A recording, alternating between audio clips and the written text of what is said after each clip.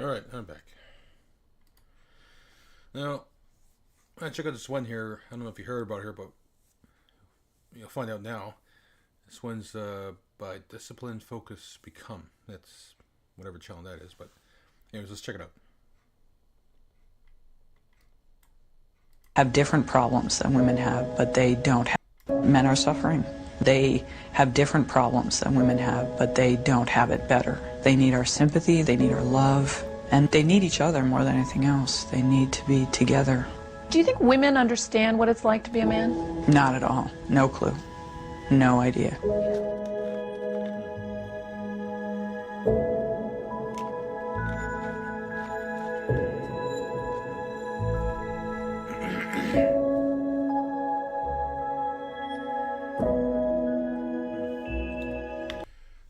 Empathy knows no gender.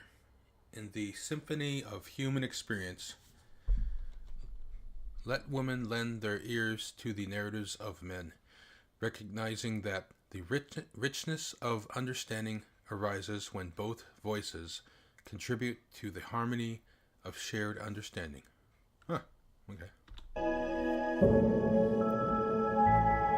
She's hardly a supermodel or movie star, but today Nora Vincent is getting the full-blown glamour treatment. Nora's a writer, and one of these shots will adorn the cover of her new book. This wasn't just a stunt. This was about learning. This is a human project. It was about finding something out about the human creature, and I learned it the best possible way because I went through it. What Nora went through, or more accurately, what she became in the last 2 years, was a man. Yeah, a little bit shorter on the top. Okay. No, Nora didn't get a sex change operation. She did it the old-fashioned way, with acting and a disguise. At 5'10", 155 pounds, and wearing men's size 11 shoes, Nora was a natural. Growing up in the Midwest with her actress mother, lawyer father, and 2 older brothers, Nora was a tomboy with a flair for the dramatic. She says she's still a tomboy and, in fact, is a lesbian, living in Midtown Manhattan with her partner, Lisa. I think we can work with this. Her transformation into the guy she calls Ned begins with a buzz cut, baggy men's clothes, and a too small sports bra to flatten her breasts.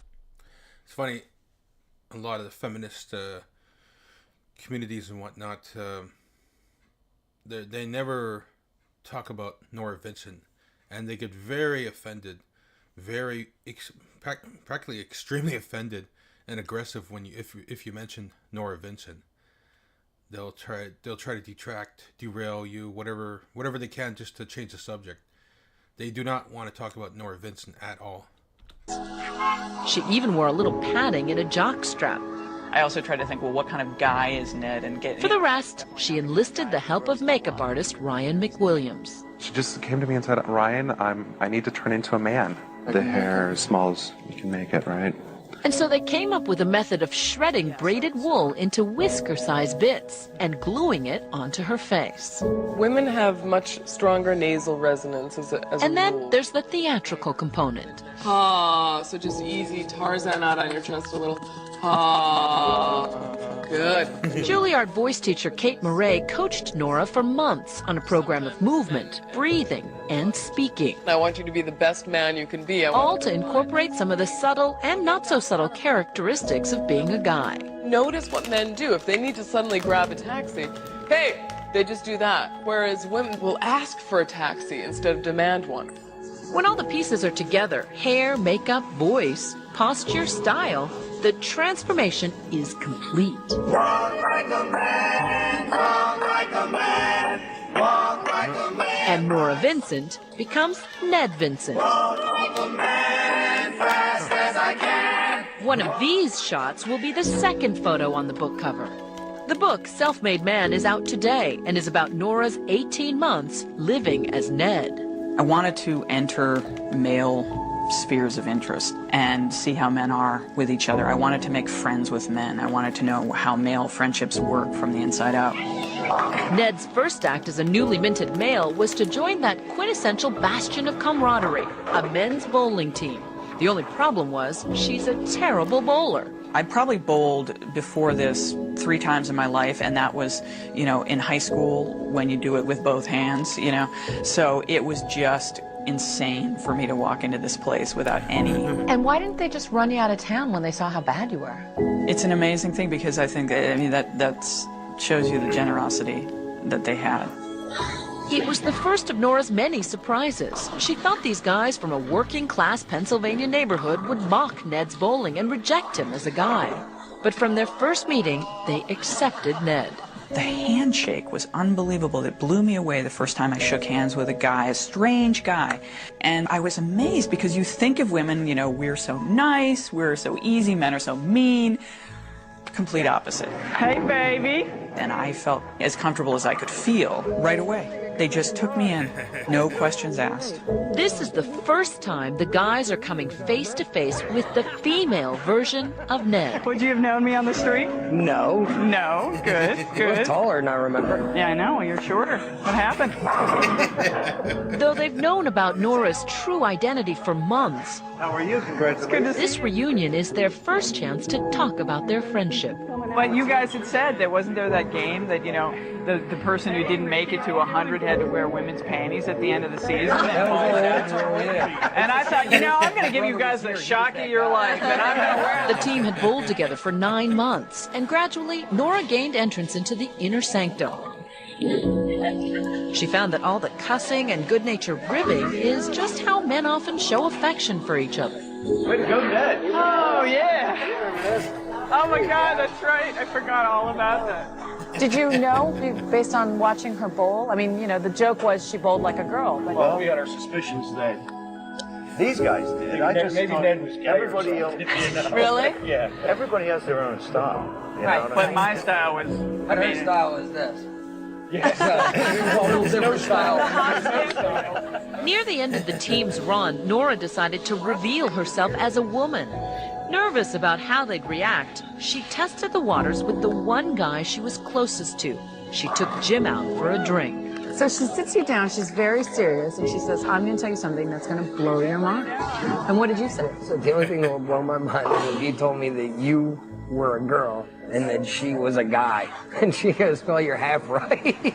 The she Jim's talking about is Nora's partner Lisa, who the team had met several times. Jim assumed they were Ned and Lisa, a heterosexual couple. But you didn't believe her at first. At first, well, I was still in shock. I said, how can this possibly, where would this come from? This is just a regular Monday night. I was out bowling having a good time a few minutes ago. Now I'm trapped in this bizarre conversation about your name isn't Ned anymore, Later, Jim told the rest of the team, who all took it well. What do you think Nora expected to find in a bowling alley full of guys? I think you expected to find like a bunch of guys just talking about women's private parts and a bunch of racists and, I think kind of that's what she came into this thinking. They really showed me up as being the one who was really judgmental because they were the ones who took me in, not knowing anything about me. They were the ones who made me their friend, and, you know, no judgments attached. That's not like it. What's wrong? Nora and Jim became closer friends once he knew that he was a she.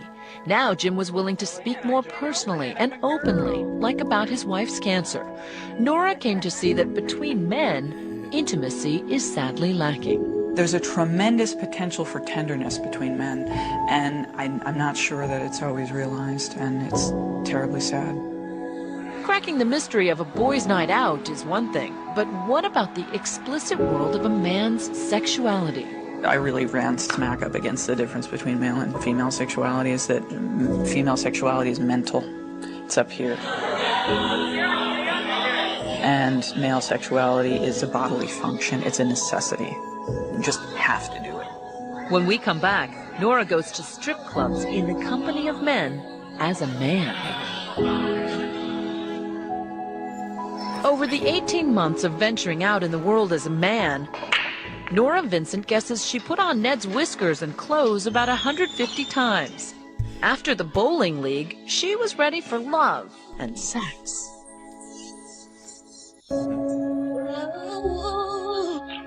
You went to a couple of sex clubs. What were you trying to get at? Well, at first I thought, this is sort of the quintessential guy thing to do, right? The bachelor party at the strip club. When I told people initially that I was doing this, they'd say, oh, you gotta go to a strip club. She says the clubs were obviously sexual, but once again lacking in intimacy, which leaves men emotionally frustrated. I saw the men there. I saw the looks on their faces. I saw them sitting alone, nursing their bourbon. And this is not about appreciation of women, of course. It's not about appreciation of their own sexuality. It's about an urge. And that's not always that pleasurable, really. These guys who go to these high-priced clubs would say, this isn't about pain, it's about pleasure. Men have had the tears and the emotional expression sort of pounded out of them from an early age, and so by the time they're men, they don't even have the vocabulary anymore, or the emotional awareness to really say what they're feeling. Nora says strip joints are about pure sex drive, completely empty of any meaningful interaction, even when a woman is gyrating on your lap. But you're attracted to women. Were you ever aroused during any of these? I really ran smack up against the difference between male and female sexuality, is that female sexuality is mental. It's up here. Whereas for men, Nora says, sexuality is, shall we say, below the waist. At its core, it's a bodily function. It's a necessity. It is such a powerful drive, and I think because we don't have testosterone in our systems, we don't understand how hard it is. So it never gets cold where you back in Australia? Throughout the project, Ned dabbled in the art of picking up a woman. Where'd your friend go? We went with him to this bar, wearing hidden cameras. This is my friend JC, I'm Ned. Nora was reminded that in this arena, it's women who have all the power. We sit there and we, just with one word, no, will crush someone. And the thing is, we don't have to do the part where you cross the room and you go up to a stranger and say the first words. And those first words are so hard to say without sounding like a cheese ball or sounding like a jerk or whatever else. And what do you guys do? Nora says the brush-off Barbara Jones gave Ned was typical. She was just sort of emblazoned with hostility, you know, just looked at you and you saw everything cross her face, which was, oh, God, help me, not again. I'm trying to have a drink with a friend and I've got to deal with you. Barbara was trying to dispose of Ned before her friend returned from the bathroom. Anyway, we haven't seen each other in a while, so just to let you know. We've got to head out to the office. But Ned returned and told Barbara the truth about her gender. Saying you gave us all the lines, like, try to get rid of us. I see it, and as a woman, I have such sympathy. I'm like, oh, I hate being this guy that you're trying to get rid of. Talking to a woman, Barbara seemed more open and friendly, and in the end, actually apologized for how she had treated Ned. So Sorry for being bitchy. Please. Does that kind of living in the skin of a man in the bar scene, in the dating scene, give you a different kind of respect for men? It gives me a certain definite sympathy. And I don't mean that there's any disrespect, but it just makes me understand what's going on. Nora, as Ned, also went on about 30 dates with women, mostly Alright, thanks for following. I'll make sure to follow you back. arranging them on the internet. Did you have any fun? Rarely. It was just an pretty ordeal. Unpleasant. Yeah. Yep. It's a good it's a good experiment that she did, Nora Vincent, and it just shows how badly skewed the world is towards men nowadays, and how men are expected to be this, and this, and this, and that. They're supposed to be the protectors, the providers. They're supposed to go to war and fight, get killed for, for America, and also for the protection of women. But then women have no duties at all. Men have all these duties to women and to America, but what duties do women have, She says the pressure of Ned having to prove himself was... Oh, another thing too. A lot of the feminist groups hate it. They absolutely hate it. They become very aggressive and they try to change the subject, whatever. When you talk about Nora Vincent, they don't want to talk about Nora Vincent at all. grueling. Nora was surprised that many women had no interest in a soft, vulnerable man. My prejudice was that the ideal man is a woman in a man's body. And I learned, no, that's really not. There are a lot of women out there who really want a manly man. Ultimately, Ned told most of his dates that he was Nora. Many of the women reacted angrily, but usually just for a little while. Some women wanted to continue the relationship. They remained interested in pursuing something further, you know, so whereas... Sexually. Yeah, and that was heterosexual women who, that's what I'm saying.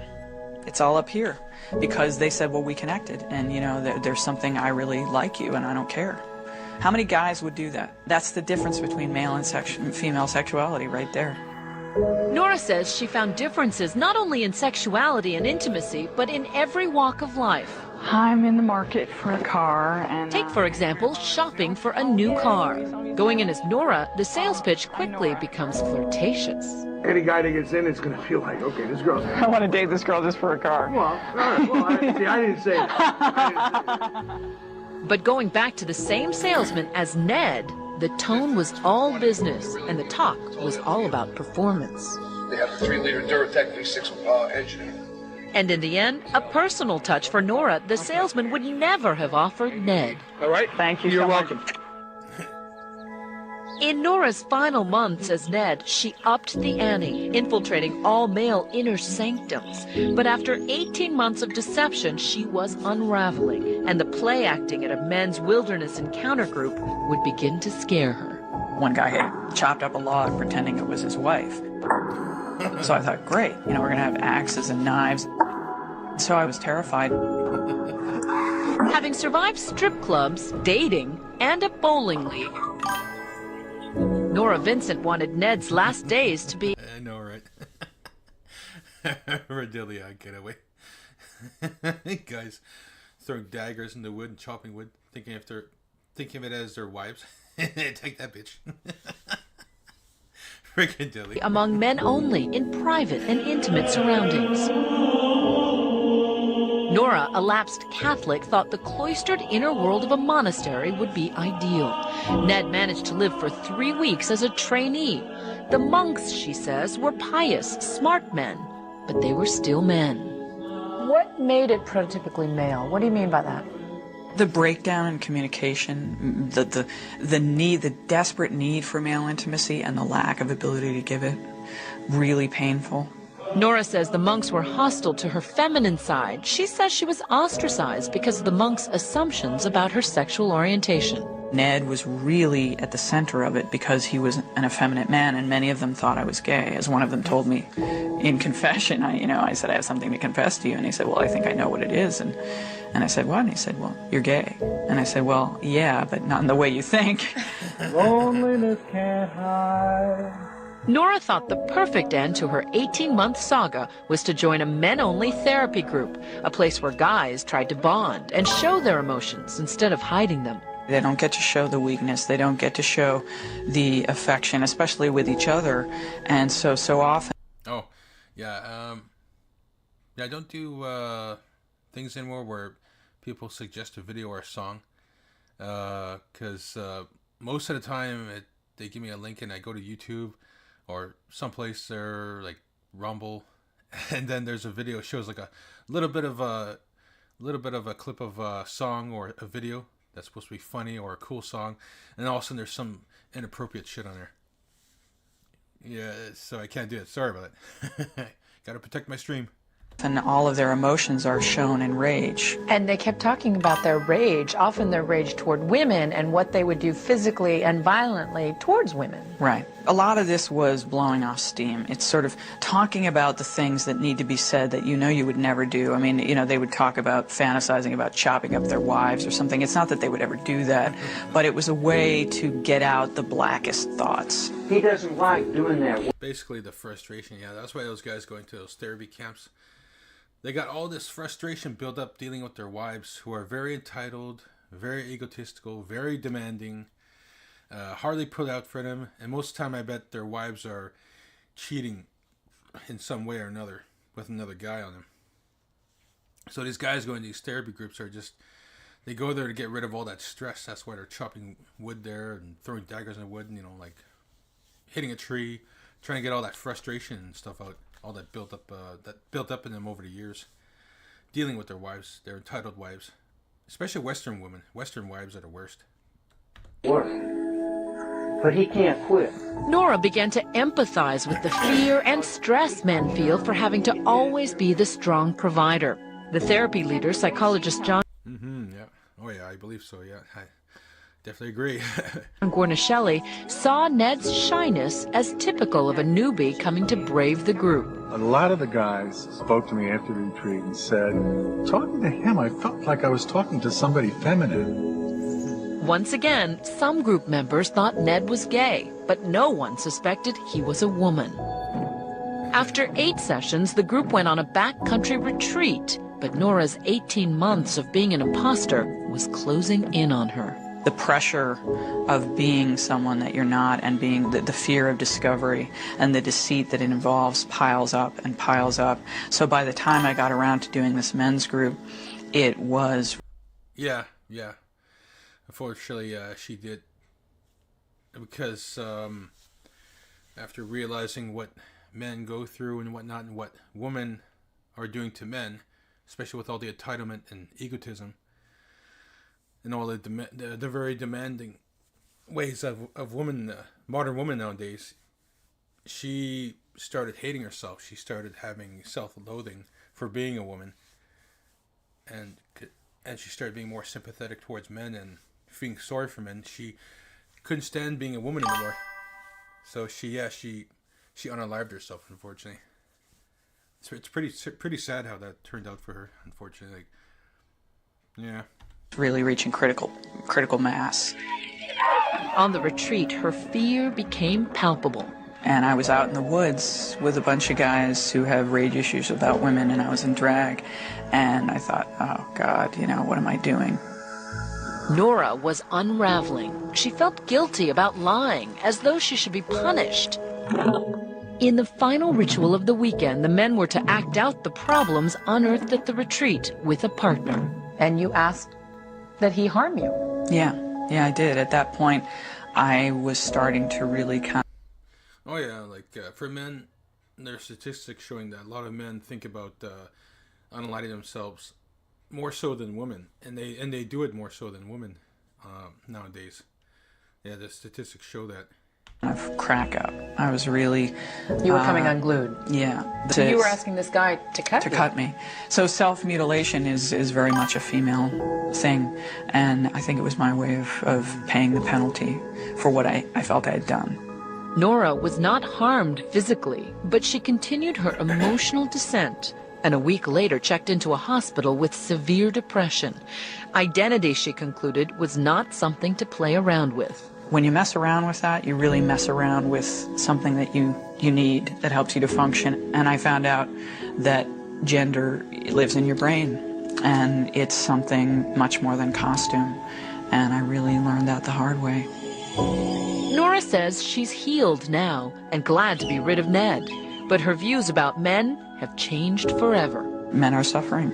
They have different problems than women have, but they don't have it better. They need our sympathy, they need our love, and they need each other more than anything else. They need to be together.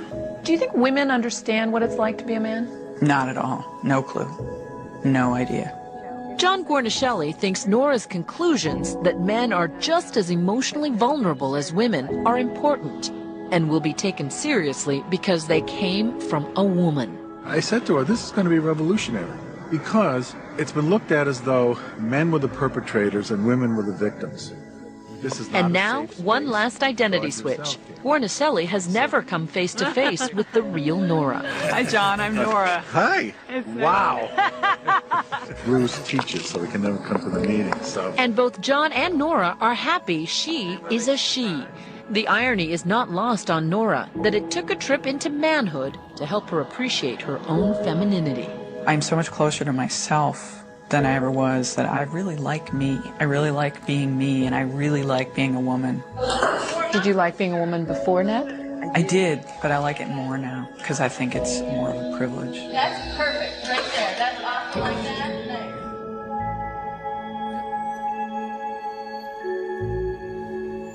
Nice. Yeah, so I was reading up about that. It seems that the more she saw how feminism was spreading misandry, hatred towards men in the younger generations, started to affect her lots. Generation Z and now Generation Alpha. It's there more than ever now. Hatred towards men.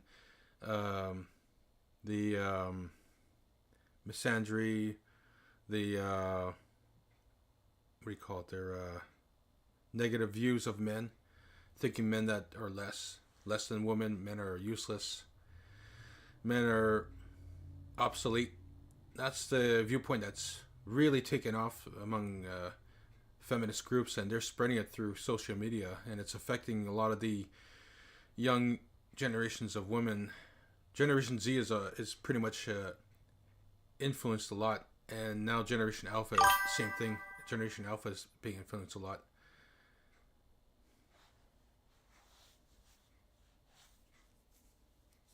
Yep. Oh yeah, that's for sure.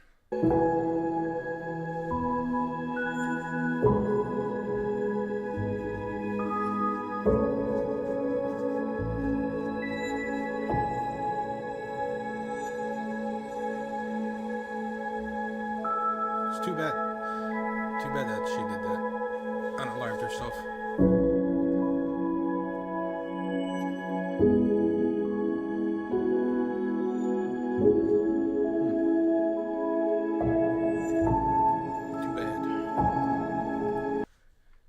That was a pretty good video. Let's see what else can we watch here. Ah, this one. Yeah, a lot of the rise of false accusations by women against men is on the rise during these past few years. It's on the rise a lot. So here's another one that happened recently, and it's pretty fucked up, this one. Watch. Respond to a home in June 2024. Oh, thank God. Hi, how you doing? After Katherine Jensen says her ex-boyfriend attacked her minutes before they arrived. So, what happened? He kicked in the door. I ran. He choked me out. Tried to get the keys from my hand of my truck. A few moments later. She said I kicked in the door. And why is that a problem? Because I'm in a wheelchair. And have been for 25 years. Oh, come there. A few moments later. So, might need to call the district attorney's office. Because if the door was kicked in, he didn't kick it in. News now at 7. A Metro Atlanta Police Department now under fire for how it investigated an alleged attack in home. Yeah, under fire because they're very, very idiotic and just assuming the woman was right away without actually doing any investigations. Oh man. Yeah, I find it funny because it's ironic in a way if you really think about it. and it hits their credibility hard, like the police enforcement agencies. Invasion. So a woman says a man kicked down a door and chased her down the street, and when police find the man, he's in a wheelchair. Let's talk about it.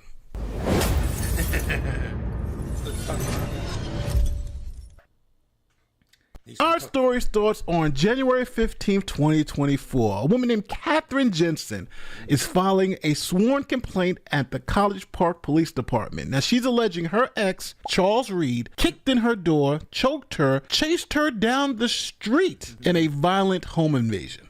Oh, thank God. Hi, how you doing? After Catherine Jensen says her ex-boyfriend attacked her minutes before they arrived. So, what happened? He kicked in the door. I ran. He choked me out.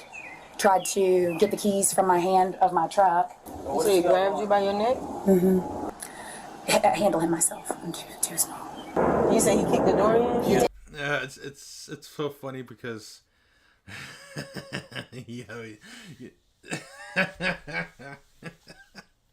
you could just like what do you do? Like chase you after on the wheelchair, and then hold his leg out as he rammed the door with his leg.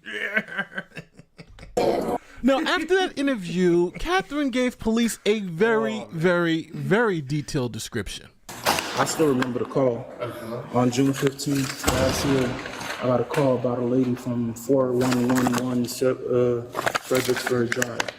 And so basically she was like, and when I got to the house, the front door was kicked in, and I think she was like hiding by the garage or something. And she comes out and she's bleeding from her arm. Her neck is bruised up and everything. She's like, my ex-boyfriend who we broke up 2 days ago just entered my home and attacked me. And then after that, I asked her, hey, you know, have y'all lived together? Yeah, we used to live together at this address. Do you have any of his information? He gave me his name, spelled it out, gave me a description, told me what he looked like, ran it through NCIC, it matched. And then I was like, is this him? She was like, yes, that's him. Now, the man she identified was Charles Reed. He's 41 years old, and he's a paraplegic. He's been in a wheelchair for about 25 years because of an accident he had as a teenager. Yeah, that's... And you say you have no recollection of who she is? I have absolutely no idea who that is. Yeah, certainly haven't forced my way into anybody's house. Because she was able to provide us with your exact information and a description of how you look. I truly have no idea who that is. Like... So you went to grade through your doctors or whatever the case may be, your... So there was this guy's smirking because he's like, what? Even he heard it. This guy kicked down a woman's door, choked her out, like... I truly have no idea who that is. Like... So you went to grade through your doctors or whatever the case may be, your chiropractor or whoever it is, that shows that you've been in that wheelchair, then that would make it hard to prove that you forcibly entered that. Even he knows it sounds ridiculous. Like, this guy's in a wheelchair. Are you fucking serious, man? Come on. Woman's home. So if you get those documents in order, you can bring those with you when you go to your first appearance, through your bond hearing or whatever the case may be, and we'll figure it out. But as of this moment, I will have to place you under arrest. Do you have any weapons, anything sharp on you, anything of that nature? No. Look at his face. This black guy's like, what the fuck? Can I pee and stuff? You'll be able to pee. I'm gonna take you right downstairs. You're not even going anywhere. This is crazy to me. Like, what kind of car do you have? My Hyundai. That gray Hyundai Sonata? Yeah. All right, no problem. So, I know, right? Do me a favor, put your hands out. Unfortunately, it is. Oh, put your hands out. I can't. Is this a joke? My wife? You'll get a phone call when you get downstairs. Look at the black guy. Black guy's looking, what the hell? Name's Charles. Her name's Sarah. Do me a favor, lift your hands up above your head, please. I don't have muscle control. Okay, that's fine. It's not like... Put on the other side. I literally can't. I don't have muscle control. I'm not... He's in a wheelchair. Oh my god! Oh my god! Oh! He's in a wheelchair. Yeah, see, that's why, too, I don't really like cops, because they're very dumb. Very dumb, very egotistical. They're just as worse as feminists, almost, like the police. I don't like cops at all. And I've had very bad experiences with cops. A lot. I know, right? You think he's gonna get up and run away? So now this cop who is in total idiot is going to leave this man on the floor for a couple of minutes until a cop who has a brain comes and says, hold on, something is wrong here. I was waiting for the paramedics to come there right next door, so. I'm gonna tell you what you need to do. This is what you need to go to Brady Hospital. Like, pick me up with a baby. He's been in a wheelchair for a while. It's on the chest. Welcome to your house. At least those cops are helping. That's what I'm saying. But I know, right? At least those two cops are helping. Hold on. You'll move my leg. It's my leg that's. You see that? Okay, I got you. Okay. All right, push it up. I'm gonna have to get behind The him. other cop is yeah, he cuffed him. Okay, so this is what we need to do first. What is the warrant for? Hold on, sir. Hold on. What's the warrant for? I broke into somebody's house. Doing a trespass ag assault. How long ago? He's looking like, what? You're charging him for breaking into somebody's house? He's looking. June 19th. June 19th, 15th, 9th, one of those. How long you been paralyzed? 25 years. Okay. Make a phone call. Yeah, finally, someone with common sense. Yeah, I may not like cops, but I do appreciate the ones that have common sense. Hold on. Let's get him sitting up right. So police went into the back, and they have a little issue here. We got a guy who's obviously in a wheelchair, paraplegic, can't walk. Matter of fact, he can barely sit up. And we have a report of him kicking in a door. Yeah, that guy with the camera, he's recording, yeah. Or chasing a woman down and choking her out. He definitely needs to be fired, yeah, that cop with the cam. Something doesn't seem right. So this other officer challenges the arresting officer's mentality about this whole thing. Are you an idiot? Because obviously this guy can't kick down any doors. Yeah. He's do some backdrop. Now I hope that guy in the wheelchair did a lawsuit against that cop there in his department, and I hope that he won the lawsuit, or he's going to win the lawsuit. Because if you see the date and time, this was February 20th, 2025. So I hope he went into a lawsuit and won. So I was like, man, I don't know if this is true or not, and I can't ascertain that right now. So, might need to call the district attorney's office. Because if the door was kicked in, he didn't kick it in. He didn't kick it in. Well, she didn't say kicked in. She said... See, he finds it funny. It's like, what the fuck? Now the cop here, the one with the camera, is changing his story now. Well, I can't recall if... He did kick it in. Well, she didn't say kicked in. She said, well, I can't recall if it was kicked in or if that's what... She did. She said he kicked it in. This cop is changing his story now to save his own ass. She said, because all I remember I wrote was that forced entry was made. Flashback. What happened? He kicked in the door. I know, right? I ran. He choked me out. Tried to... And the thing, too, is you can't do anything against him. Like, it aggravates you a lot. It pisses you off a lot. Listen to idiots like that. Especially when they have authority like that. And there's nothing you can do against them either. It sucks, but we can only hope that karma and justice gets them in the end. To get the keys from my hand of my truck. So he grabbed you by your neck? Mm-hmm. So if it was kicked in, and he has indeed been paralyzed since he was 19 years old, that would be kind of hard. Because I'm looking at his legs. I got a couple of relatives that are quadriplegics. That what we see with his lower extremities ain't for play. Okay. That's legit. There we go. Common sense. And if he was born in 82, that means he was shot in 2001. And he's been paralyzed since 19 years. So now these two officers go to a supervisor to tell the supervisor that, hey, we got somebody here who obviously can't walk. He's a paraplegic and he's being accused of kicking down the door and chasing a woman down. Now, we need you to help us out. Should we arrest this guy because he's clearly not able to have committed this crime?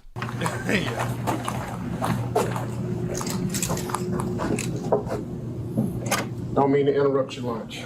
I'm stepping in, helping out a little bit. They got a quadriplegic guy up there. I just told him about it. Oh, he already got the rundown? Yeah. Yeah, but it's phony wash. Yeah, but how could he? And I just want to put it out there. He flopped out the wheelchair. I was like, "Can you raise your hands?" 'Cause I'm trying to, pat. He didn't flop out. He pushed him out. It's on cam. The guy's like busy lying still. Like, this cop with the cam here, the body cam, is a dumbass. It shows they pushed him out. I'm down, make sure he doesn't have anything. I don't know if the camera's gonna catch it, but I got him by the tip of my fingers, and he just. It's a ruse, man. So I mean, it's an obvious attempt to not to go to jail. You see, that's what's called the cop brotherhood. They're sticking together and whatnot. Yeah, it's such bullshit. Yeah, just imagine if he wasn't disabled, they wouldn't even check or anything.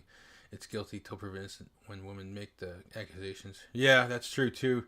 Especially a woman, like the courts side with the woman all the time, the cops side with the woman. She just has to say something, and the cops will believe her right away, and you're fucked. You go to court and everything, and you take many hours of your life until, if you're lucky, you're able to prove your innocence. Some guys aren't so lucky; they end up spending a few years in prison until their innocence gets proven afterwards. Such bullshit. Yeah, but he is fucked up from the waist below.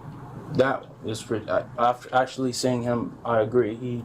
But then again, like I said, I don't know what happened between 9 months ago from now, and I don't know how much muscle mass you lose from not using your legs. So I don't know if 19 years, you lose a lot of muscle mass. This cop is stupid. Jesus.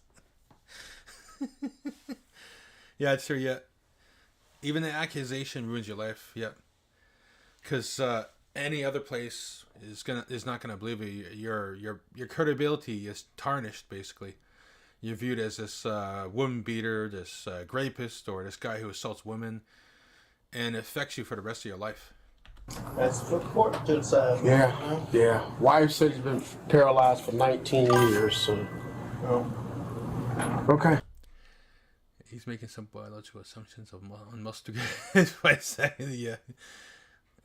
I know, right? Oh, Jesus. Oh, man. Oh, just get ready to declare it. Yeah. Okay. So the supervisor's a dummy too. He should at least have gone out to look at the guy to say, hold on, this report makes no sense. How's he kicking in doors and chasing down women and he's in a wheelchair? He can't move. Like, what's going on? But they go. Yeah, his reasoning, yes. His reasoning is fucked, basically. or he's just an asshole. He doesn't care. He's like, whatever, I'll just, okay, I guess I was wrong there. I'll just make excuses to save my own ass. And arrest them anyway. Like what's happened to me, I got you know? Right. So, if you need this. Yeah, look at his legs. Like, when you see paraplegic videos and whatnot, you can see the muscle, he doesn't hardly have any muscle mass in his legs. His legs are very skinny, especially around the knees. Especially when he was flopped over, like when the cop pushed him, he flopped over. You can see how his legs are. They're very decimated. So, yeah, anybody can see he's a fucking paraplegic, man. Information. So I just spoke to LT and Major. Unfortunately, I still have to take him because it's a felony warrant. Now, I don't know what's happening between you and this young lady, whatever you guys had. That's not. Yeah, I understand that. So if she made a false report, that's going to be on her. Obviously, like I said, I explained, I noticed your condition, I see it, but I have to do my due diligence. It's a warrant out. I have to go ahead and take you in. So now that's going to be up to you and the courts and your lawyers and her and that. What? Like to establish your innocence. Such bullshit. Innocence until proven guilty. So at this point, she says you kicked down her door. It don't look like you could kick anything, no offense, at this point in time. So that's why I told you earlier, if you have documentation that you were shot at 19, that you've been to Grady, that you... I do. I can provide it in 10 minutes from now. So... I can just call my doctor, right? I mean, like... I need paper. If it ain't on paper, it don't have it. I mean, you can... Yeah, like he could get his doctor to fax the information to this department. And it would, take 10 minutes or less. This cop, man. Yeah, it's ridiculous, man.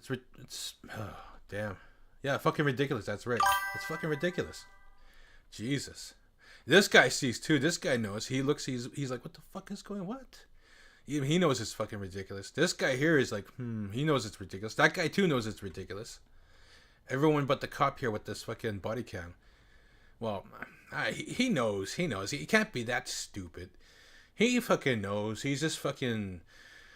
God, he's just being one of these fucking egotistical assholes. These fucking what do you call their bully cops? You know, these cops who fucking he just doesn't fucking care at all. This guy.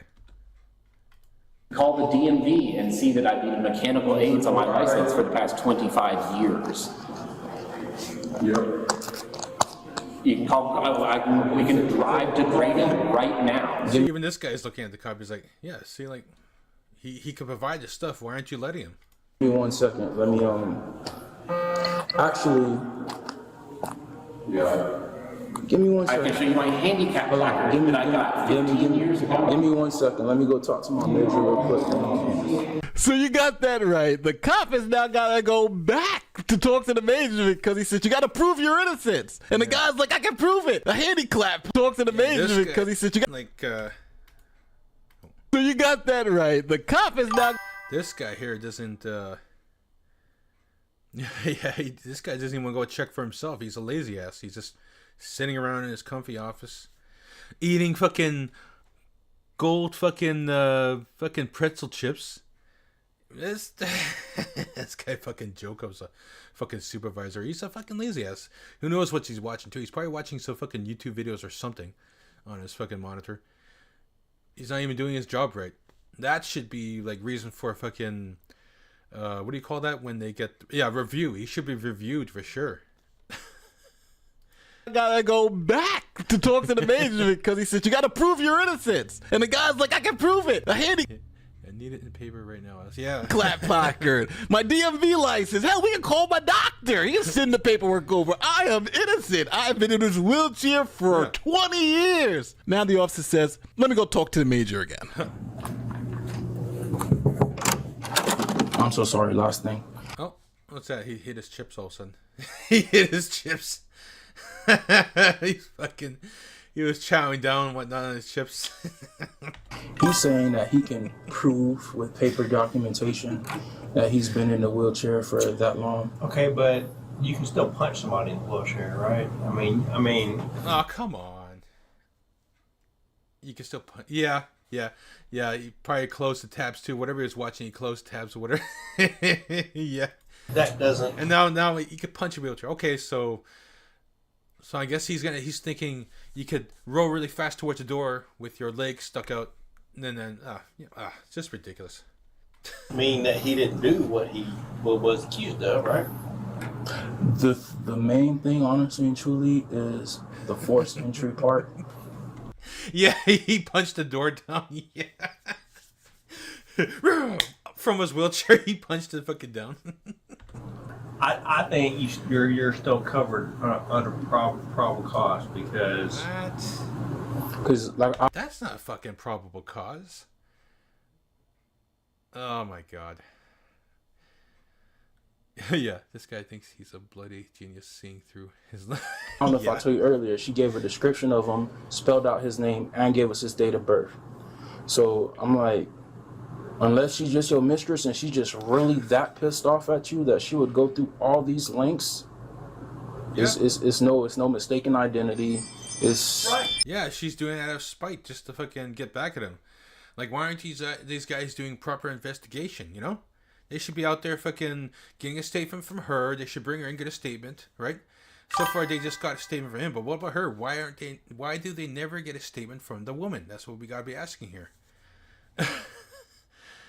She must have done it then. Wow, he even wrote his name down. He must have tried to kill her. Yeah. What's this? Identity is... What's on his phone? I see a number. Something.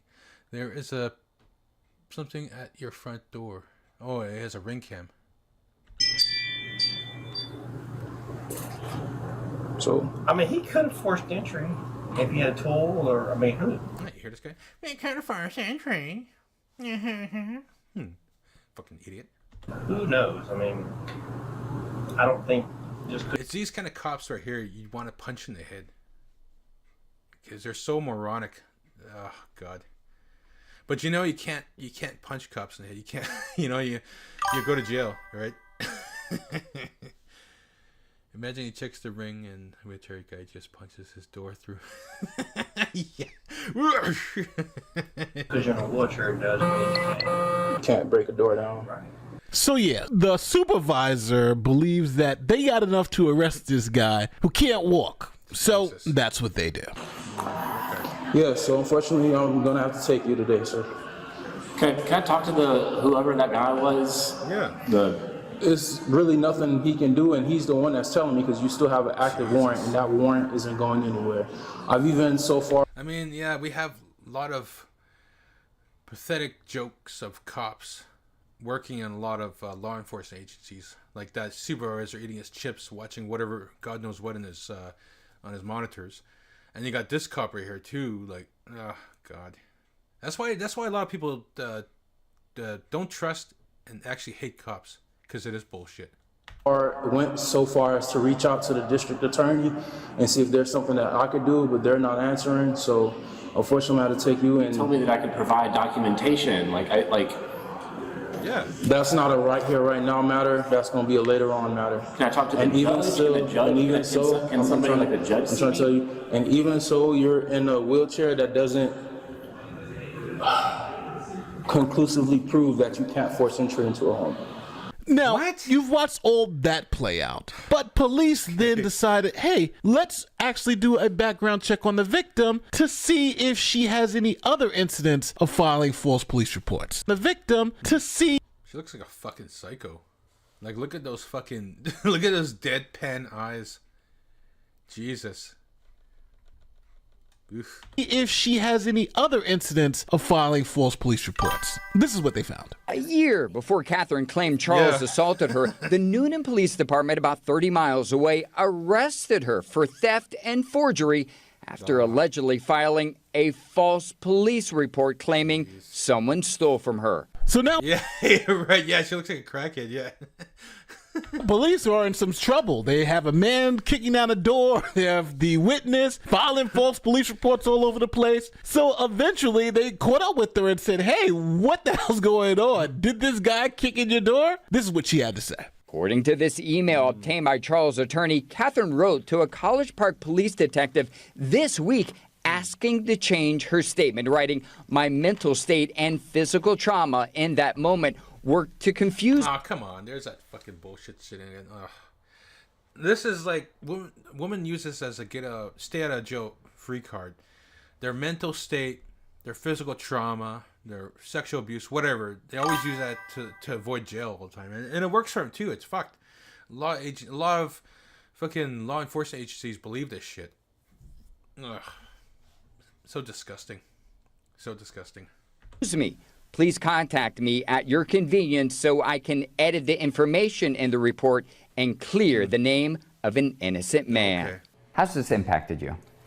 Well, I haven't been able to leave my house in a meaningful way in 2 or 3 months, just out of fear that I'll be picked up for an arrest warrant. Now, obviously, this police report was false. Like, I don't fucking blame the guy too, fearing to leave his own place after this bullshit like this. This men do things aside from emotion, and it's black and white people are responsible for their actions, and they should be at least. Yeah. True, yeah. She gave his name, his birthday. She described him. So it wasn't like she was confused in that way. She said, this was the person who assaulted me. But you would think with such a false report that put this man through what looked to be hell, she would have been arrested for filing another false police report. But it didn't happen. We reached out to Catherine Jensen. She also did not respond, but her mother says she now acknowledges Charles did not attack her. Catherine has not been charged in this case. Believe all women. They did. And has not been charged in this case. Believe all women. The bullshit fucking Me Too movement and everything whatnot, and the feminist movement's spouting this fucking stupid idiotic shit. Believe all women. Me Too. See, Me Too. Believe all women. Fuck that. I'm not gonna believe a woman. You know, ever since, because this shit, like, I myself went through a thing a few years back where I thought this woman looked cute and everything, whatnot. I liked her. I was attracted to her. I went to go talk to her, and immediately she accused me of trying to assault her in a way and whatnot. She freaked out and got the cops involved, and I had to spend hours at the fucking station with a statement and say, no, this is what happened. I did this and this. So, and they kept repeatedly asking me again over and over. So you didn't do this, you didn't do that, you didn't approach her, you didn't grab her, you didn't threaten to take her somewhere, you didn't touch her inappropriately. No, I never did anything like that. No, nothing. And they kept asking me, and I must have spent at least maybe a good 6 hours out of my life, maybe several, just going through that over and over and over again. Oh, I thought I would never leave that department when that happened. Ugh. And they didn't even have her in the opposite, like they didn't have her in the station. Only I did. They just got a brief statement from her, and they let her go home. Well, I had to go to the station. Fuck that. Believe all women. This is why a lot of men nowadays are afraid to approach women because of the false allegations. It's just not worth it anymore with Western women in both Canada and USA. Oh, by the way, I'm in Canada. This happened in Canada. And this kind of stuff where women falsely accuse men of SA and also graping, it happens in Canada and USA a lot. So, yeah. So I never do that again. I never approach women anymore. And I haven't dated in a long time, a very long time. On UK too, yeah. It's this feminism shit. It's freaking spread in a lot of places, man. It's fucked up a lot of places. Yeah. Women, they did, and you see what that got this wheelchair-bound man. So we have a situation where a guy who was obviously innocent was forced to prove his innocence, or he would go to jail. And the woman eventually came clean and said, hey, I made a mistake. Now, my question to you, should this man sue the police department for all it's worth? I say yes. And number two, should this woman be charged? Yeah. Now, my opinion is clear. That's fraud, yeah. Like, if I'm not mistaken, if you call a cop saying this person has a gun, you're like your next door neighbor, this person had a gun and he was threatening me, or this person was maybe beating somebody up and whatnot, like, don't you get charged for that? False accusation? Fraud? Because that's happened here in Canada a lot. People making false accusations, false statements, and then they get charged. So why isn't this happening to women? Why aren't they getting charged with stuff like that? Why are they only getting a slap on the wrist? Like, what the fuck, you know? I think he should be paid millions of dollars for his pain and suffering, and I think this woman should go to jail for filing another false police report. Yeah. Now, with that being said, don't forget to like, share, subscribe, do all that great YouTube stuff. Tell me in the comment section how you feel. If you believe she should be charged, let me know. Or, better... Yeah, she should be charged, yeah. Definitely. Now, this is crazy right here in Japan. The samurai strategy of Japanese men against feminism is absurdly bizarre, and it's working. In Japan, I never knew this. I found this out recently. It's crazy. The false accusation stuff in Japan is rampant. It happens a lot. A lot. And you know that thing about men touching women and those stories of men touching women in the subway, their subway and whatnot, their metro subway. It makes me start to believe that stuff is not even happening, that these women are lying about that. But the men there now, they have to practically fight a woman to prevent from going to jail for 3 years. So any woman that shows kind of like an interest or advancement towards a man, he has to actually pretend to fight her, so that way a cop will come in and arrest him and then put him in jail for 15 days.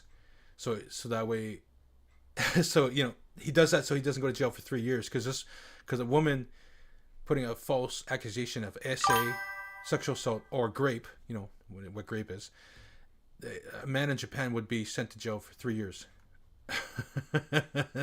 Yeah, it's fucked, man. It's crazy what's going on over there.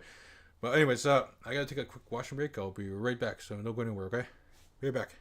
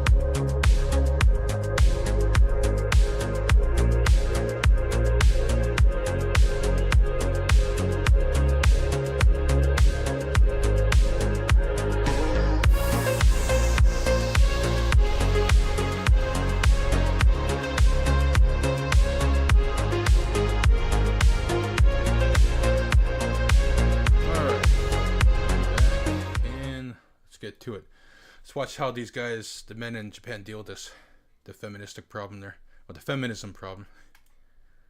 As soon as a woman approaches, they resort to aggression. Yeah, This is the method many Japanese men have been using to deal with feminism.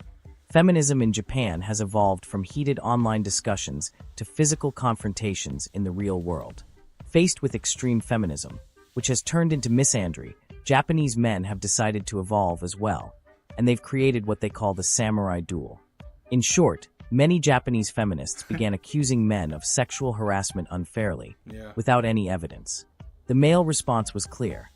Whenever a woman approaches suddenly, the man prepares for a confrontation. They resort to aggression because, if accused of harassment, they could face up to 3 years in prison. But if it's just a fight, the sentence is only 15 days. 3 years versus 15 days. Japanese men know well which is the better choice. But how did Japanese feminism reach this point? Fuck, wouldn't that be insane?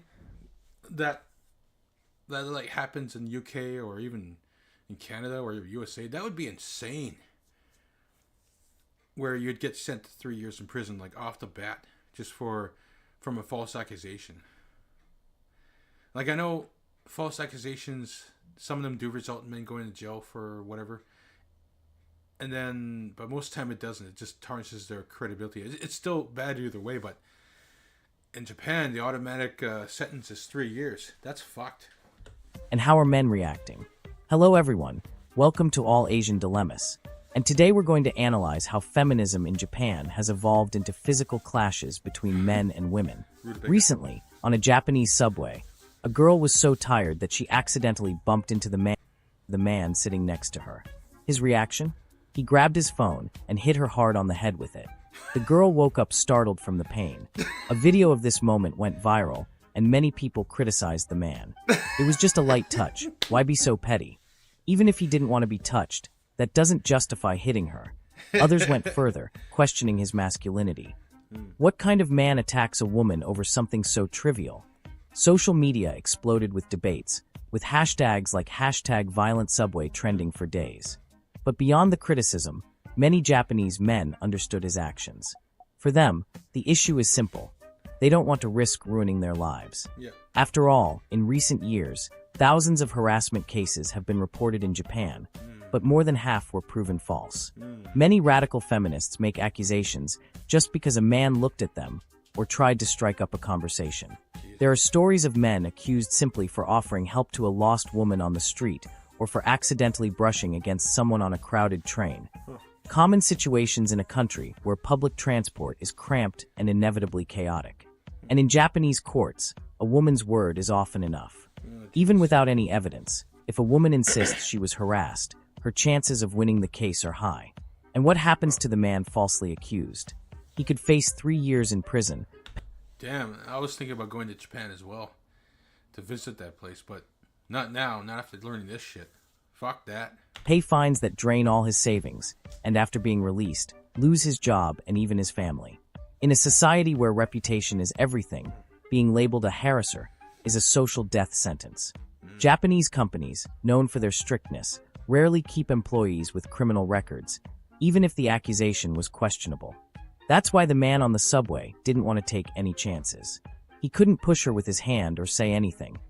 Any gesture could be interpreted as aggression or harassment. So he used his phone to push her away, an object that, in theory, wouldn't leave serious marks. Because no one wants to risk their life over a simple touch.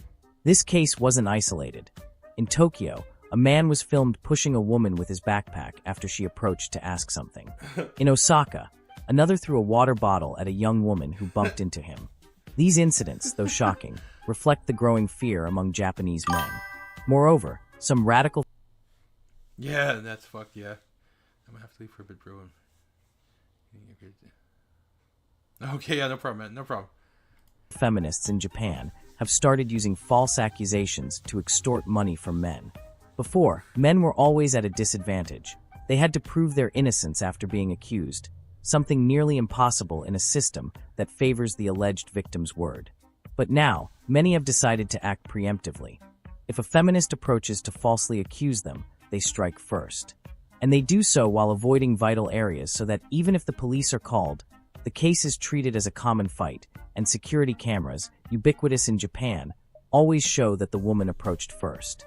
Lawyers report that in such cases, judges tend to be more lenient, imposing light fines or short detentions, while harassment charges lead to harsh punishments. In this new war, women end up at a disadvantage. Despite some radical feminists persisting with their tactics, they face unexpected physical resistance. And ironically, it's ordinary women, those uninvolved with extremism, who suffer the most consequences, whether from accidental bumps or misunderstandings. But how did Japanese feminism, once one of the strongest in Asia, fall into this decline? At its peak, Japanese feminists no longer wanted equality. They wanted privileges. And that's how women-only train cars came to be. The measure, implemented in the early 2000s, was a response to high rates of harassment on crowded trains, known as chikan. At the time, it seemed like a victory, a safe space for women in an environment where they felt vulnerable. But over time, the privilege became a symbol of division. Recently, a woman complained on social media that she bought a first-class ticket and found the other 3 passengers were men. She then demanded women-only cars for this type of train too. The railway company refused, arguing that first class was already a controlled environment with no harassment records there. Some criticized her, calling her spoiled. If you want that much privilege, pay for a private train. But what few people know is that in Japan, many women hate women-only cars.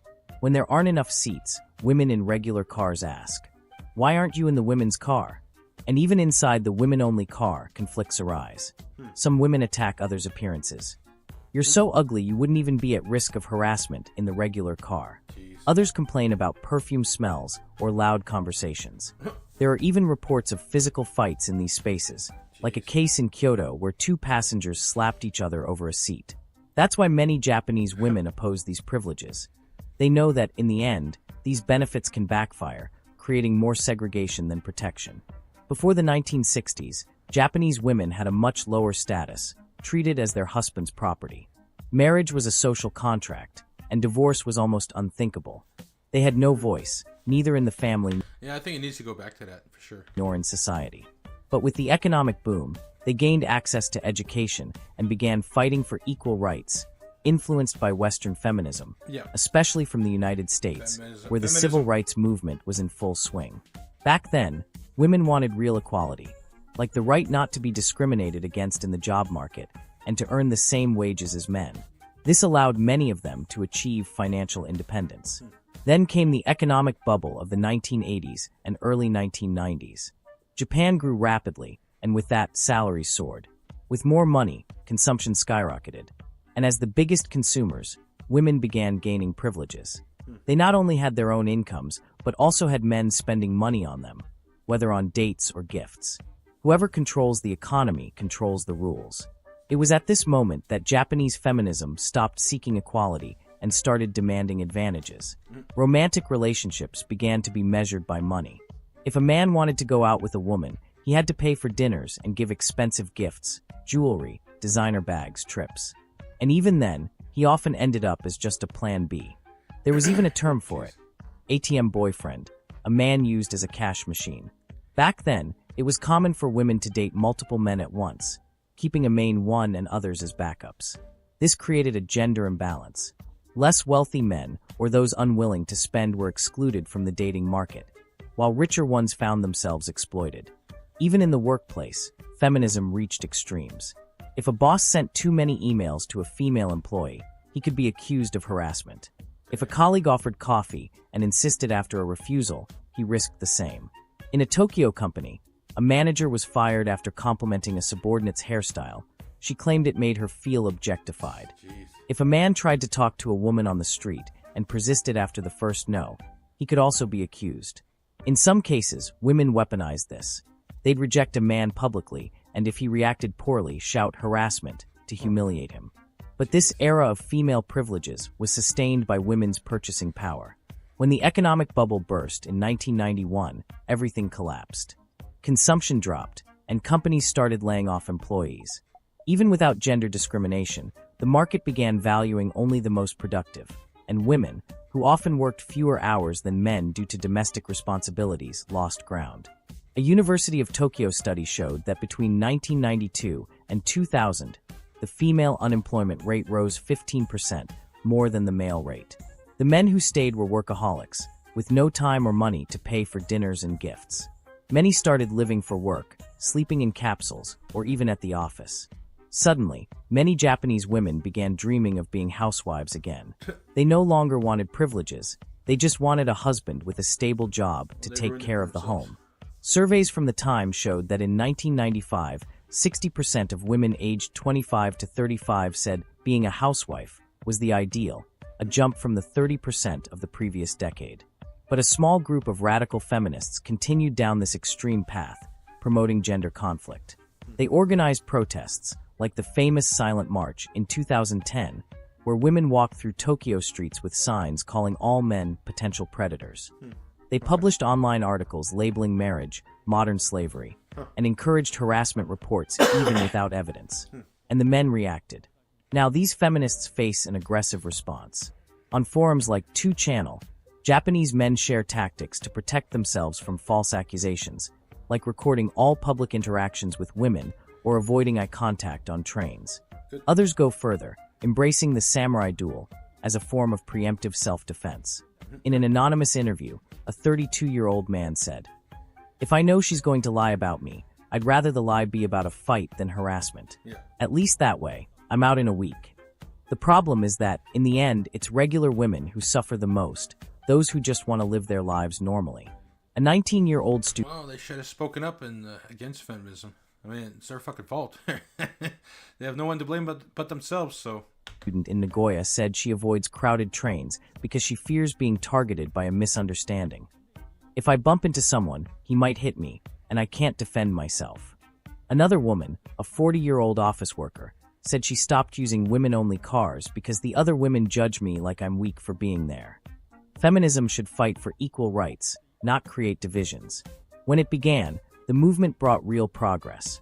Voting rights in 1946, anti-discrimination laws in the workplace in 1985, and even the spread of daycare for working mothers. But extremism derailed this path. Today, men and women in Japan are trapped in a battle no one asked for, while society as a whole loses. Men and women helping each other. That's what really makes a society grow. Imagine a Japan where train cars were mixed but safe for everyone, where laws punished real harassers but protected the innocent, where men and women could talk without fear. That should be the goal. Well, that's it for today's video. That ain't gonna fucking happen. I mean, feminism has changed everything for the worst for a long time.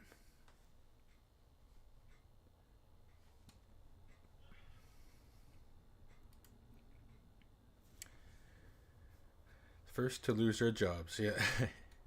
Where's another one I can check out here?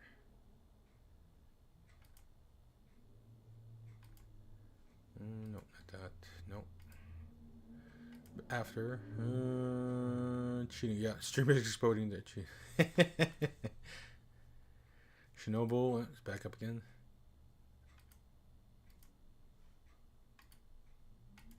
This one. All right, let's check this out.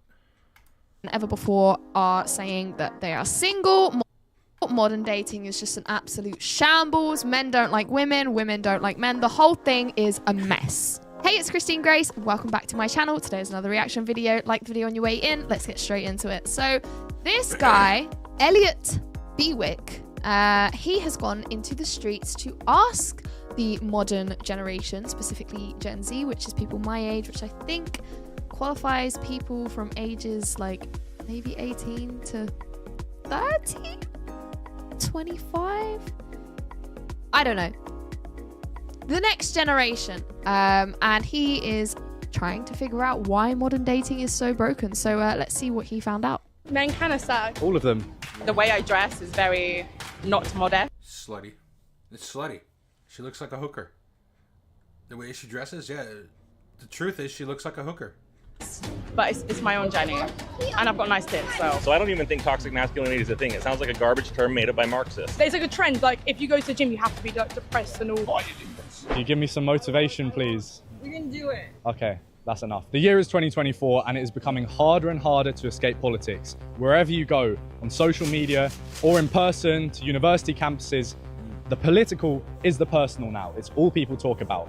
I'm here outside Downing Street, but in this video, we're not talking about something that can be solved by politics, and that is the modern dating culture crisis amongst Gen Z. So, let's head away from the centre It's not just Gen Z, but yeah. of politics and go into central London to talk to some of the Gen Zers, like myself, about what they think to dating culture. So we're here with Christy, Elsie. And I wanted to ask you today about being Gen Z and what you think of modern dating culture. Do you think it's in a good place? No. Why not? Because men kind of suck. Okay. Yep. You see, this is why when World War III takes place, I ain't fighting for my country, or I'm not fighting for a place full of women that see me as useless, that I'm no good, that they hate me. Like, what the fuck should I fight for them for? Let them go fight for it. They're strong, independent women. Let them fight the next war. Fuck that. I'm not fighting it. Let them fight it. Why do men suck? Because they're quite rude. They're not really nice anymore. All of them? No. There's some out there. Why do you think that is? I don't know. What about you? Any thoughts? I think the fact... No thought in her head. Just, I don't know. Well, fucking... so idiotic. Can't even articulate why she thinks that. A lot of us over social media is not good. I think that I don't know, I just think it's sad when you say you've met someone over like talking over Snapchat instead of like meeting them in person. Do you think that dating apps are a good way of actually finding a long-term partner? I mean, I know quite a lot of my friends that have met their boyfriends through a dating app. I don't know, I mean, I guess it can work out, but I also feel like it's nicer to meet the person in person. I guess it's hard because dating apps, you only see photos and a few cheesy prompts. Yeah. What percentage of men in 2018 do you think said that they hadn't had any sexual activity in the last year? Maybe like 30%, Okay, what about you? like 40 maybe? Okay, it was 34%, a third of people, and that was 6 years ago, so I can imagine after the lockdown, yeah, it's a lot less. Do you know what that is now? It's probably like 50%, it's a coin toss.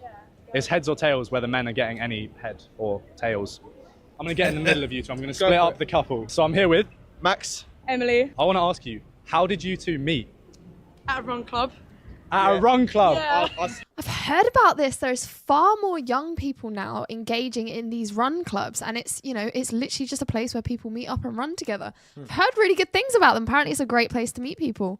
Slid into her DMs and said, you and me need to run at this run club. Rest is history. No word of a lie. No word of a lie. And how did you find her on DMs? She's got a small following. She had a bit of a following. I followed her for a while, and yeah, I just thought, why not? And you were a fan? Nah, not a fan. Yeah, he definitely was. I've heard so much about these run clubs. I need to try them out. Yeah. Because I feel like dating apps don't work. Do you agree with that? Oh, yeah, 100%. It's like in-person Tinder. Yeah. Yeah, Run clubs like, like it's like in-person everyone, yeah, 100%. Forget run club, it's Riz club, it's game club. You drop games, all it is. It's literally all it is. How do you do it while you're running? You do it before or after, because when you're running... Like, do you go for a coffee? Yeah, Do you want to like go for Nando's or something?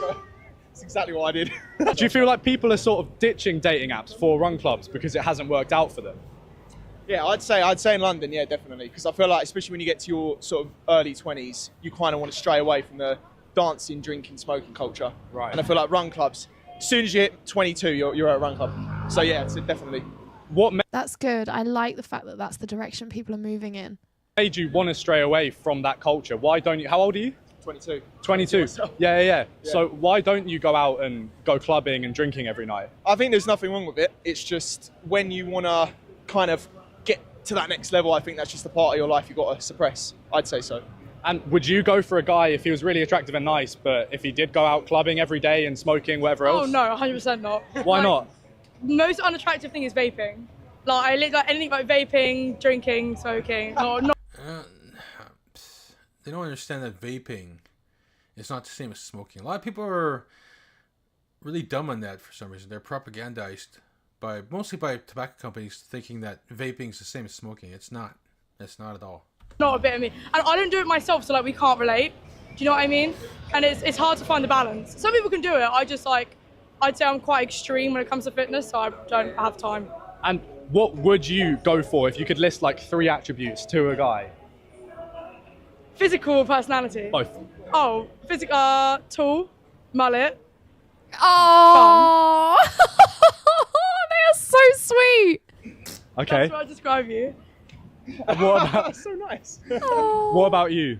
Cut the flirting and try and impress each other. 3 most important things. Yeah, I just think funny, laid back, and just they have to be physically active, 100%. Okay. Definitely, that's a big thing for me. What do you see as the future for dating our age? Because, you know, there's been loads of stats. 54% of Gen Z guys, once they turn 20, say they had any relationship in their teens, even just one. So if you're at a pub with your mates, a group of boys, and you ask them about their relationships in their teens, only half of them would be able to even tell you about anything. Why do you think that's happening? I think that's a good question. I think it could be twofold. So one, they're either really just not interested, they're trying to like make themselves who they are at an early age, or they're just not, sounds mean, but they're not at that age where they want to care about it. So it's just not something that they've tried to practice dating and things like that, I'd say. Yeah. Do you think social media has a part to play in this? What, in like men not being able to date? Yeah. Sort of. I feel like it's really like glorified to be like that hardcore, heartbroken gym bro that like can't speak to women and like is like emo. Do you think, I guess what you're alluding to there is that it's almost cool to suffer and be a bit of a victim? Oh, 100%. Yeah, 100%. There's like a trend, like if you go to the gym, you have to be like depressed and all. Fight your demons. Yeah, literally. It's like, Bro is fighting his demons. It's not that deep, is it, realistically? Just get out there. Get out there, meet a girl, go gym. Touch grass. Yeah, touch some fucking grass, smell some fresh air. You're fine, mate, yeah? Do you know what I mean? Simple as that. Do you reckon that's What a down-to-earth couple. They're really sweet. going to change? Final question. Do you think that victim culture that we have going on our age is ever going to go away? I think I think there's no light without dark. You're always going to have some people that are staying within that realm, but I think if you're looking at the right things and with the right people, 100% it will change. You just got to surround yourself with the right group, consume the right content, and it can be the pathway into either a really good life in that sphere or not at all. Do you agree? Oh yeah, 100%. Like, well, I don't know. I think she's gonna cheat on him or leave him for another guy when she finds somebody better. Or she's gonna leave him because when he starts being more truthful, like, no, I don't like you doing that. You should dress more modestly because you're going out with me. Don't dress like a hooker. Don't dress like as if you're trying to attract other men. And she's not going to like that. Then they're going to have arguments. Then she's going to say they need a break. And eventually she's going to break up with him and go for another guy. That's usually the case with a lot of these women here. A lot of these Western women, a lot of these other women in UK, you name it, anywhere where feminism has reached, they have this thing that it taught women to basically always see for their happiness first and always concede their happiness first and never mind putting in hard work for anything other than themselves. And that includes relationships. Never put any hard work towards relationships. That's what feminism has taught a lot of women, unfortunately. I just think, I don't know, I don't think of it that deeply. I just think, I think we went through like a phase in like the gym community of like, it's cool to be depressed and hardcore. Yeah. I feel like we're coming out of it, like it just goes in waves, do you know what I mean? So. Yeah. To get a bit too philosophical on Oxford Street, I think it's very much the case that we're too comfortable in the West and in the UK specifically, so we need to find things that suck about our lives, because as soon as you blame it on something other than yourself, it's not your fault, whereas actually the truth kind of is that everything we do is our responsibility. Take responsibility, even if if something bad happens to you, it might not be your fault, but you're responsible. So what, we're supposed to take responsibility for feminism? Men are supposed to take responsibility for feminism? Yeah, I don't think so. How you react. Yeah, how did you get there? What decisions did you make? What decisions didn't you make? You know, how did you get yourself to that point that you ended up in that situation? Absolutely. I know we've gone on a lot, but take responsibility. There's a very famous man that says that as well, by the name of Andrew Tate. He says the same thing. Do you agree with anything else that he says? I don't really like him. I mean, I understand he may say some nice things for like the younger generation, but like that just doesn't like... Nice things, okay. Disinclude all the horrible things he said about women and like how he objectifies women. So yeah. Well, he just told the truth about women. Like, I listen to Andrew Tate's stuff. There's some stuff I agree with, some stuff I don't, but basically he just speaks the truth about women a lot. Like, not all of it is truth, but he speaks a lot of truth. Do you think he's part of the problem? Oh, I don't really know. I think he was sort of a phase. He was almost like a meme. Do you know what I mean? Like, he sort of just came, like, did his thing for a year and left. That's what blew my mind, because I thought some of the shit he was saying, he was just a comedian, and it would have actually been quite funny, because he was this exaggerated caricature of what a man should be. If you want to be, like, hardcore, like one of those kind of boys, go for someone like David Goggins. Like, he's not being mean to women, do you know what I mean? Like, who's going to carry the boats? Here's that thing, being mean to women. When you're truthful to women, tell them the truth, they call that mean. Huh. Like, women can't take criticism at all.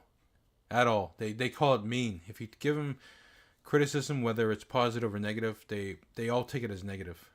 They can't take it whatsoever. They can't take any criticism to improve themselves.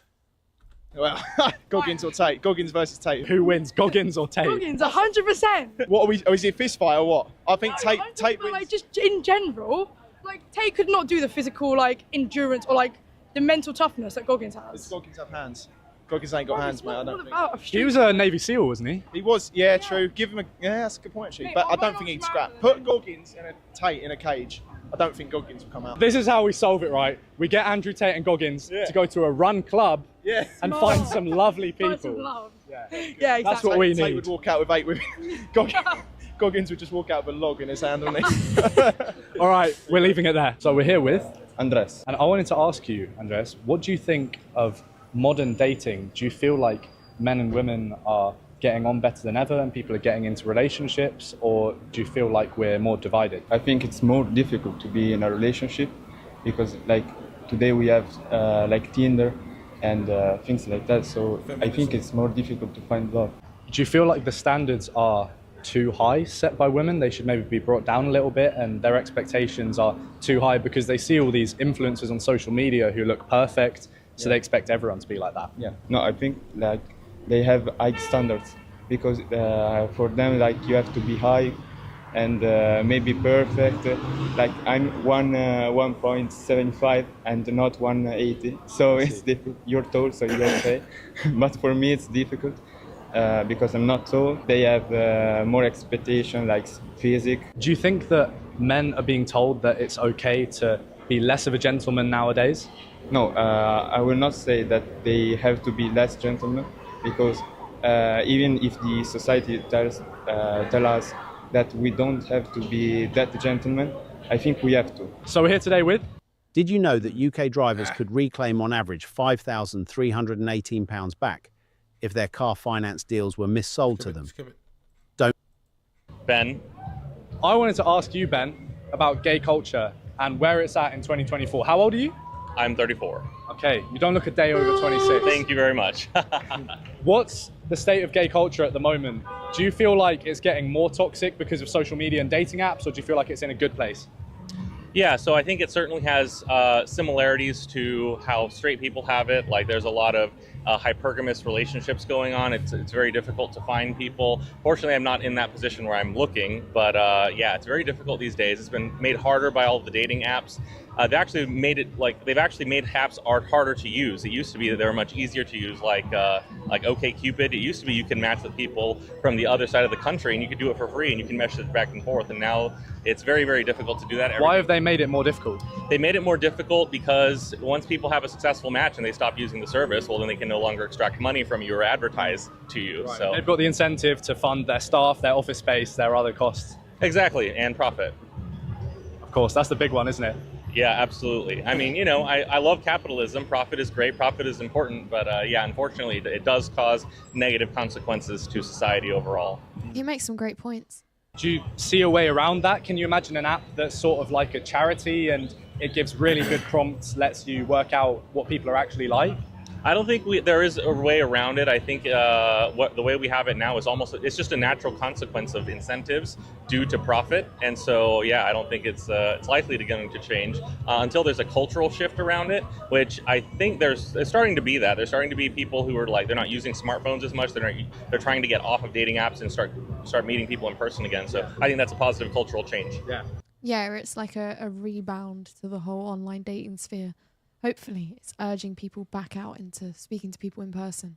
Charlie Munger, show me the incentive and I'll show you the outcome. Absolutely, 100%. So what would you say is the biggest difference between straight culture and gay culture at the moment? Oh, good question. Well, so for gay men, there is, it's much more overt. There is like a hookup culture. It's not really frowned upon. No one really has to like pretend they're not into it. Whereas with I think more so with women, there's like they have to kind of pretend to not really be into it type of thing. Although unfortunately, promiscuity is through the roof and actual relationships. This gay guy is based. Relationships are on the decline, and yeah, so not good. But I think that's one of the key differences, just the acceptedness of being extra promiscuous and sexual. And why is it accepted to be extra promiscuous as a gay man but not as a straight man or a Because men are more promiscuous than women, naturally. straight woman? Well, just men are different than women. I mean, men in general, like... He's so based! They pursue sex more, so women have to be more selective evolutionarily because they have to carry a baby for 9 months and then also provide This guy! for the child afterwards, whereas men don't really have to do that. A man can reproduce as much as he wants, and if he supports the kids, great, but I mean that's not strictly necessary from an evolutionary biology standpoint. And so when you get two men, neither of which gets pregnant, they just do that. Whereas with women, they still have, even though there's like a cultural shift towards promiscuity, there's still this biological evolutionary consequence that women have around needing to have some semblance of staying faithful. And so there's a bit more shame for women than there is for men. Yeah. And something I'll be so interested to ask you would be about toxic masculinity, because it's thrown about a lot by straight women towards men. Is there toxic masculinity rife, or at least accusations of toxic masculinity in the gay community? I've not heard a good definition of what toxic masculinity even is. What is it? I would like to know. And so to me, it sounds like it's just a nonsense word that is intended to shame men for having traditionally masculine views and desires. I think it's perfectly acceptable and perfectly normal for a man to want to be strong, successful, being able to provide and protect for women, and wanting a woman who is submissive. Women, even the boss bitches, and even these more, I would say, masculine women who want to be in charge of everything, they still want a traditional man. They want a man to take care of them, provide for them, pay for everything. They still want that. And so they want a traditional man, but the man wants a traditional woman, and the woman traditionally would be submissive, follow his lead, not in a domineering, controlling way, but in a protecting and providing type of way. And so, so I don't even think toxic masculinity is a thing. It sounds like a garbage term made up by Marxists. Now, as for toxic masculinity in gay... Find this guy and protect him at all costs. This guy is awesome. He knows. Culture, there's not really very many accusations of that. There's a lot of sort of a wide range of acceptance for various forms of, or various degrees of masculinity. Very effeminate men are largely accepted. Very masculine men are actually quite celebrated among gay people. There's not that much, oh, you're too masculine, or oh, why are you like that? It's very rare, actually. Yeah. And I guess the danger of throwing around a phrase like toxic masculinity too much is that people get scared and they go the other way, and people actually try and hide their emotions or whatever else. But then that's not masculinity either. Masculinity is about integrating your emotions, not showing them too much or too little.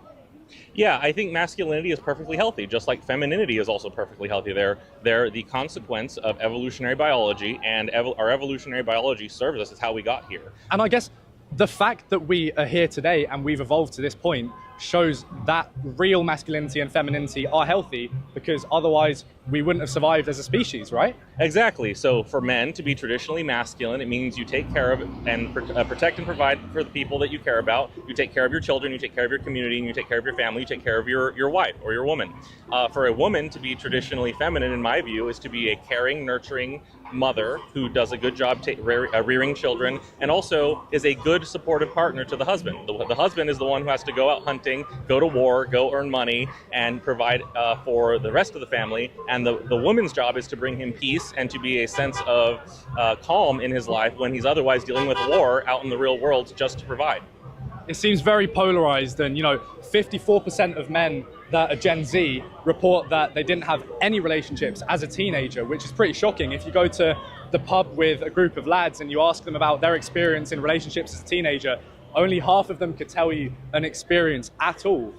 How do you think we get out of this situation? Yeah, that's a fantastic question. And unfortunately, you know, there's an increase in overall loneliness, you know, the loneliness epidemic. And also people tend to not have as many close friends anymore. You know, for people in my generation, as we've gotten older, you know, people, they move in with a spouse, they have kids, and so friendships just kind of fray as a result of family pressures. But also, you know, my brother, my youngest brother, he's still in his teens, and you know, they don't really go out and do stuff, you know, like they're just on their phone. Rather than going out to do something at the mall, they'll watch a video of a TikTok of someone doing something stupid at the mall, but they're just on their phone, you know, in the living room type of thing. So it's unfortunate. We've sort of, life has become so, I think it's largely a consequence of phones in general. People are just constantly glued to their phones. It's constant dopamine seeking, and we get the dopamine hits instantly without trying. And so we don't really have the incentive, or not the direct incentive, to go out and do stuff for fun with people. Because now you can get the dopamine hits. Also, it's more fun in some senses to see the people that you actually want to see on social media versus going out to a bar or a club or whatever and interacting with people who maybe they're kind of awkward, maybe you want to go home, you know, so that the imperfection of the in-person socialization actually provides as a counter incentive to actually going and participating at all. Of course, it's risk aversion. If you're at home on your phone and you haven't really had a chance to see the beauties of the world because you're young and you haven't traveled, especially because of COVID and lockdowns or whatever else, why would you go outside and risk being Me Too'd or rejected by a girl in a club when you can just buy a sex doll and go at it, or have an AI girlfriend online that nurtures you? Right, exactly. You know, the AI girlfriends, the robots, those are coming soon. And yeah. They're coming. They're going to be coming soon, and in more ways than one. Yeah, absolutely. It's very sad because you know, interacting with people it's a wonderful thing. We're a social species. Even people who are rather introverted like myself, it's still important to get some socialization. That's how you are able to function in the world. And by having social skills, that allows you to find a mate. It allows you to be a better parent. It allows you to do better in your career. It just gives you an overall more fulfilling life. And so if we don't get that socialization earlier in life, then that hampers the ability to get relationships and maintain and deepen relationships later on. So it's actually quite sad, unfortunately. As for reversing it, I don't know. I think it really just is a cultural change that needs to happen, which is easier said than done, because we still have all of these incentives of, you know, easy dopamine hit play on your phone, and it's getting worse with the whole Apple Vision thing. And you know, we're soon going to be like that movie WALL-E, where everyone just has a screen in front of them constantly, or the Matrix type of thing, where you're just glued in, and you know, there's destitution and destruction and poverty all around, but as long as you have your headset on, you know, you can do whatever you want. You can be on the moon, you can dance with the stars yourself virtually. So I don't really know what the solution is. You know, I'm not, personally, I'm not very optimistic about the future, but all we can do is be aware of these things and do our best for ourselves and for the people that we care about, inform them, and try to encourage people to move in a better direction. That guy was absolutely spot on with everything. What do you think to the state of modern dating culture? I don't know. So I'm here with Rajna. Catherine. You wanted to be on camera. Why did you want to come on camera? I want to know what you want to ask me. Well, I was very intrigued why you've gone up to the Take a Free Quran stand in the middle of Leicester Square. I've always wanted one, and it's free as well. The free what stand? Well, I was very intrigued why you've gone up to the Take a Free Quran stand in the middle of Quran? What is that? Leicester Square. I've always wanted one, and it's free as well. I'm on my own journey with God right now, so... Tell me more. Well, I was brought up Muslim. Yeah, she looks like a hooker. Like, there's no work way around that. In all honesty and all truth, she looks like a hooker. But I had trouble with Islam because of people, and the Islam community and the Bengali community is quite tough. People are very judgmental. Like, the way I dress is quite tough. People are very judgmental. Like, the way I dress is very not modest, but it's my own journey. Yeah, that's not just by Islam standards. By Islam standards, you are a nuclear bomb, but by the rest of society, you're still promiscuous. And I've got nice tits, so. That's great. Are you religious at all? I mean, yeah, I've seen better boobs than that. but like, if they're like good, which they are, I mean, I certainly don't have that. Why not give them the value they deserve and let them only be seen by someone special? You know, because you're devaluing them by giving them to everyone. At all? No. How come? I love the idea. Are you religious at all? No. How come? I love the idea of religion and having that belief that there's something there, but I just was never raised like that, so it's just not really my thing. This is actually very, very popular among most white British families. Most of us weren't raised religious. I wasn't raised religious, and it's very normal in the UK to not believe in God. Okay. Do you think that there's a possibility that God might exist? No. Interesting. Why not? I know this must sound like quite outrageous to a lot of Americans, because you guys have quite a different culture with regards to faith, but this, I know it seems outrageous, and even me now as someone who believes in God, it sounds outrageous, but honestly this is very, very normalized in the UK. Most people are actually like this when asked about the question of God. I can tell you now for sure, if I was to ask my family members about God, it would be a very similar reaction. I just don't think if there was someone there, they'd let everything be so shit. Do you know what I mean? Like, everyone has this belief that someone's there for you, but then there's so many innocent people that are just having really shit times. So how can there be this greater purpose when it doesn't really seem like there is? Someone religious would argue that God is all-seeing and all-knowing and created the universe, and they created, do you know what free will is? People have free will, which means that they can make mistakes, do bad things, and therefore suffering does exist in the world. Otherwise, if God stepped in, you would sort of lose free will. What do you think to that? I just don't think, like, I've never been raised in this environment. I really just don't believe it. Like, not to make it political, but look at Palestine. Like, you can't say that people, like, innocent kids are just dying. It's like, well, God chose that. Like, do you know what I mean? I don't believe it. He didn't choose it. He just put it in motion. Like, he put people on Earth, and he was just like, create, do what you want, enjoy your life, or don't enjoy it. So everything that's happening is via humanity. It's got nothing to do with God. People are killing each other because they're killing each other. How do you see the culture clash of Islamic dating culture versus Western hookup culture, I guess you'd call it, with apps like Hinge and Tinder? How do I view it? Yeah. Do you think one's maybe more right than the other? Do you think they both have their own good and bad parts? I think it's completely within everyone's, like, personal, like, choice. If someone wants to go hook up someone, like, fine, whatever. But also, it's difficult in Islam culture. I feel like it can be quite controlling at points. So it's... Would you agree with that first? Yeah, 100%. Okay. Yeah, it just seems quite like a male-dominated culture. I'm not saying that's all of it, but, like, there needs to be kind of a balance between everyone having free will, as you said, to, like, do what they would like. But, yeah. I was in Saudi Arabia earlier in this year, 3 times actually. A lot of men said there to me, because I asked them about it respectfully, and they said that, you know, the sort of submissive women at home stereotype comes from a place of love and looking after women as their precious gift. Do you agree with that analysis, or do you think they're lying? I think it depends on the person. Like, each woman has their own views on it. Some people enjoy that and they want to be there to cook and clean. I personally, it makes me feel quite controlled, because my dad was very controlling with my mum and she had to do it. So because she was forced to, it made me rebel and want to do the complete opposite. So I don't want to be staying at home. Yeah, so you turn into a hooker.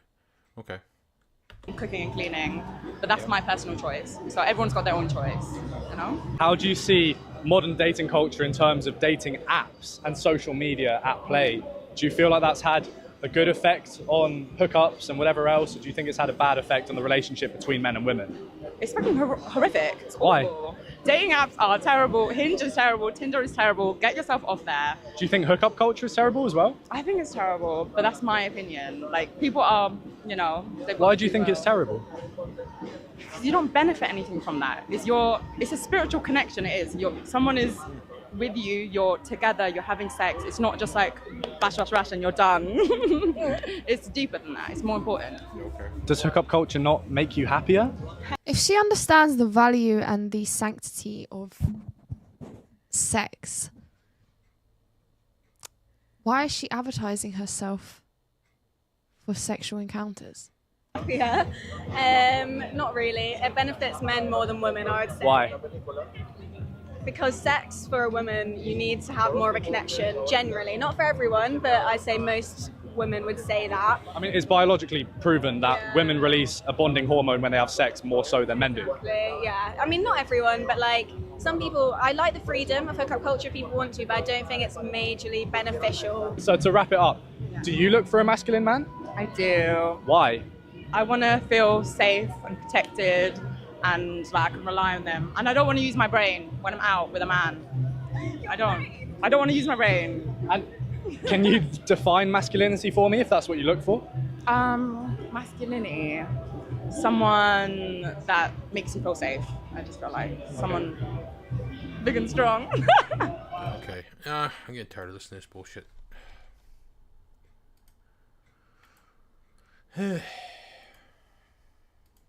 What else is here? What was this one? Is there anything else here?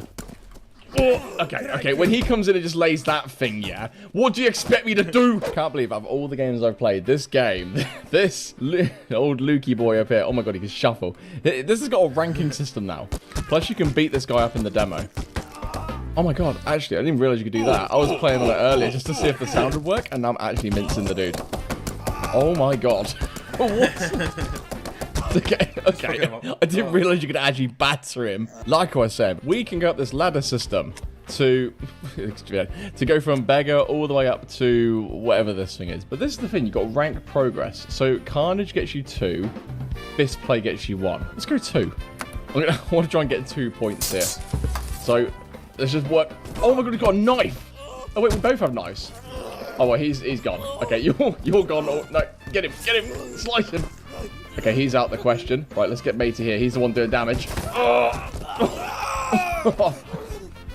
You're gone, mate. You're gone. Sorry, mate. I've got a ranking system here. Are they all done? There we go. That's what I thought. I thought they were all done by then. We're going to the next one again. Again, we've got the blade. He just oh my god, no. No. Where is my blade, by the way? It's like a little kitchen knife. Oh my god. Not enough of that, Matey, though. Right, this one again. Oh my god, he got a ninja kick out. Get it. Oh, get that in London. Oh, I don't want to be in the middle of this. Don't want to be in the middle of this. Oh, no. No. Oh, how do I lose that? Okay, come on. Come on now, Baldy. That's it. Find your inner person. Smoke some of that plant. That's it. We've got this. We might be down, but we're not out. Can we still throw? Oh my god, we can. We can still throw. I need a weapon. Okay, he's just cut his ear off. He's Mike Tyson'd him. There's got to be a blade. There has to be a blade somewhere. He's just ready to go. So he's giving me time. Okay. Where's your blade, mate? Where's your blade? There it is. Over there. Give me that, please. Give me it. We can't pick it up. Oh, we can. I need to go behind him. Okay, he doesn't see me coming. Even though he fully knows that I'm still around here and he's just having a little chat to Matey here. Oh, he's looked. No. Oh. I yabbed his neck. Oh. What was this? Great champion. A great foe challenges you. Right, what does it even mean in terms of this? Oh my god, it means I need to go and pick these bad boys up. Ugh, give me those absolute nunchuckers. Okay, no. Oh my god, he's just swinging. He's just swinging. Where's the knife? There's a knife. Oh, okay. I don't know which hand this. No, brother, not the downwards. No. Ah, wait, am I out already? So if I two-hand, well, oh no, not spoilers. Spoilers sucks. Spoilers has to be the worst one. Ugh. You want to go, dude? Oh my god, he's the wrong matey. Just yab him. That's it. Right, you need to just leave, mate, because if you're going to go fight, get out of the way so I can go stiff this man with a bit of the old IKEA furniture. I'm trying to get a right on him. There's a bit of a spike on the end of it. There you go. Worked him a few times. Right, we'll go for spoilers again. Oh, you guys... Okay, you're not going to win that if you just come at me holding a bat, are you? Just get swinging with the old pylon. Right, there's his kneecaps. goes your face. There goes your face. I don't know why you're getting up. Get back on the floor, mate. That's it. You can go back to sleep. You just woken up, have you, mate? Go back to bed. Why are you all like worms? This is pathetic. What are you doing? Why are you all so... What is this crawling? That's it. What are you looking at? Oh my god. I just kicked through his jaw. Okay, so we should now be onto this geezer. Yeah, we're onto this geezer now. Right. The man's like 17 foot tall. Okay, that's all we need. Okay, we do have a two-hander. Okay, he's gone. I have to go for him. I have to go for him. That's it. Slicey. Slicey. Slicey. That's it. Getting close. Getting close.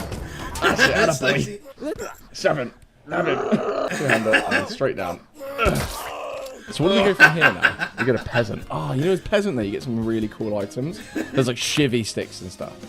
Randomized body. Oh, now I can get the thing I want. I don't want the axe. I want like this. There's like a poker. I don't think that's the poker. Oh, there is the poker. There we go. There we go. It's an easy win every time with that weapon. There's no chance I'm ever losing it. It's a one touch. They've changed how this functions. It's like, what is this yabbing? Right to the next one. Big carnage. Oh, carnage is the one. The only thing is though, I'm just like, there we go. Oh my god, straight in the knee. There you go. Let them run around with it because they normally just get absolutely messed up. Oh, okay, that's not meant to be there. Okay, just, oh my god, what a parry. Okay, brother. I'm not about this. I'm just trying to learn how to use my own arms today. Oh my god, I'm trying to get the guy on the right. Oh my god, whoever changed the thrusting physics has actually ruined my life. The whole birthday's ruined. Oh my god. Shut up. No. I've got to try and shiv them normally now, and I used to have a fun way of doing it, which was just to yab them in the neck. I can't yab them in the neck. Okay, no. Okay, we almost had it. Oh my god, he set me. Hold it properly. Holy. That's it. Pull him out. There we go. Oh my god, flicked him on the floor. Oh my god. We're through that. We don't even want that. See, look at how easy that is to start with. Matey's gone for a little spin over there. Good one. That's it, right in the back of the head. Oh no. Don't get involved. Right, go in there. Hit him. That's it. You got your axe stuck, have you, in his leg? Oh my god. There you go. Send him to sleep. Come on, night. Give him the duvet. Get this man a bed. Get this man a mattress. Get him a little Simba sponsorship. See you later, matey. Right, into the next round. We won that one. So we should get another foe now. Who's the skeezer? What's he going to have? If they're like fully... Oh my god, he's so tall. Okay, that's not going to work. I need to get this. Brother, can you hold it properly like we used to? If that's okay, please. I can't. Oh my god, he's actually so tall. This is ridiculous. And I can't even hold this thing properly, which is so stupid. Oh my god, he's still running at me with his scythe. Oh my god, you blame it on yourself, you bellbees. You stupid fucking idiot. How do you not know how to hold a stick with a spike on it? Oh, what? There's no way I'm back to a beggar. Not a chance. What happened to the yabbing? So I lose my progress, so I'm stuck in the abyss. Okay, right, this guy's done. Right, you're gone, mate. I'm not meant to be here. I'm too good for these leagues. Okay, you can stop. I'll take both of yours on. Take you straight to Glasgow. There you go. Oh, you're going to raise it and use it or what? Go on, find a way to use the damn thing if you're just going to swing it around on me. Straight to the big champion. Okay, this is where I need to scout out something. Okay, we have a hammer. Hammer's probably up. Oh my god. Actually ridiculous how you can do that just early on without me doing anything. Oh my god! Brother, he's just cleaned me! Okay, that is absolutely deserved. He smashed me. He didn't give me a chance to surrender. He's absolutely smashed me across the jawline. You have to pay normally about $5 grand for that kind of surgery. That's it. Come on, Jaws. This is what I'm here for. Okay, maybe I've just come across an absolute monster of Mike Tyson here. Please, just let me get up. Oh my god, I'm actually a worm. Just get up. Come on, this is embarrassing at this point. Nah. The night's setting in. The stars are being seen. There we go. What's your shovel? Oh my god. It's just a blunt object to the dome, innit? Okay, yeah, to my dome. He's hitting me with a cheese board and I'm dying. Right, stick a lid on. That's actually an absolute win. Right, that's going to be mine, mate. So let's just put you to sleep early, yeah? You want to let go of that? I'm just going to give you one of these because you deserve it. There you go. Straight in the knocker. There we go. Right. Matey with the shield, you're literally pointless, brother. Even though apparently you just smashed me. Right, Carnage is the one. Okay, bit of harm. Okay, no. How are you back up? Nobody even likes you. Get on the floor. What are you holding hands for? There's no time for a bit of love. Okay, this seems to be the most fair fight so far. Even though he's gonna slice him up. I've got like a butter knife. What is my knife? Oh my god, I'm just getting yabbed here. Right, you're like the first person I caught. Okay, no. Right, stay standing. Okay, we got this. Can someone die? Holy level of shit. Can someone just take a blade? Okay, just get in the corner. Get in the corner. I'm just going to kick you about now. Maybe my feet are going to do some damage. More on your face. Oh my god, yeah, he's done. He's finished. Can one of these connect? Are these knives like rubbery or something? Is there a setting on here that I've set up where it's like, oh yeah, just don't kill anyone. Nobody dies. Gore settings has gone completely. Okay, there's no way this ends like this. There's no way it ends like this. Just get on the floor, mate. Get on the floor, that's it. I'm just gonna run through you like a train. There you go, get out of here, Bolly Blue.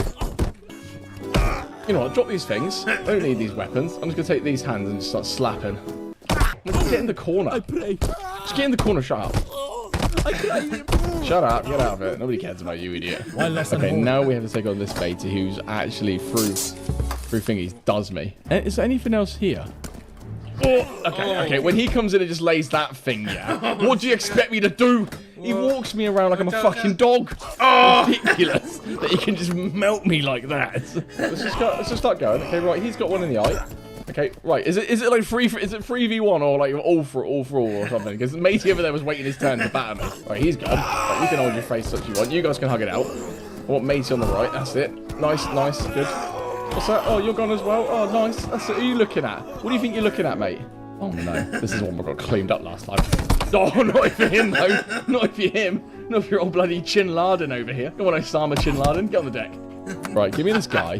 Give me a weapon. Okay, you know what? The tactic here is one, get away from absolute 17-foot monster here. Give me this. Oh, I don't know who Ulf is. Oh my god, the hammer is not a good shout. Okay, we need to get close quarters. Okay, ready? That's it. Right, there we go. Oh, yeah. We got him. Got him, yeah. Thank you. Why am I going all wobbly? Okay, I'm not gonna die in this board. I've got a rank up. I literally have this rank all the time. Okay, I'm not gonna be able to beat him. Where's my thing? Where's my axe? Stop giving me this. It didn't work last time. You're taking the piss. If you think this is what I'm using. Because it didn't work last time, you tosser. Give me. I don't even want this. You know what I need? I need the shield. The shield is a winner. Because when he's bashing you in the head and you're going unconscious because you go, okay, we're not even going to touch it apparently. Please, no, mate. Oh, for fuck's sake. I'm going to lose again. Mate, I want to cook this fucker right off the bat. That's it, you can go to sleep, mate. You can drill me in the corner like that, are you? Dickend. Oh, bash our shields together. Man just walked into the corner. What's that, you want to get up, do you? You fucking add me in the corner, mate. You add me in the corner with your stupid axe. Bashing my head in. That's it, gurgle on it. Gurgle on it, you absolute freak. Hit him with a fucking saucepan. Just because I can, mate. Just because I can. Oh my god. Okay, somehow we won that. This is where I win. I win these fights. Yeah, I don't even need to look at him. Don't even look at him whilst he just fangs around the gap. Come on, you Beyblade. Oh my god. What is happening here? I'll give you a little help. Get him over. There you go. Off you go. Have a little spin, mate.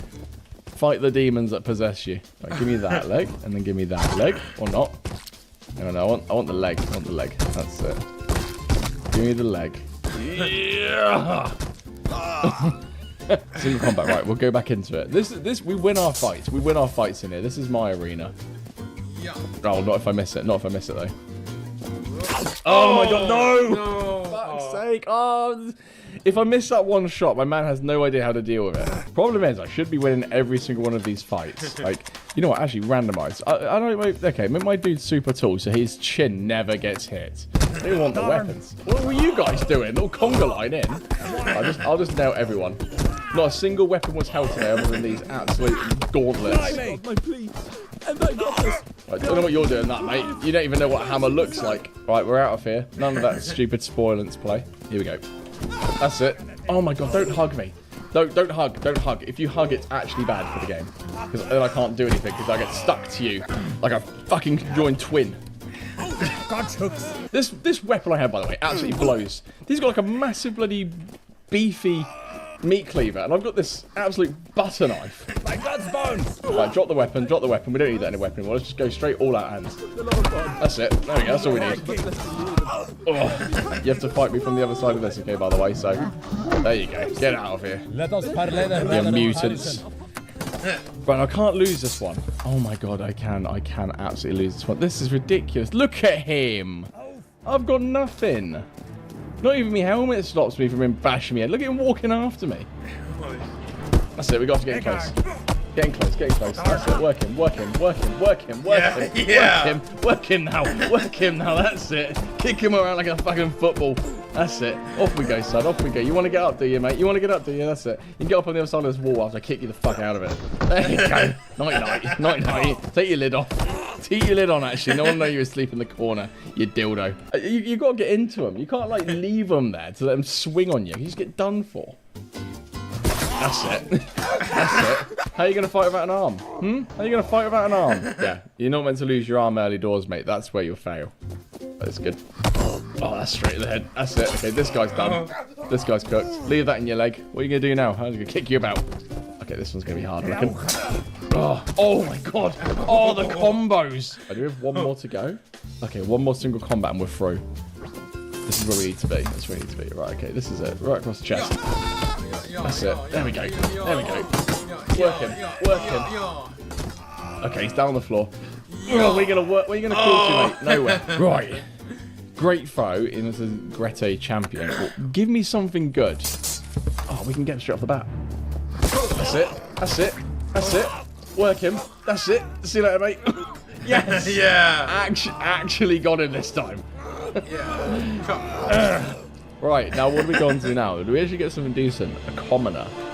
What is a commoner? Oh my god, these twats. However, though, I feel like the double blade is actually a good vibe. The thing is, I'm just going to dash it like this the whole time. That's it. That's all I got. A couple of these Freddy Kruegers. Oh my god, the noise of it. That's it. That's it. There we go. Now we work him. Now we work him. Then matey before he gets up. You all done? Yeah, you're all done. Oh, he's still in the fight. Okay, that's it. That's it. No. Okay, took him out. That's it. There we go. This is where I feel like matey's going to be an absolute weapon. Oh my god, what is that? No. Oh, not the leg. Not the leg. Don't.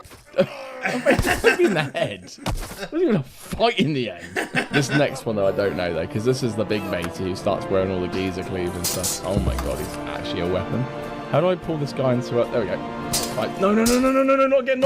Oh my god, this is actually bad news. No, please. Just look at me weirdly and stop. Oh, you.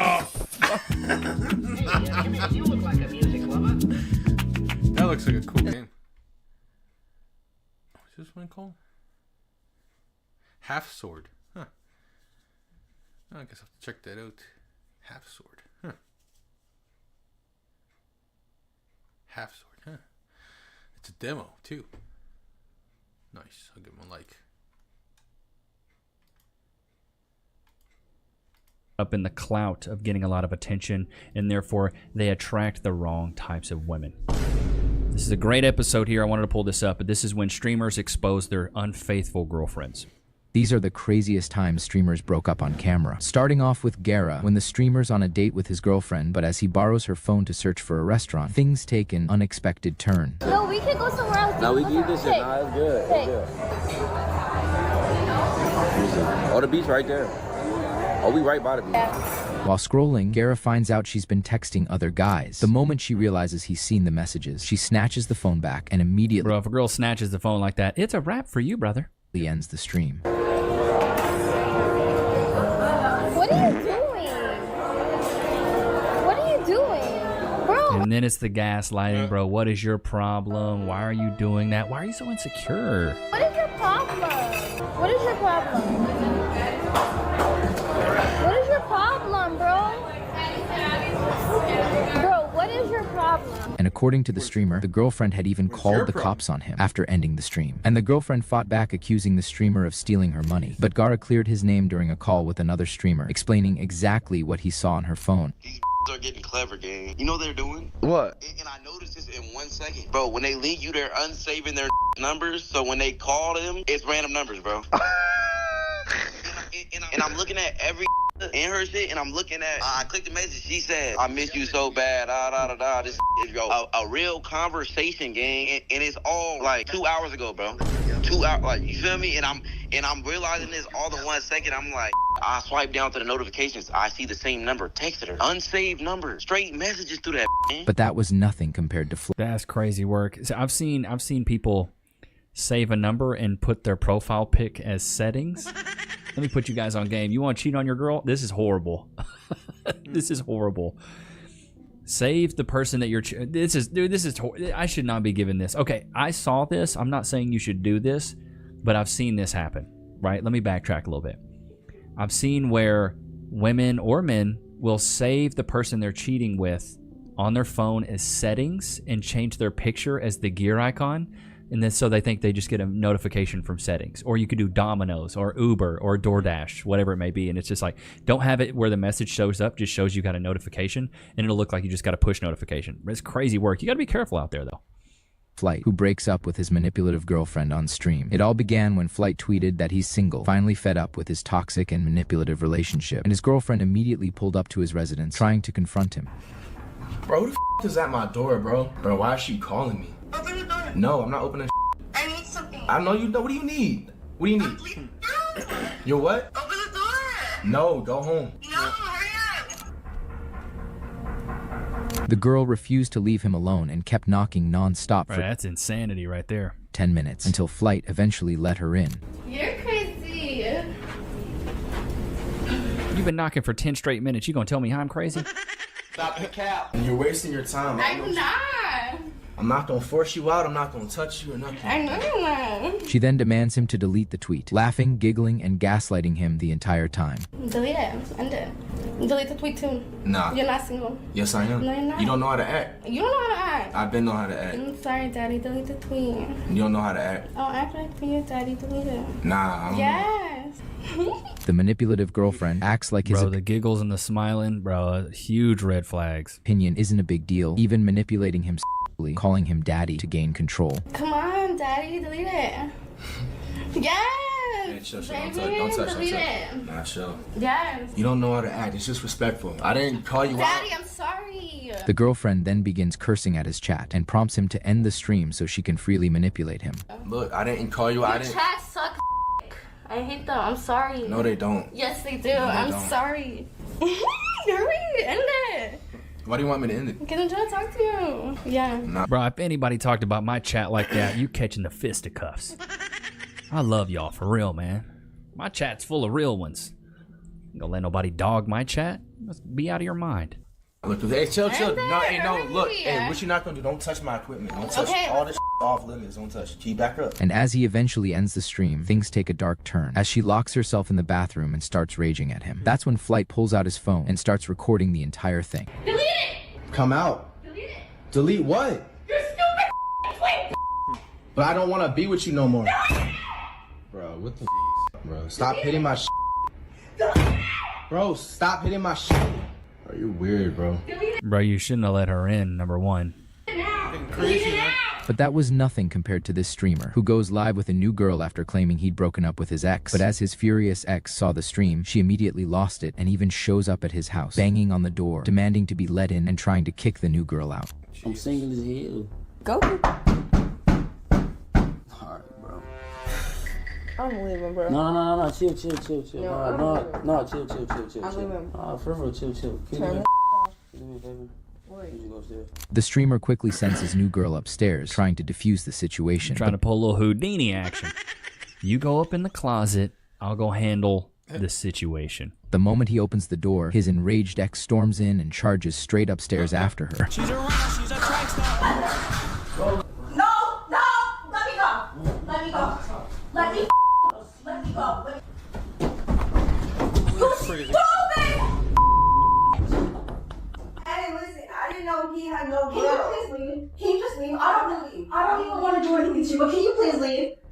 Lauren, where are you? She's leaving. I'm done. No, here. I'm God. She's leaving. I need to talk to you. No, I don't want to talk. No. Why? No. Why? No. Okay, she can stay. Go home, bro. She can stay. Bro, Chad, have you ever had an ex show up at your crib? I have in college multiple times. Kicking it with the new girl. I'm trying to cupcake with the new talent. And the old talent likes to come knock on the door. I go out there. I go, what is the old talent doing?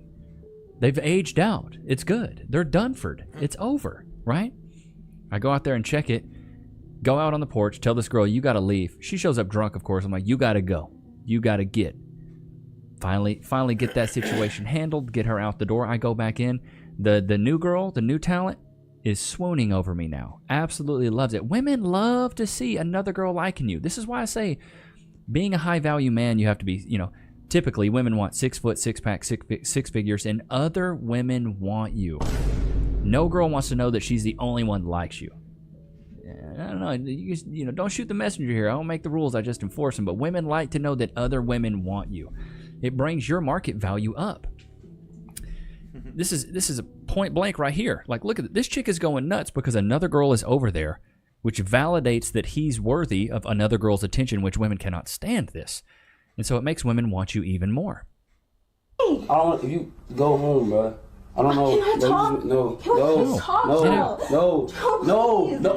But it's always, I want to talk, I want to do this, and just tell her to leave. I just want to talk. No, I don't want to talk. We've already talked. It's over. Talk if you go home, and I'll come over tomorrow. Right now, no. I can't have you over tomorrow. And next is Neon, when his friends accused his girlfriend, Sam Frank, of being unfaithful. And as they demanded she show her DMs, Sam instantly became chaotic. You want to see the DMs or not? What DMs? What are you talking about? If there is. I'm saying if there is. Let's do a relationship loyalty test right now. Let's swatch phones. We don't need to do this on our guys. Okay, you were just talking about today you don't want our relationship to be on stream. Let's be for real. Why are we doing this segment? Are you guys forcing him to do this segment right now? We're not forcing him. The thing is, if you don't have anything to hide, you'd be willing to fork it up. But if you have things to hide, then you're going to gaslight and try to negate the situation. All right, Mikhail, let's go outside. You can have my phone and let's do that. And though she agreed to exchange phones off stream, she never actually did. Instead, she rushed to the bathroom with her phone for a good couple of minutes, proving his friend's point. And we're gonna go to the bathroom, delete all the messages. But I feel like when I talk to a girl, I don't follow girls. Yeah, like if a person asks you, you just do it. You feel me? Like, man, it'll prove it wrong even more. Like, man, here, we can check it. And it exposed just how hollow the relationship actually was. Dude, this is what happens to a lot of these kids. Like, a lot of these guys that get a lot of clout tokens at an early age, they attract the wrong types of women, dude. And these kids, I feel bad for them because, this is what happens to these kids. Like, these guys get a lot of notoriety, they get a lot of money, they get a lot of clout, and they attract the wrong types of women. They attract these succubus. These women are just simply succubus, and it's truly sad, like the gaming community especially. Are you a gamer? Do you like modding as well? I'm an avid gamer, as you guys know, and modding has been a huge part of the gaming community for quite a while now. But unless you're a big-name modder, most people just don't get paid enough for their hard work. Modster Gaming is paving a new way for all skill levels of modders. They built a platform where creators can earn money while delivering high-quality mods to gamers. If you love mods and you want to support the creators behind them, check out Modster Gaming and be a part of the future of gaming. Y'all know what time it is. Can we get some freeze in the chat? Loki? Free? Good boy. Good boy. Enjoy that salmon jerky. It smells like feet. Keep it a buckarones. It is a stinky one, Mr. Grinch. Let's get back into this. On to speed. During one of his loyalty test streams where he calls fans girlfriends, things end up taking an unexpected turn when he calls this fan's girlfriend, and she starts getting way too flirty with him. Yo. What's good? Hi. What you doing? Nothing. Why is she so happy? What the? Yo, hey, look though, on some real though. Hey, look, I'm not gonna lie. Where you from? I'm from Miami. Are you from Miami? Yeah. Where you from? Bro, wait. Why you not asking how I got your number though? The poor fan is visibly frustrated, and it gets to a point where even Speed refuses to believe what's happening, saying it's probably scripted, but unfortunately it wasn't. We should probably go off sometime though. You're not even at 4. Okay. Chat, it's scripted, chat. It's scripted, chat. It's scripted, chat. It's scripted. Cause she's scripted. Bro, why you scripted, bro? It's scripted, dog. Be honest. It's not scripted. On God, it's not scripted. On God, it's not. I just had a feeling. The guy then breaks down and immediately calls her to confront her. Oh, she crying? Are you crying? Yo, relax, bro. Chill. Let me turn on my camera. Wait, no. I'm about to call her, bro. Yo. Who you was just talking to? Nobody. So you wasn't talking to nobody? No. So if I send you a video proof that you was on the phone with somebody, you wasn't talking to nobody? It wasn't me, it was my twin. What? Motherfucker, I was looking at this. Oh, I almost gave up. Let me stop her. But yeah. Damn. I was on the phone like, man. Yeah, nah, she's blocked. Damn. The pain in his voice can be clearly heard as he ends the relationship. And dude, I mean, the best thing you can do in that situation is just keep it pushing, move along. Like, bro, don't entertain it anymore. Don't entertain it anymore, bro. Moving on to Only Use Me Blade, when during a live stream... Only Use Me Blade. Now, that dude is a character. I think he, like, has diabetes and his foot's rotted off. There's a whole level of lore to that guy. As he's completely passed out from drinking, his desperate girlfriend receives a donation that broke their entire relationship. That's weird. Mouth donated $3. Beck, you are a weird up, but you live with trauma and have a good soul. You don't deserve the life you live. Redeem yourself while you can. Please. And go to sleep. And in that moment, she totally agreed, and that one decision shattered everything, as shortly after, the two broke up. That is a real dono. Real as yeah. And next is Jeddah, when the streamer catches his girlfriend there. Like, has diabetes. Don't enter best thing situation. Don't entertain it anymore, bro. Moving on to Only Use Me Blade, when during a live stream... Only Use Me Blade. Now, that dude is a character. I think he, like, has diabetes and his foot's rotted off. There's a whole level of lore to that guy. As he's completely passed out from drinking, his desperate girlfriend receives a donation that broke their entire relationship. That's weird. Mouth donated $3. Because you are a weirdo, but you live with something, have a good soul. You don't deserve the life. You redeem yourself while you can. Please get and go to sleep. Oh, okay. Beck, you are a weird up, but you live with trauma and have a good soul. You don't deserve the life you live. Redeem yourself while you can. Please. And go to sleep. And in that moment, she totally agreed, and that one decision shattered everything, as shortly after, the two broke up. That is a real dono. Real as yeah. And she puts herself there, so she's the author of her own undoing. Next is Jeddah, when the streamer catches his girlfriend getting a little too friendly with her ex. Okay, perfect. Thank you so much. Bro, if your ex, if another man is feeding your girl, it's not your girl. The streamer still kept his cool and instantly walked out, leaving the unfaithful girlfriend behind without saying another word. And next is Kai Sinat, when during another loyalty test, the fan's unfaithful girlfriend goes wild when she's set up to meet a rapper. Am I gonna see you another time? I don't know. Maybe. I want to. So can we stamp that? So you tell me we're getting to another time. Come on this side. And watch from here. Don't get my hopes up. That just mean like solidifying. So you gotta promise that we gonna link. If I reach out, you gonna answer. A FaceTime, you gonna answer. A text you gonna answer. You gotta promise. Maybe not that. all the time, but I am. The boyfriend is left completely outraged as the unfaithful girlfriend exchanges numbers and even agrees to kiss the rapper, leaning in the whole time. You my type, so And what are you gonna do about that? I'm about to kiss you. Can't do it here. I have a boyfriend, but he isn't here. I'll be here for a couple days. She's a runner, she's a track star. I just feel weird if I kiss you and he's like in the other room. And when they come to confront her, the manipulative girlfriend tries blaming it on her boyfriend instead, showing no guilt whatsoever. Takes no responsibility, yep. What's this? Huh? What's this? What y'all doing right here? We came here for a meet, right? We came here to meet it with some clothes, with some music. What are you doing here? This? What is this? What is this? You was watching the whole time. The whole time. Are you serious? She's cooked. What was y'all? You're Put in a blanket right now. Don't try to push on me. Like, look at you. Insane. Do you see yourself right now? You did this? Are you serious? Why would you say that? I don't need all these cameras on me either. Right? The unfaithful girlfriend refused to admit her fault and then simply rushed for the exit. And next is the disturbing case of Man, that's crazy work, brother. Smash God XX. Those Sting cheater shows are... I used to watch... Hey, chat, put a one in the chat. You guys ever watch the old school show Cheaters? Show's ridiculous, bro. When during a stream, he tells his girlfriend to leave his room. Get out of here for a second. I need to talk to chat without you. Just get out.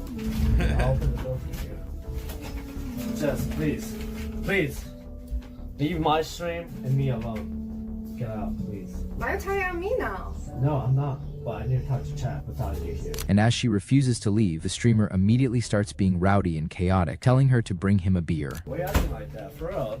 Don't come at me like you know everything. I You don't know know shit. anything. Exactly, so keep your mouth shut. Bring me my beer. My beer's right there in the living room, actually. I'm not your maid, okay? And things quickly escalate when she fights back. The streamer proceeds to move the camera away, and a slapping sound can be clearly heard. Your maid, okay? Smack. The streamer then turns off the video and mutes the microphone. And after approximately 5 minutes, as they return, the girlfriend can be seen visibly distressed. And as the chat Well, she hit him first, so self-defense. Technically, that's self-offense. Self-defense. Self-defense. Yeah, she hit him first, so. begins pointing it out, accusing him of her. The streamer quickly ends the stream. But just a couple of minutes later, the streamer Sounds like, that didn't sound like a smack. That sounded like he took that same thing she hit him with and he smacked her back with it.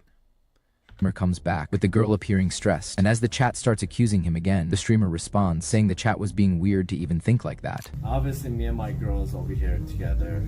All good and shit. Bro, did he slap her for real? No. Bro, you can't never put your hands on a woman. No, he picked up that bag and smacked her back. Yeah, you can put your hands on her. Like, if she smacks you can smack her back. Self-defense, same thing.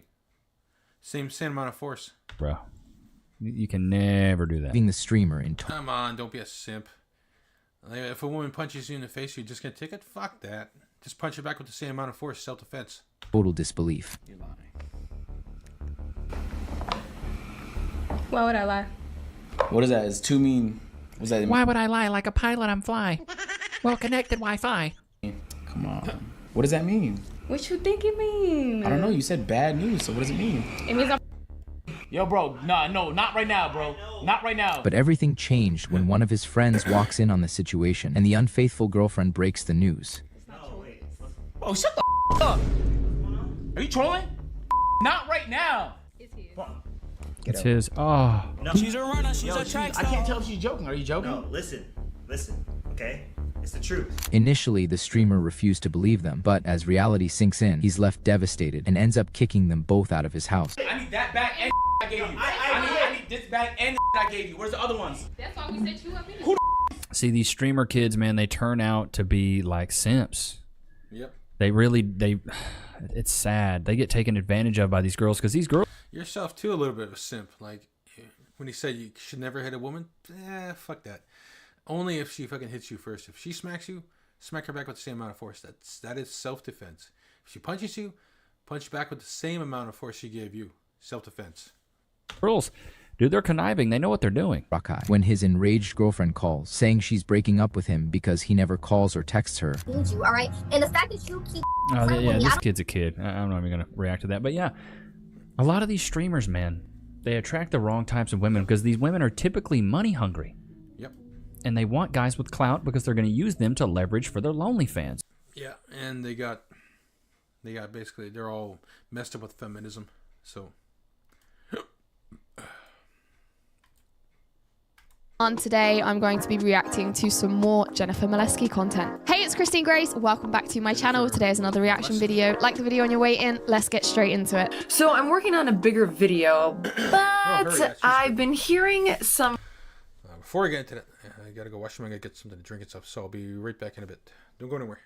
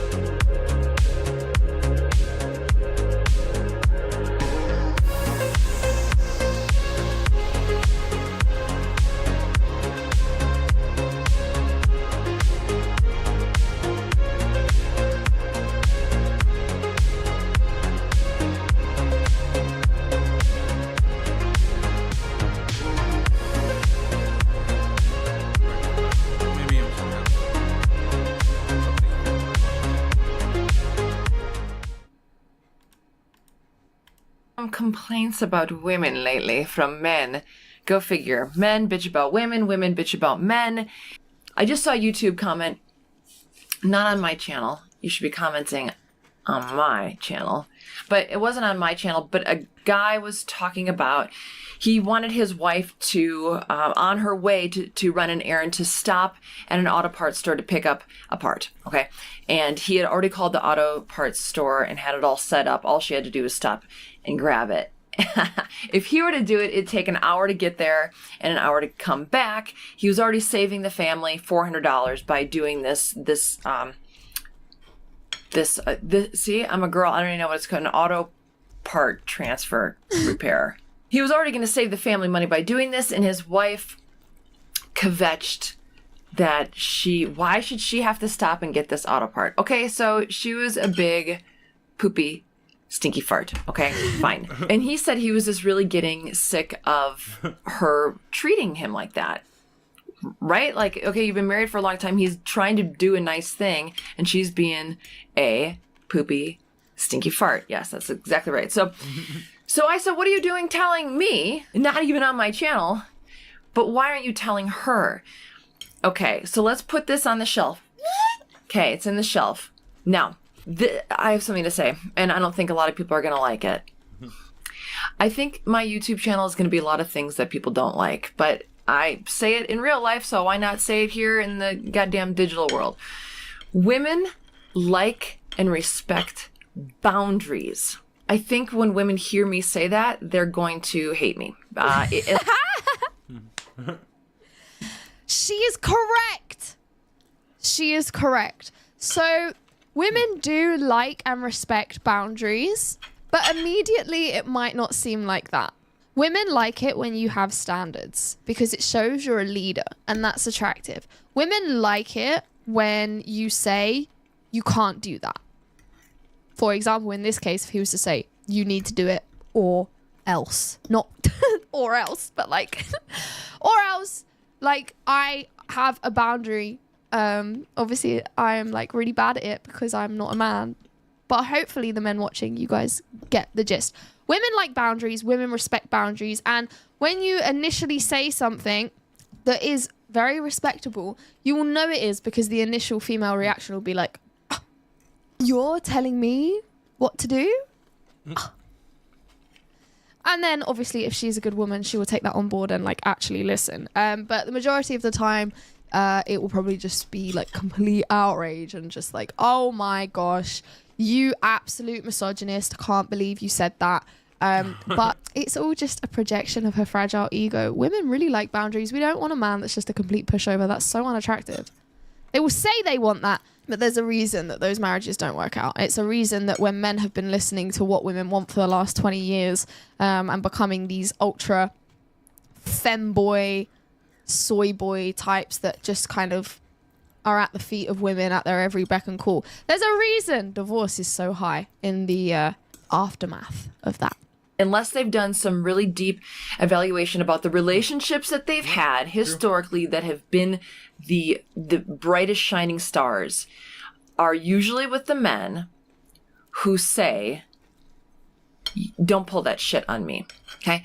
So there's also someone, one of my subscribers was saying, women can ruin everything. They can take everything with alimony and they can screw you over in 15 years. And what's the guarantee, Jennifer, that even if you find a good woman, that she's not going to hurt you? There's no guarantees. That's the beauty and the horrificness of relationships. The best you can do is filter through the and find a good partner. And then and then you gotta hope. But not just hope through the relationship. You have to set up boundaries. You gotta do it fast, and you have to do it succinctly, and you have to agree to it, and you have to sign. I expect you not to cheat on me. All right. Sign that. Okay. I expect you to treat me nice. Okay. I will treat you nice when you're nice to me. Okay. I'll apologize when I'm wrong. Okay. I want you to apologize when you're wrong. Apologize when you're wrong. And all these things. If you cheat on me, we're done. Well, like, what do you mean cheat? Cheat! Okay, fine, I fucking know what cheating is. Okay, so you have all these things signed. Boom, okay? And then you start to live your life together. But you have to remember the contract is there. You, as the one who said, hey, here's my stipulations. Don't f me over. Don't cheat on me. Don't treat me like shit. You have to remember those. And if you do those things, if you cheat on me or treat me like blah, blah, blah, then I'll leave you. Okay? So you have to be ready to fulfill your end of the bargain. A lot of people don't want to do that. They just want to be like, hey, don't hurt me. And then they get hurt and they're like, well, I have a story. It's about parenting, but it's also about everything in life. Bear with me. Hey, come on, hold on, and bear with me. Okay, so I was at a restaurant once, and I was talking to my friend. I'm looking at my friend like I'm looking at you, and right behind you, there's a kid, 3, 4, and hits the mom in the face, and the mom says, "Ow, stop it," and the kid says, and slaps her again, and the mom says, "Don't do that. That hurts." Slaps again. Stop it. I mean it. No more hitting. Okay. Guess what happens? You know. The kid smacks the mom in the face. So what does the mom do? The mom smacks the kid in the face. And the kid is shocked. And starts crying. You can't believe what happened. I said to my friend, that's bad parenting. And my friend thought it was because of the smack. No, you listen to Stefan Molyneux if you want no hitting. I had no problem with that necessarily. What my qualm was there was no cycle. It was stop. What? Stop why? What is the... Why would I stop? What's the incentive to stop? Incentive can be good and it can be bad. But that mom didn't say, hey, ow, that hurts. That's not how you treat me. I don't like it. It makes me feel sad.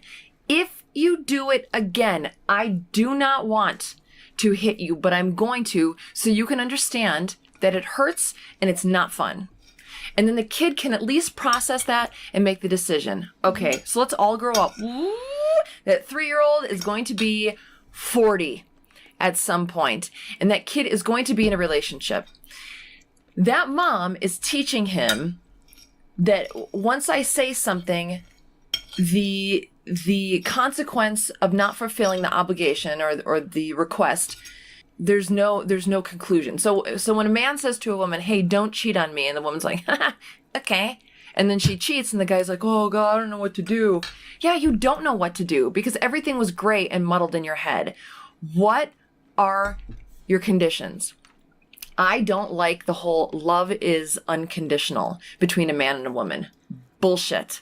There should be conditions. And that's when the conditions are met every day through a lifetime, that relationship can prosper and grow. Without conditions, you can do whatever you want. And who wants to be with someone that is a petulant, spoiled child? So women and men, I believe, but let's talk about this. Women want boundaries. I am really strong, okay? Especially for a woman and compared to some dudes. So I need someone who is stronger. I have to have it. Because if I let this power, it's not good. This fist... I bloody love Jennifer Molesky. Her self-awareness and just the way she conducts herself is so entertaining. I could honestly watch her for hours. Can hurt. Okay? You have to... The man has to prevent the fist from being able to hurt them, and it has to prevent the hand from opening to bitch slap them. Okay? So women need men that have this kind of attitude. Ready? Ready? Women need to know that they have chosen a man that doesn't need them, but wants them. Very powerful. Women don't want to be with a guy who's needy. They don't want to be needed. They want to be wanted. But when you let your wife or your girlfriend run amok with how she speaks to you, really, I mean, it's actions and words, right? How she looks at you, if she's going to give you a condescending look, not good. Nip that in the bud. And you don't have to be like, bitch,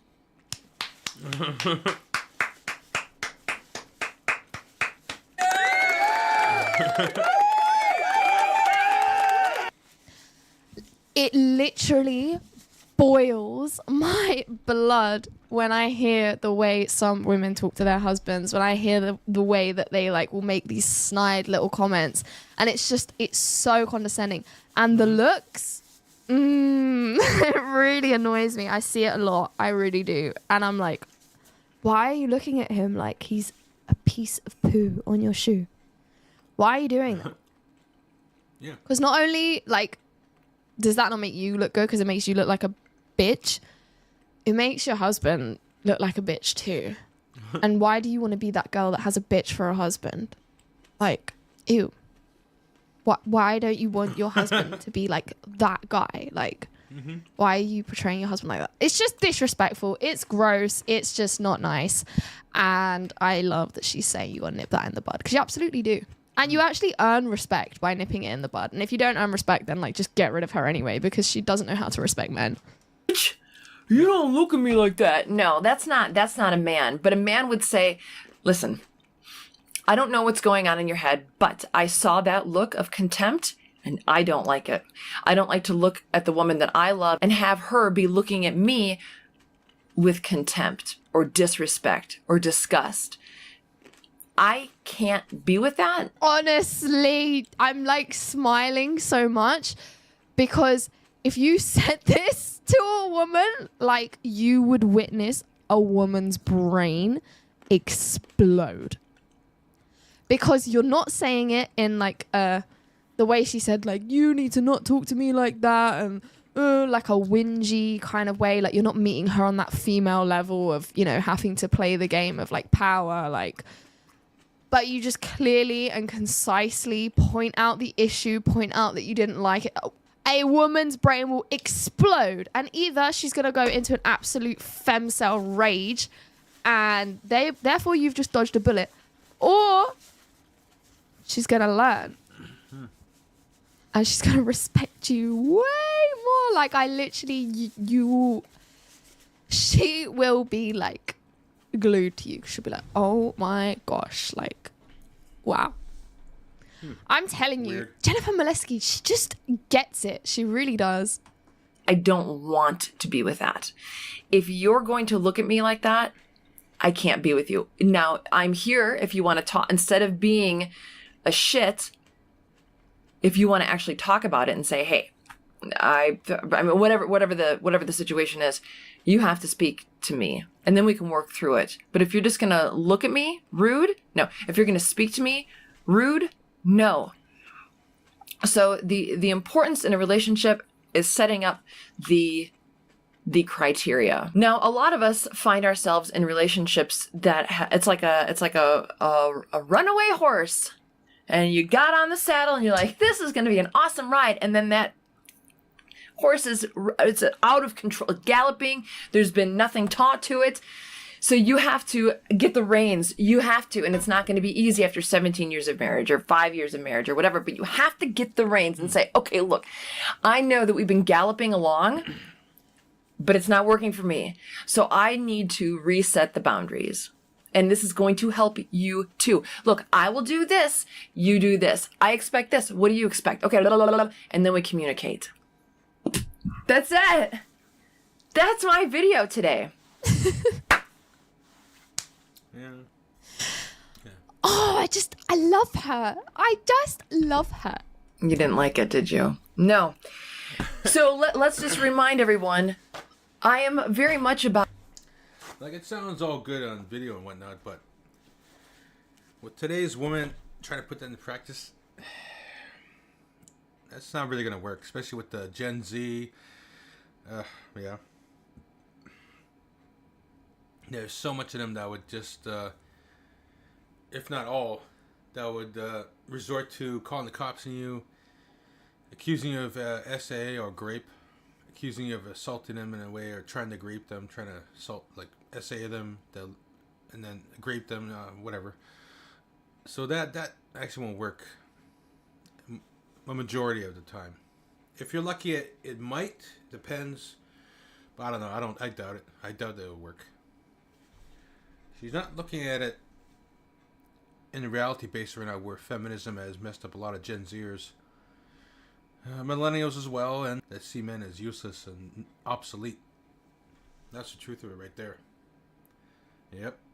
About self-responsibility. I don't like blame and I don't like victimhood. I don't like women complaining about men and I don't like men complaining about women. If you're going to be a wise and responsible person, you're responsible for your relationship and you have to communicate. That's it. If the guys could get into any relationship, like most guys,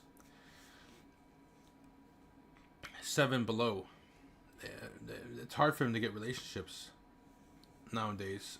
A good relationship, not with all these gold diggers out there, these gold digging whores, and these other women that will just use you for your money and other stuff like that.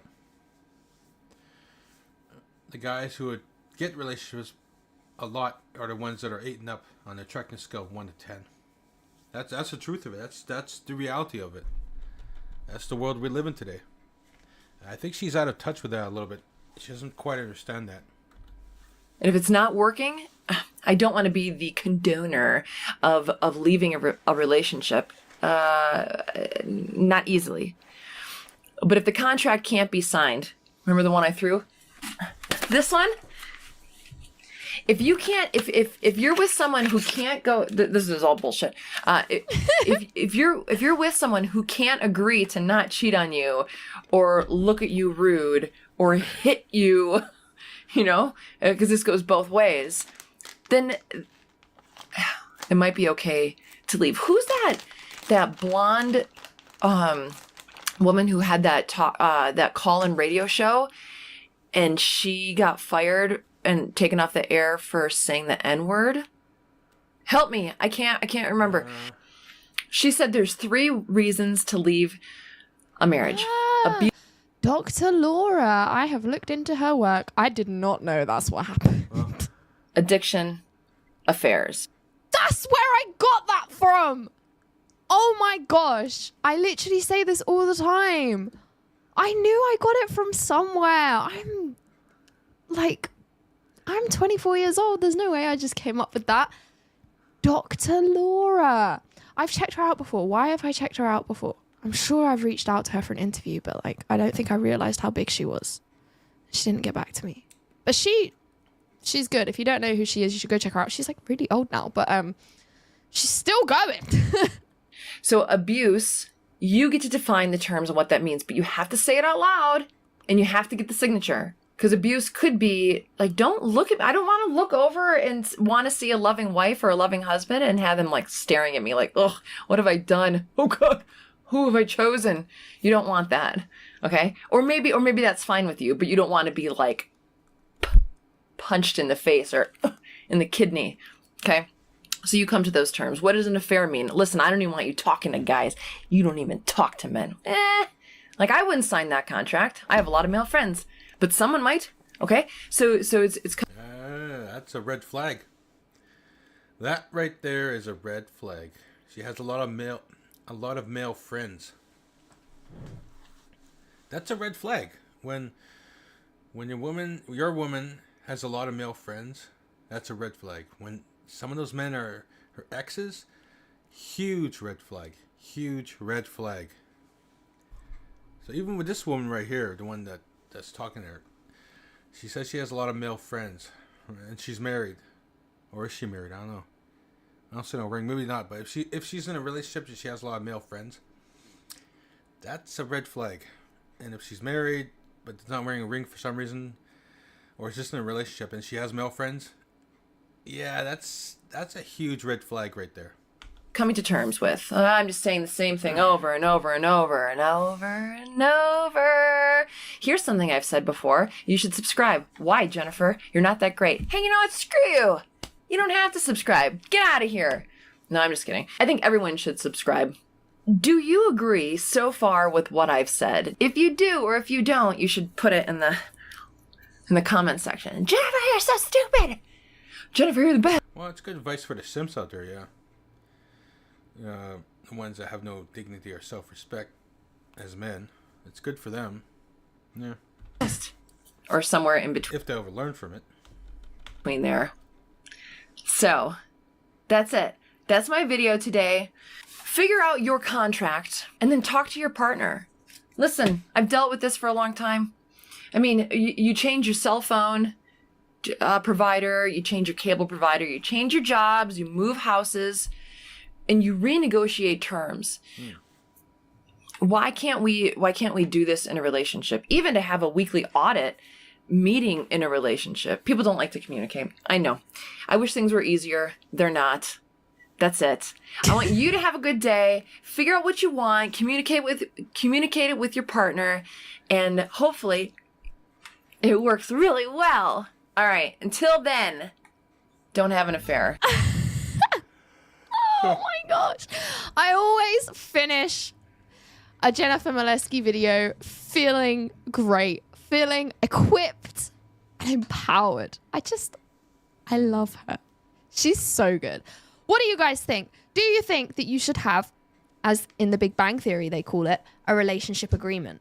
I think absolutely, because of what she said. You know, you engage in all of these other contracts with literally everything else you do in life. Why not have one for the most important thing you will do in your life, which is have a partnership with another human being? Like any business partnership, you wouldn't have that without any kind of contract in place. So negotiate your terms and conditions.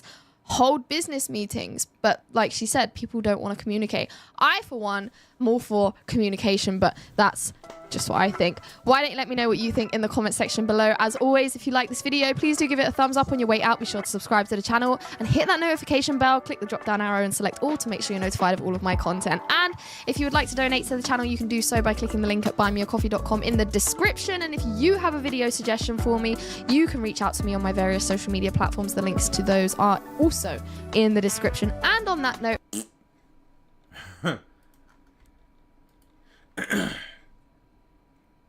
over for a DUI.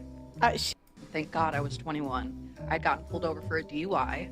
She has no remorse. She didn't say thank God no one was hurt. She said thank God I was 21. So I was driving the wrong way on a major highway in Texas. I clipped another car. He was not injured. Holy, the wrong way on a highway. Oh, that's bad. What up, guys? Welcome to my reaction series. Today we're talking about modern women getting DUIs. Studies show that modern women are drinking more than men. These women go to clubs and get hammered with their friends and nobody stops them. Even mothers drink too much, using the stress of being a mom as an excuse to go through a bottle of wine every single night.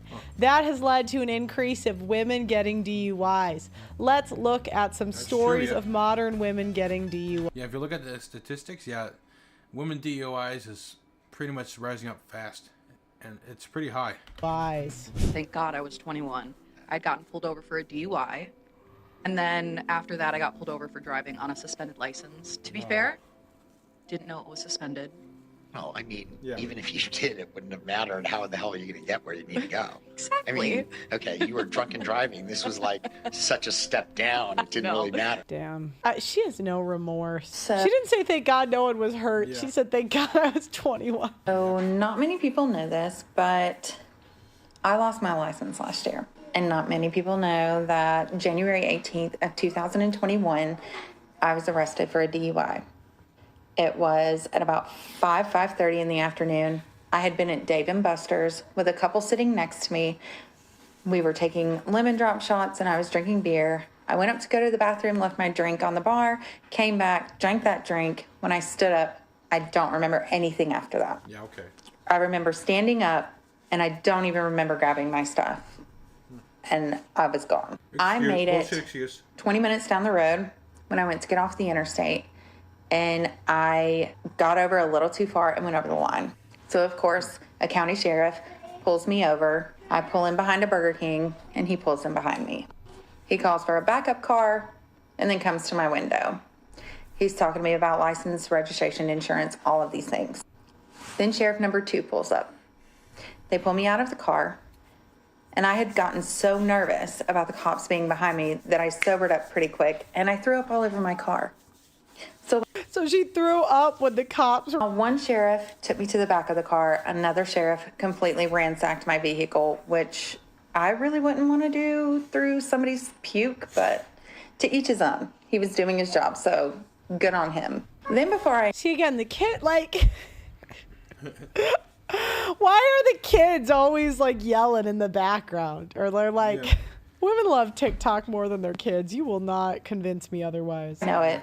Sheriff's cars just start rolling in like I'm some 350-pound man on steroids that is going to take these men down. At this point, there are 6 sheriffs total behind me. Well, 4 of them are kind of standing in like a half circle.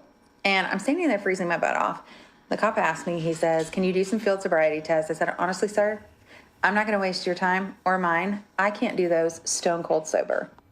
One of the younger officers comes over to me and he gives me his jacket because I'm standing there shivering. I'm in a short sleeve shirt. It's January 18th, so it was cold. One of the officers takes me to an ambulance where this young gentleman takes my blood, does a blood alcohol content. And this is probably about an hour and a half after I had stopped drinking, an hour and a half to 2 hours. So keep that in mind. When the blood alcohol content came back, it was 0.24. So I was 3 times the legal limit. Oh my gosh. How I even thought in my brain that I was okay to drive, I have no fucking clue. But I did. Never take responsibility. It was always excuses all the time. She was probably like being rude to those officers too and bitching out and stuff. Being very difficult. It's usually how these women are. I went to jail for about 6 hours. I was in a holding cell the whole time, didn't go to gym pop. I had actually hurt my hand the day before. They gave me an ice pack for it. When the guys brought me in, they were like, "This girl is so sweet. Like, you don't even have to put her." Women get such kid gloves when they get arrested. Men, it's like, do you think they would give a man a jacket if he was out in the cold? Do you think they would say, "Oh, you're such a sweet guy"? No. We're in a holding cell. Women have no idea how privileged we are in this society. You just can leave her out here with you. She's super, super chill. So I thought that was really sweet. But my jail experience was actually really good. It wasn't a horrible experience for me. I mean, obviously, minus the freaking, little confined space and the open toilet. But when I went to leave, the officer who had given me his jacket was actually out in the front lobby. And I was walking out and he was like, "I know that these circumstances are horrible, but everyone has so enjoyed meeting you. Like, we all loved talking to you and whatever." And I sang Christmas carols the entire time that I was in the holding cell. And the one guy totally loved it. But the DUI really didn't hit me until August of 2020. Yeah, and there's stories of cops beating up men that they arrested because they're either humming a song or they're whistling, not very loud, but just lightly whistling in their cell. Yep, double standards in. 23, when I went to court and I was actually sentenced and my sentence was pushed through. I went to court a few times over the couple of years that I was waiting, and my original attorney was an alcoholic and he was horrible. Couldn't even remember my name unless I reminded him, even if we had talked 2 days before.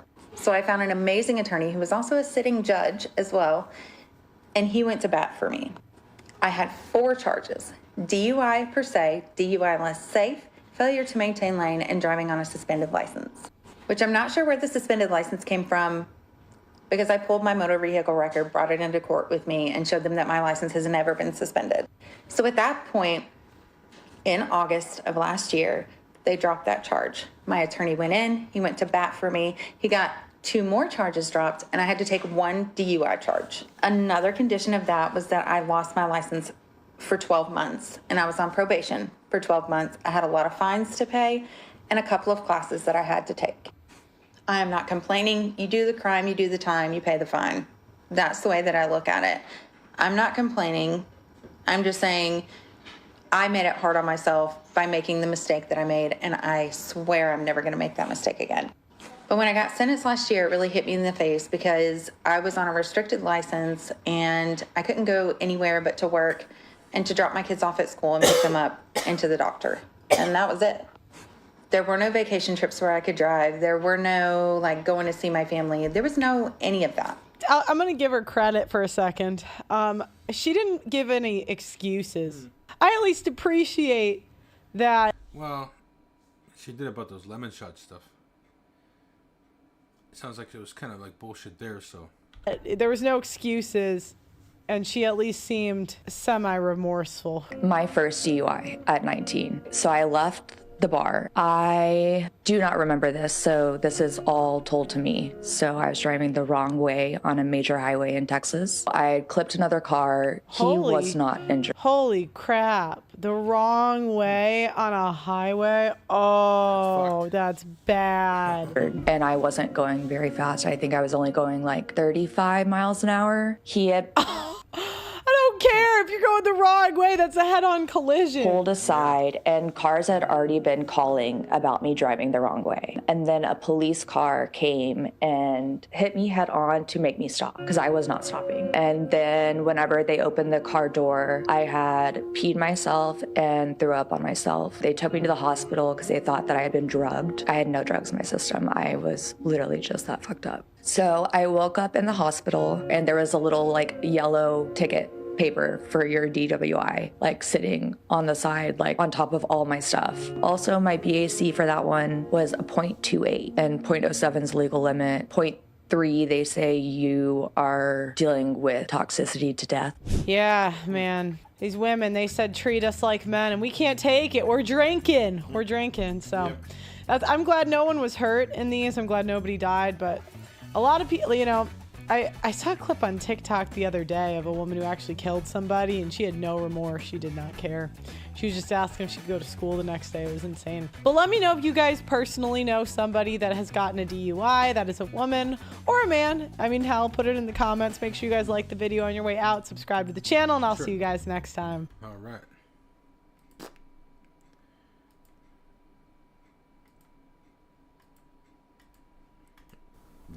A deadly mid-air collision over Washington, D.C. sent an American Airlines jet and a U.S. Army Black Hawk helicopter plunging into the icy Potomac River. The crash happened just before 8:49 p.m. as the plane was approaching Reagan National Airport for landing. Here's a breakdown of the moments leading up to the disaster. 5:18 p.m.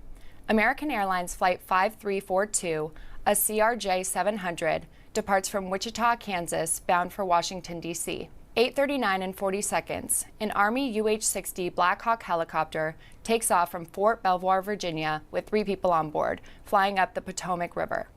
8:40 p.m. The passenger jet begins its final approach to Reagan National's runway 33 from the south. 8:48 and 38 seconds. Air traffic control radios the helicopter, asking if they see the CRJ. The pilot confirms visual contact and requests visual separation, indicating an effort to adjust flight path. 8:48 and 48 seconds. The 2 aircraft collide at about 300 feet. The jet was traveling at approximately 145 miles per hour. 8:48 and 56 seconds. Air traffic controllers react in real time, with one heard asking, "Did you see that?" The collision sent both aircraft into the Potomac. All 67 people on board the jet are now believed to be dead. Investigators are examining the crash timeline, including whether communication issues played a role in the disaster. So I want to play this for you as well, just a couple other angles of the crash, just so you can see. In the first video, the Black Hawk can be seen flying at speed over the Potomac from the left side of the screen. The American Airlines plane can be seen flying towards the airport before the 2 collide, causing a mid-air explosion and fall into the river. In a second video, you can see the Army helicopter and American Airlines plane travel toward each other. After the collision and subsequent explosion, the airliner can be seen spinning into the water. So how you managed to hit the only other thing that's up there in the air with you is truly beyond me. It's crazy. Yeah. So what was going on that night was the Army crew was conducting the annual evaluation of Captain Rebecca M. Loback to ensure that her helicopter piloting skills were up to par. Were they? Doesn't seem like it. No. Her assignment that night was to the conditions of a scenario in which members of Congress or other senior government officials might need to be carried out of the nation's capital in the event of an attack. So I want to bring this image up here for you real quick, just so you can kind of get an understanding of who she is, right? Yeah, she sucks. She just plain sucked. Jesus. This this DEI stuff, it's getting out of hand. Really out of hand. Friggin' planes falling out of the sky. You name it. God. So Captain Rebecca Loback previously worked as a White House aide in the Biden admin. So you can see her in the bottom right there and then the bottom left as well. Seems like she's kind of got some friends who are homosexuals, so they're gay. And obviously, you know, she worked for the White House under the Biden administration as a White House aide. So we could pretty much, you know, assume she's a progressive. We can pretty much assume she's a leftist.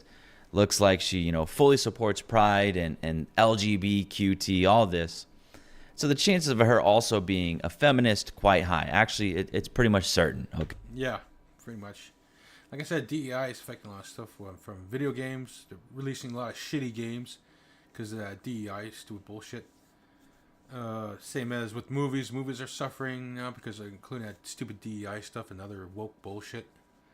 And then the things go together, right? DEI and wokeness and all that stuff. They're putting it hand in hand now together. It's ruining a lot of stuff from movies to piloting errors, like to basically airlines, military flying helicopters, in the military itself, infantry, Navy SEALs, friggin' you name it. Even in the Navy, it's fucking everything up, big time. Okay, it's pretty much guaranteed she was a progressive. So then the question we're probably all kind of asking ourselves was, and I guess I haven't even gotten to it yet, but you probably already know, she did not heed her male co-pilot's instruction. And one of the instructions was to turn left. So she didn't heed those instructions. So I guess I'll go ahead and read this. Yeah, she probably thought, I don't need to listen to you. I'm a strong, independent woman. And look what happened. She caused death of a lot of people with that stupid attitude. That women shouldn't listen to men. Men are lower than them. That women are better. That they're strong, independent. They don't need men. All that stupid bullshit. Out to tell you about what happened. The New York Times, what they reported.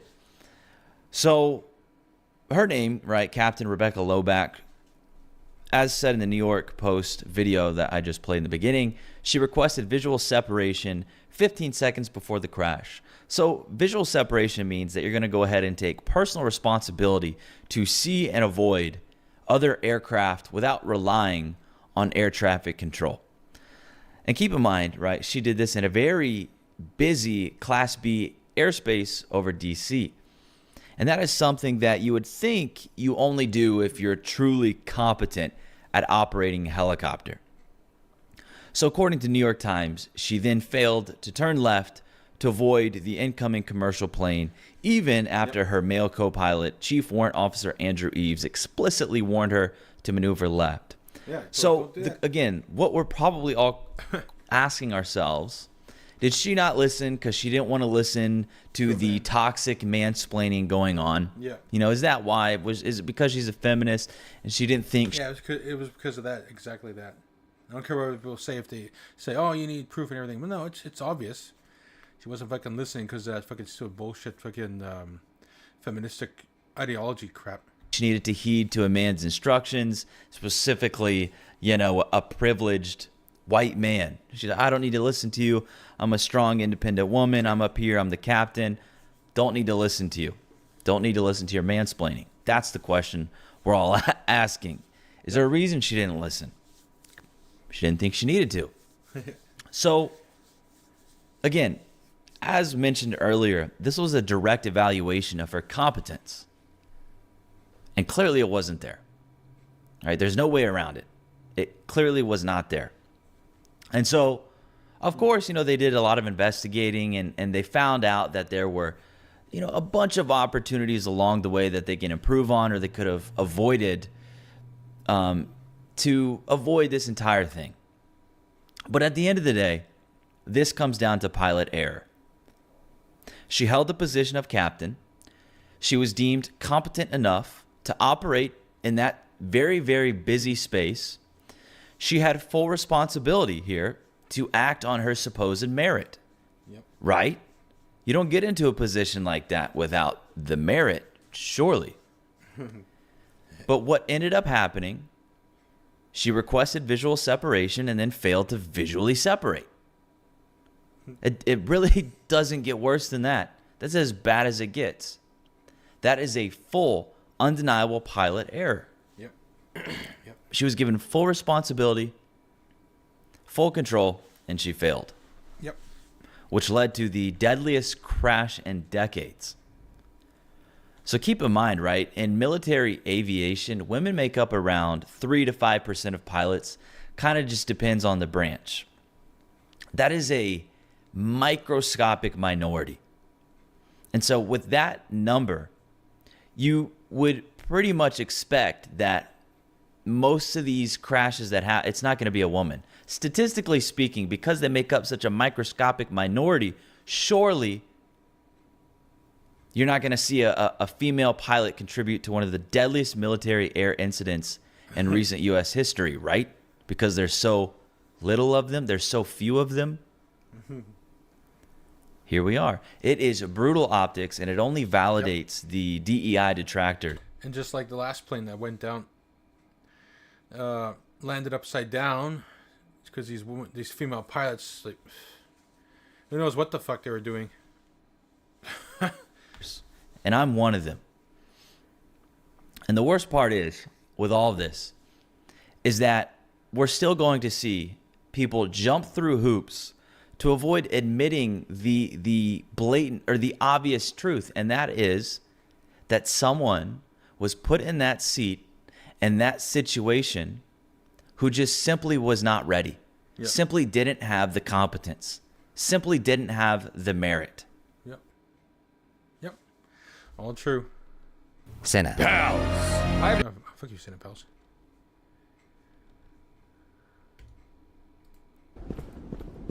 So is he playing Repo?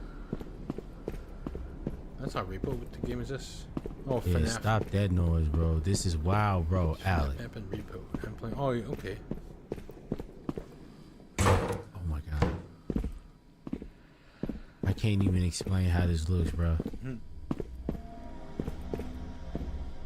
Oh my god.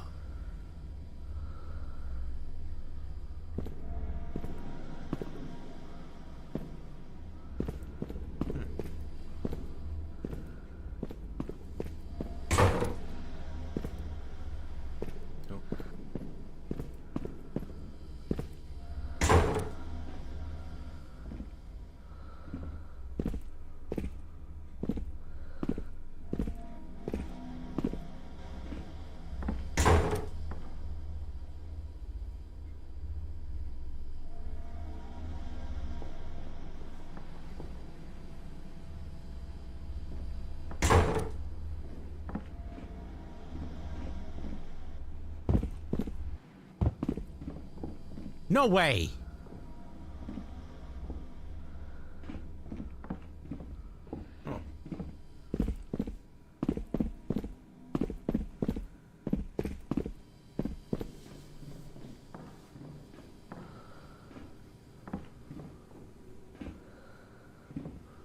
Bro. Bro, what? Bro, this game got it. Flashbang.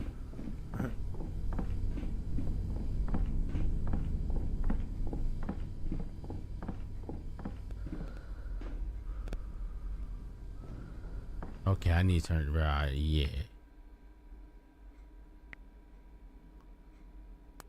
Yeah, it's pretty bright.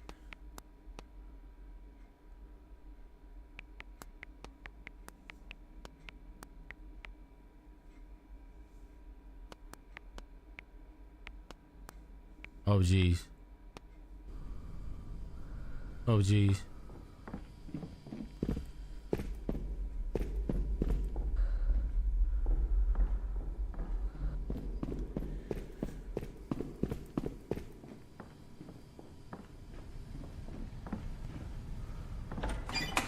Hey man.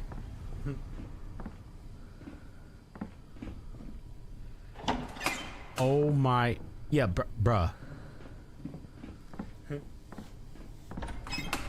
Oh my god. Oh my gosh, I hate this game. I hate it so much.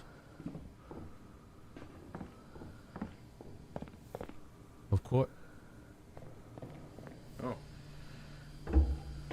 Bro, this game is creepy, bro. Light bill gonna be crazy. Come back, here we go. Welcome back, welcome back.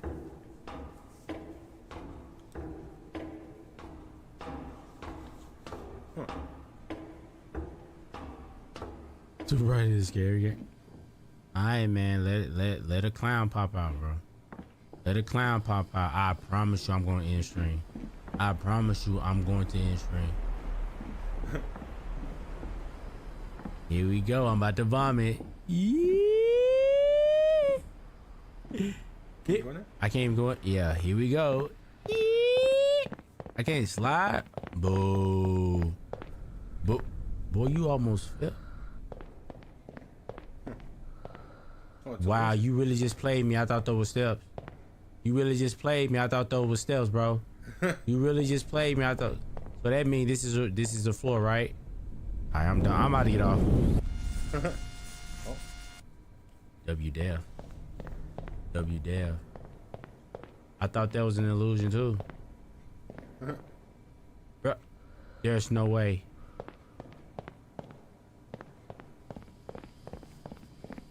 Don't do this to me. Don't do. Oh my.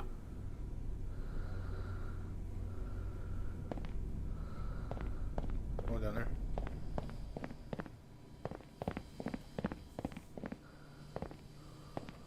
This game is freaking me out, bro.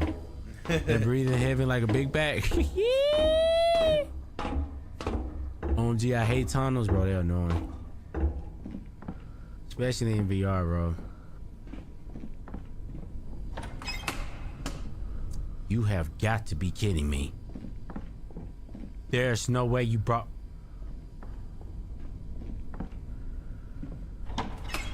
Oh my gosh, flashbang. Huh.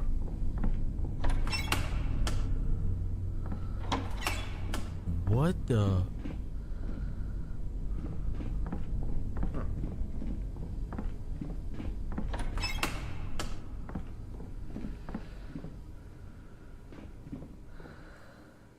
Oh my gosh, yeah, this breathing is starting to freak me out now.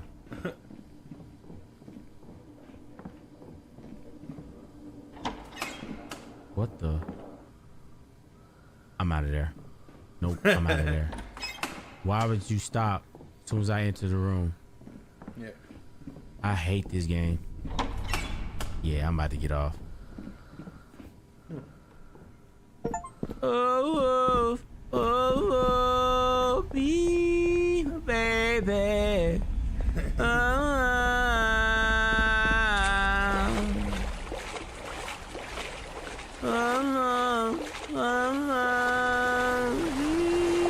Baby, I look after you. Oh shit. Hey, it's been a good stream. It's been a good stream. I'm not finna play this, bro. I'm not finna, I'm not finna play this, bro. I'm just not. It's getting creepy. I was doing so. I thought this game didn't have jump scares, bro. I was doing so good until I heard that. Natural Beauty, thank you so much for the army. I was doing so good. I don't want to play this no more. I don't want to do this no more. Bro. If it happened again, I'm getting off. I'm being so serious. If I hear that noise again, I'm getting off. I'm so serious. I don't have time for that. Look how this game look, and I'm not trying to see what's down in here with me, bro. Like, stop it. Please don't do this to me, bro. Oh my, yo, you gotta be kidding. Oh, underwater.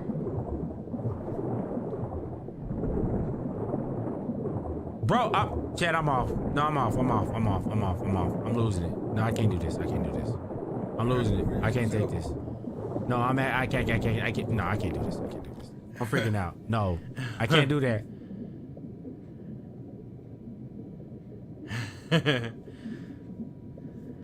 I can't do that in the VR. No, I'm being so serious. I can't do that. I'm freaking out, bro. No, it feels like it sounds like I'm in the water. I can't do that, bro. Oh my God. And the game just messed up. What is that? Oh. Where's that? Where's the surface? I gotta come out of the VR for this. Nah, I can't do that. Nah, that's freaking me out, bro. You're supposed to go in there.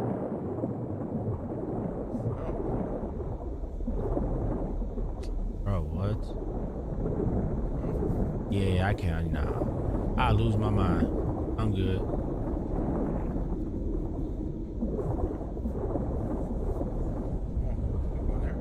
Yeah, I'm good, bro. I'm super good on this. Bro, what? The other way, the other way. That way, yeah. Oh, nah. Bro, what was that?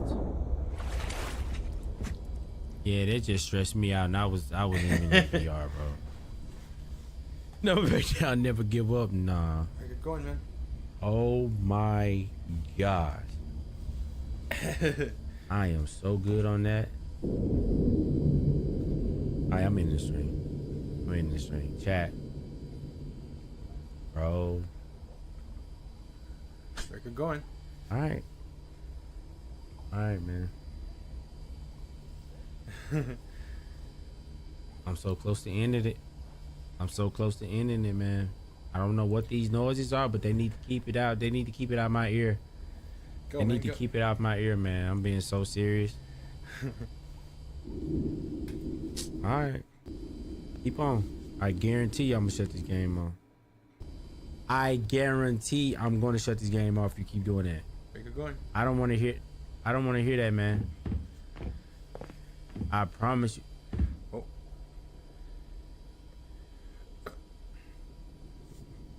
The fuck is that? I thought those was tentacles, bro. I was about to get off. Huh. Can I go in here? I can't. Oh.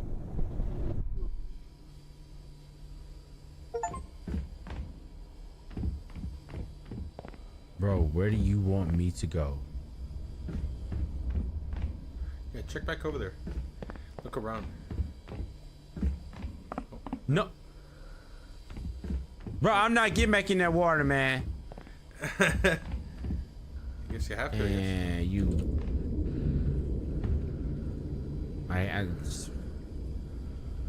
Nah, bro, Nah, this dev tripping.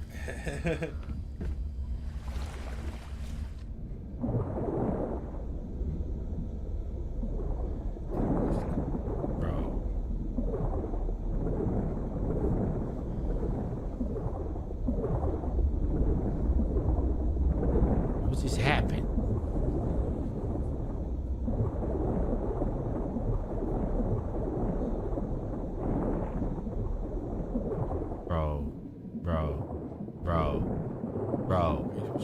Bro.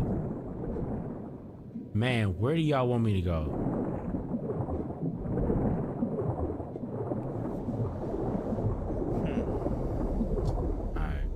Alright, y'all. Okay. Y'all playing, man. Nah, y'all playing. What the?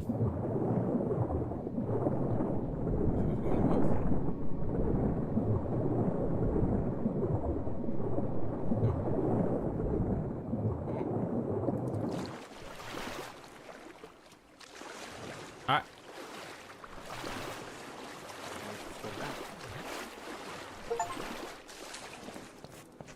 Huh. Holy flashbang. Please don't let me have to get back in water, bro. Huh. I'm being so serious, man. Please don't let me get back in the water, bro.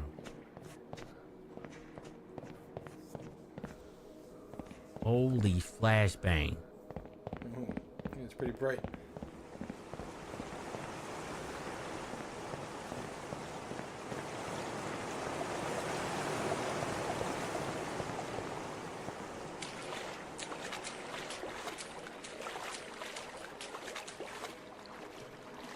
Oh my gosh. Flashbang. Oh my. That thing is breathing. Oh, holy flashbang. Hold on. Jeez. Oh my God. It's pretty bright. The flashbanging is crazy in this game. Don't be looking at me, bro.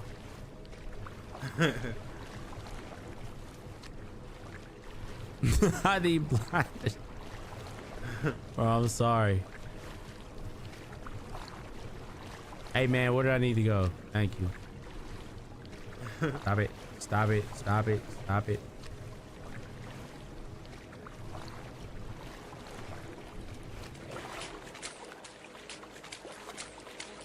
What is that noise? I actually hate that noise. No, I actually hate that noise. Super bright, bro. I needed to turn that down.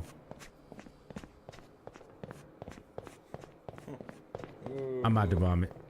No, yep. This is why I end the stream. Yeah, it is. Oh my gosh. Look down. Just look down. Are we done? It's like, whoa. Oh, jeez.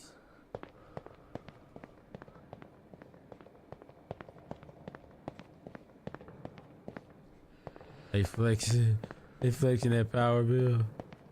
Yeah, they flexing the power bill yet.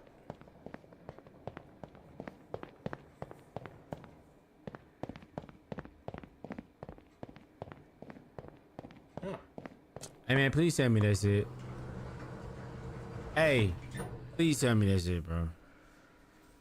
Hey, please tell me that's it. Y'all bro walling towards heaven. Alright. Alright. I'm back at the beginning. Alright.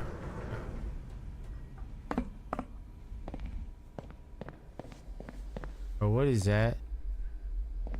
I'm on the other side. Oh. Bro, that mean I'm about to get back in. You got... I'm not liking this. Yep, birthday balloons. I'm not liking this. I'm not liking this. Oh my gosh, I'm not liking this. Oh my gosh. Huh. Oh my gosh, please. Please. Oh my gosh. Somebody just popped the balloons. Somebody just popped the balloons. Somebody's popped. Okay, I'm about to end this game.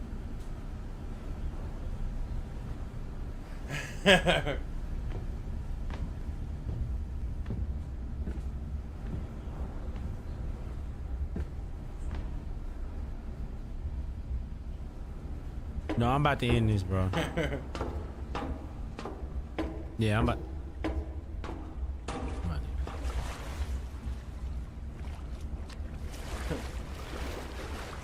I don't even want to get back in, yo. Something is in the water with me. I heard something. Bro, please. Bro. Dog. Dog. Dog, please. No. Please. What do you want me to do? I think I have to go along that pipe, maybe? Oh gosh, don't ever do that again. Oh god. The pipe, I think. Okay.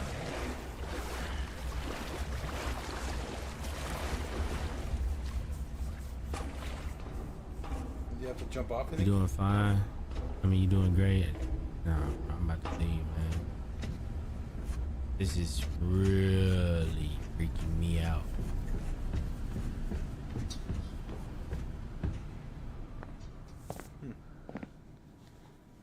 That one open? No.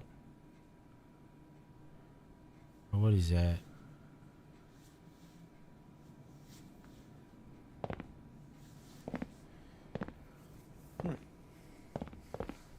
What else is on? Crazy. You will make me money. Marine 1500s and 1500.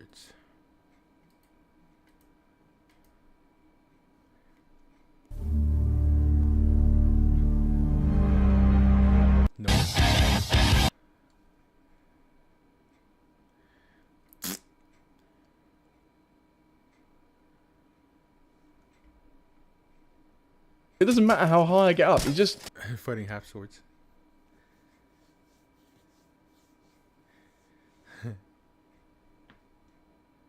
He's like, you ruined it. You ruined it. Tell.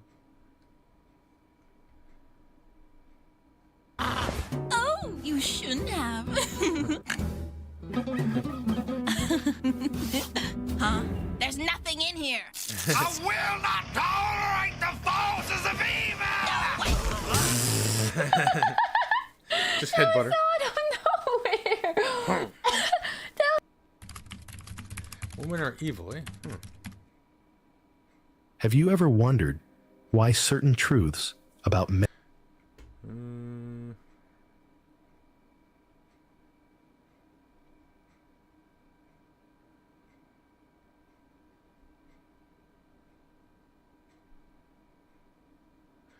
I'm done dating women. So this is my resignation from lesbianism.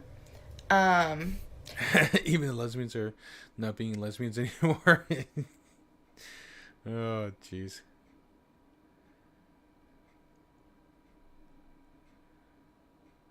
Oh, that's one, yeah. okay. Remember the story we covered from about a year ago? A Bucks County man has been arrested. Yeah, she got a really light sentence for that. Okay. Remember the story we covered from about a...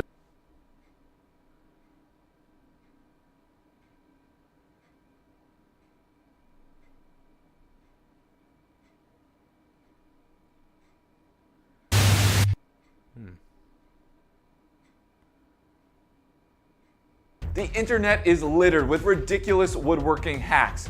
And as your faithful provider of no BS info,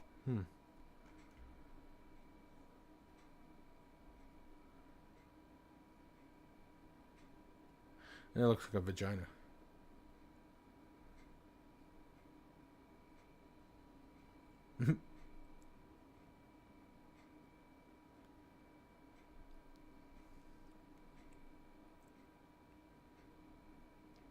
Today we will be... Oh, yeah, he crawled in there and died. That's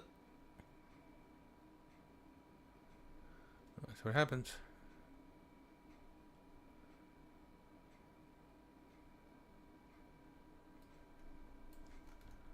So this is my resignation from lesbianism. Because actually, what the fuck? I am only 24. I came out at 18, so I've only been in the lesbian dating pool for 6 years. And all I can say is, what the fuck? What the fuck?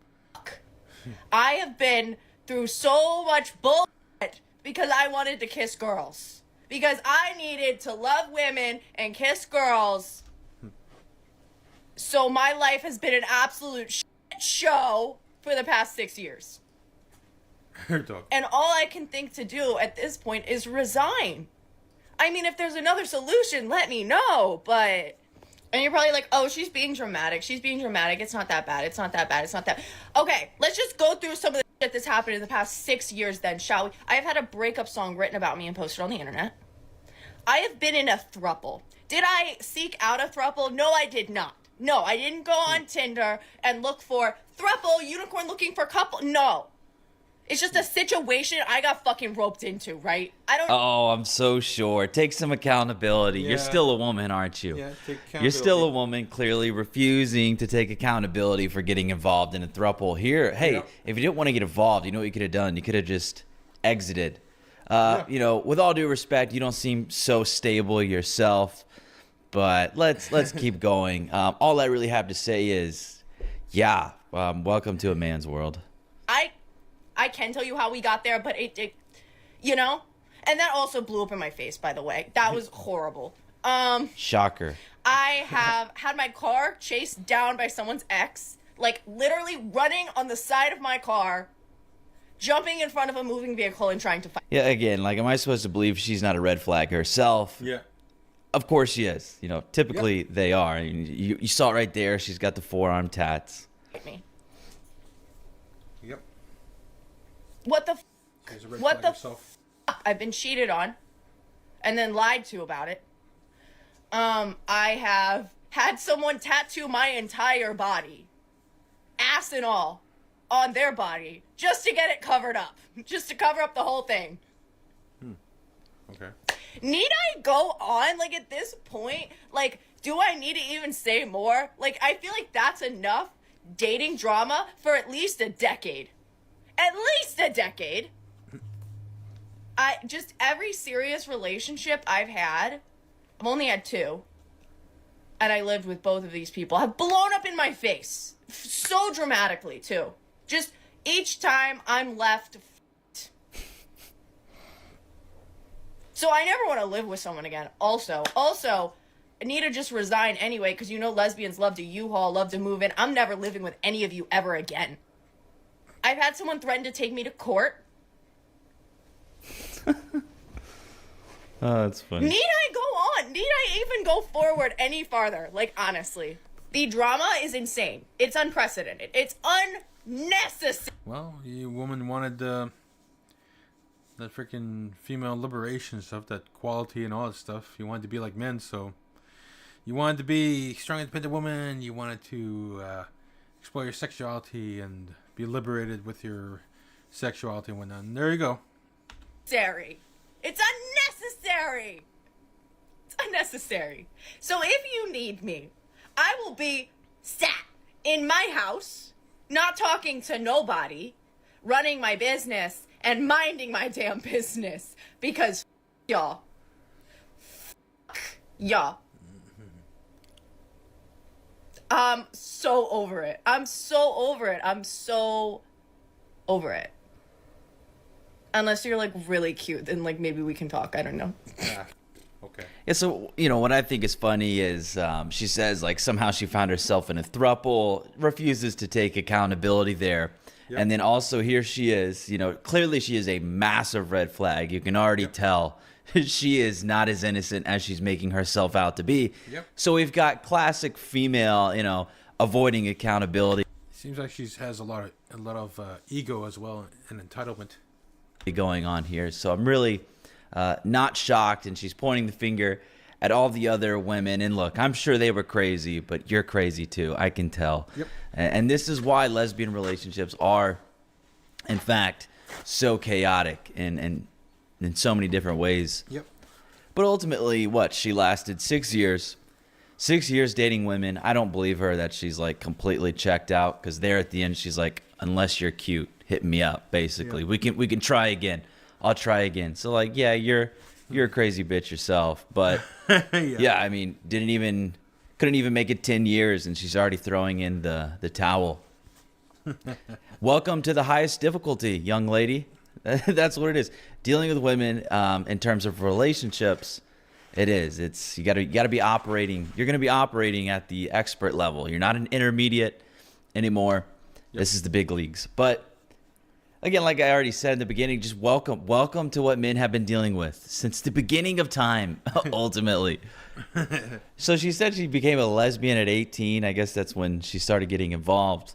She probably, went into this thinking that it's going to be super easy. It's going to be a breeze, essentially, because she's been told how angelic women are. They're so soft. They're so easy. They're less violent. They're more emotionally intelligent. They're more empathetic. And they're more nurturing. She found out the hard way, didn't she? Yep. She found the truth. Essentially, she found out that, women bring their own brand of chaos. The drama, the emotional instability, the ups and downs, the threats, the cheating, the lying, the court threats. Did she get some allegations put on her? The gaslighting, the manipulation, all of it. All of that also coming from the same people who love to talk about how, yes, emotionally intelligent they are and how harmless they are. If you didn't know, like lesbian couples, they have the highest breakup rates, the highest divorce rates, the highest domestic violence rates, and some of the messiest relationship blow-ups you'll ever see, by the way. Yep. So it's just like you remove a man from the equation and it starts to get very dicey. Very dicey. But yeah, she walked into a minefield just built of emotional instability wrapped in rainbow flags. But I mean, every story she told, just like a highlight reel of what men have learned the hard way. It's like, yep, been there. We've all been through it. You try to love someone who's kind of emotionally unstable and you just get burned. try to build a relationship with someone who's clearly addicted to drama and loves it, and you end up losing everything you built.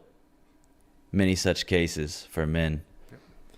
And now, after just 6 years, she's finished. Couldn't even make it 10. She's just not built for it, is she? Not built for it, but here she is, right? She's sitting at home swearing off women, trying to rediscover her peace. Yeah, that sounds about right. That sounds about right. Exactly what millions, endless amounts of men have had to do themselves after getting chewed up and spit out by the same game she found herself involved in. But it sounds like she lived with a couple of them at some point. I cannot imagine. She's so young. I cannot imagine how much chaos that was filled with. I just think it's so funny. I think it's so funny hearing women talk about how when they had to deal with women, it was just too much. They couldn't bear it. Yeah. And there's a lot of it's quite interesting how like you look at the data and it just shows that their divorce rates are the highest. It's even higher than male homosexual relationships. Yep. The DV as well. Isn't that interesting? The domestic violence rates are so high in those relationships. Yeah. I think that says a lot, and that's certainly a statistic that they would love to have buried. Mm-hmm. But we got to keep talking about it, bringing it up, because it's true. And like I already mentioned, you take a man out of the equation and things get dicey. Andrew Wilson has been on fire recently. So I've known about Andrew Wilson for a while, specifically through his wife, Rachel, who is amazing, by the way. You should go check out her book, Occult Feminism. It will... that one, yeah. That they should use force as an authority. Still pervasive. Honestly. Violence. Yeah. Yeah. But surely you're not delusional. Women aren't dependent on men. Because there have been. Men should cooperate. Sure. You're in charge of everything. Authority, like a partnership. I mean, a single 100, meaning like in the United States. Scarcity. Well, I mean, scarcity can simply happen like this. You can assist people. So it didn't have anything to do with scarcity for us, did it? Eventually down the line, it was America's concern that Germany or Russia would be... Every time this woman runs out of an argument, she takes a sip of water. Yep. Become a superpower and then start to come take our land. That's what... Wait, what? So there was no scarcity for us, and we still got involved in the war. It's not always about scarcity of resources. I mean, I do think it is somewhat of a basis. Because isn't that what regimes are about power or authority over your land and your people? Yeah, your land and your people. And acquiring resources. Yeah, what did that have to do with us? We didn't have to get involved in that war. I know, you're absolutely right. We didn't. Yeah, so, but we didn't get involved in it. But I'm saying that the it wasn't even packaged as like resource problems. Her whole body demeanor has changed because she knows he's right about this, but she's not willing to admit it. Yep. That's the worst part about these types of women, is that they're not willing to learn. The thought of agreeing that a man might... Scarcity. I don't think that the... ways a one-size-fits-all formula for things. And you have more resources, much global expansion. Basic. But, like, you know... conversation than just a bold statement that can't really be backed up by any significance. That was interesting. I'm going to look for some more Andrew Wilson content because he really is on fire at the moment. Why don't you let me know what you think in the comment section below. As always, guys, if you like this video, please do give me a Not her, not that dumbass. Or that dumbass. Where's that other dumbass? Feminist.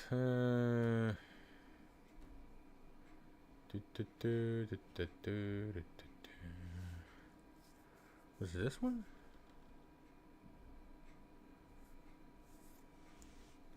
I think it was this one. I am curious in terms of... I think if a woman... Like, would you condone white? Violence is still pervasive. To make... Well, there's women... Oh. Period. Rights... Oh. Percent of... I mean, they make the... Then but that's... What do you mean? You drop them off. Why would you want to subjugate women? It's not subjugation any more than it is with your children. So I think it's a... Again, existed for 600 years. Period of time. Understandings of the Iroquois. Of either... Sure. Yeah. I mean, yeah. So, Are we talking about like? So like if you family? have, so if you just have natural scarcity, which happens all the time, you can have conflict. Oh, here she is. Here's the one. Where? In a lot of notions, I do, because I do think education has definitely benefited women in terms of having the equal access to Capitalism. I feel like it's just a fine. Okay, so. Fine saying that you've raped your wife. Yeah, if you think that me rolling over in the morning and she's asleep and waking her up with sex is great, Well, then I I'm mean, fine with it. she's unconscious. She's asleep for sure. That's unconscious, right? Sure. Yeah. If she had too much to drink and passed out. Yeah, we've done that too when we're both drunk. Yeah. Well, I mean, where she passed out. Yeah. She's also great me by this metric too. She's woken me up with sex. I didn't consent. I just want to make sure I understand what you're saying here. Are you saying that you've raped your wife while she's been passed out? I'm saying while my wife has been sleeping, I've woken her up with sex many times, and vice versa. So did we grape each other? By definition, yeah. Yeah. So we're both. She grapes me sometimes. I grape her sometimes. I think Little grape. forced penetration is still grape. A little grape here, a little grape there. She grapes a little. I grape a little. Weird. We all do a little bit of graping. Why? Totally not weird, I mean, by the way. I'm just gonna tell you, this is the norm. What's that? Would you continue if she didn't wake up? I don't know. Half the time I'm drunk, right? So you don't know if you would continue. No, I don't think I would continue if she didn't wake up. Why? I don't know. It's less fun. It's right. So obviously you want your partner to be conscious, enthusiastic. Yeah, but she wasn't conscious when we started. I understand that. Yeah, but so a little grape there. So if you then why not just wake her up? Why do I need? I am waking her up with my penis. Why not I'm just waking wake her up before with my penetration? penis. This Yes. is crazy. Why is that crazy? Do you know how common it is that men and women wake each other up? Like a man will be woke up by his I don't care girlfriend. how common it is. Yeah. So What does that have to do with anything? What makes it crazy? Because they're unconscious. So, do you know what implied consent is? I do know what implied consent is. There's an but implied consent when you get married. It's implied that you're consenting to sex. I don't think it's necessarily Then do you have to implied. bite the bullet that my wife has raped me any number of times? I've told you. I already agree with and you. you think that that's rational? That it's rational to say what? Do you think that I'm emotionally scarred because my wife rapes me or grapes me? No. But is she emotionally scarred by me graping her? I mean, I don't know. Probably not. So then rape can just be a neutral act where it doesn't harm anybody? I mean, I definitely do think it can harm in certain capacities, Sure, even if but- you're not consciously aware of it. Yeah, but it's not harming anybody, I mean, right? So grape can be morally neutral. I just want to make sure we're clear. No. What would make it morally bad? Demonstrate the harm. Who's being harmed? Well, I think in some capacity, it would be the same harm that would come of someone engaging with someone who is like dead. What? I think the psychological, I think psychological aspect of wanting to Demonstrate it. Demonstrate that there's harm. 1 second. Okay. I think the psychological aspect of wanting to engage in intercourse with someone who is unconscious is highly harmful. Demonstrate it. Demonstrate what? How? So if my wife, So you that just would got done be- saying, if that- my that- wife wakes me it's up, classified as what is like paraphilic. help which me out is- with this. I'm totally asleep, okay? Completely asleep, and I wake up, and my wife is giving me a blowjob. I wake up to that, okay? What's the harm? How have I been harmed? Tell me how this possibly is harmful to me. I'm not saying it could be harmful to you. So then grape is morally... Oh, here's his wife, Rachel Wilson. This is why I hate feminists. They're always trying to ruin my fun. Let Andrew and I do what we want to each other. Stay out of it with their silly Marxist nonsense. We know how to... be neutral sometimes.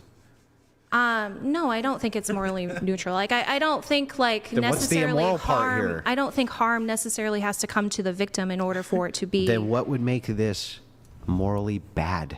What makes it morally I told you bad? the psychology of wanting to engage in intercourse with someone who is unconscious. Okay. Why is it? You haven't explained how that's harmful or how that's bad. One second. Would you engage with your wife if she were dead? No, of course not. Why? Because her soul has left her body. She's not a person anymore. Her soul has left her body. Mm-hmm. She's not a human being anymore. It'd be like fucking dirt. Can you give right? me like the secular position? Why do I need to give you any other position? How than is that? it? I think it's. You need to give me from your position instead of obfuscating what actually makes it immoral. I'm trying to give it an analogy. Yeah, well, can you just tell me this? What makes it immoral for my wife to wake me up with a blowjob? What makes that immoral? By the way, have you ever woken your ex-husband? Do you ever wake him up like that? No. Never. Never happened once? Not that I. No. No. All right. But you do realize this is very common, right? Sure. Yes. And so just people are just commonly graping each other. Yeah, I mean, I think there are a lot of instances where grape happens where people don't think they are graping someone. So that's a part of like miscommunication theory. Okay, great. I just want to make sure I get the correct or the answer to this question correct. What is the actual harm, and demonstrate it for me logically, please. Or the immorality. Why is it immoral for my wife to do that to me?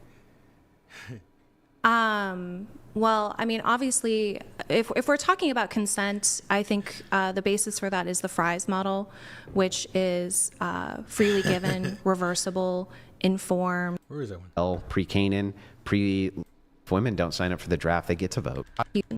Population. I mean, not go to war. Well, pre-Canaan. And if you need us the stream, if you. And then, like I said before, the exaltation of Inyanya. Do you agree that Christianity is patriarchal? That we venerate? I don't know. We've goddesses? Yeah. Just like there were in. Well, how do you, leaning more towards created? What did that have to do with them just being horny? That I created. What did that have to? And then, like I said, we venerate. I don't know. We venerate the Virgin Mary, right? In matriarchal patriarchy. 8,000 BC, or towards me, truly just assist with your point. Are men and women built at that? Absolutely, essentially. With men. What do you mean having a choice? Like, why if man goes bonk on head and you get graped? How is that a choice? How's that equality and egalitarianism? Well, I don't know why you're just assuming. I would say that like the idea of grape became into existence like with agriculture. What? So you think that men weren't graping before then?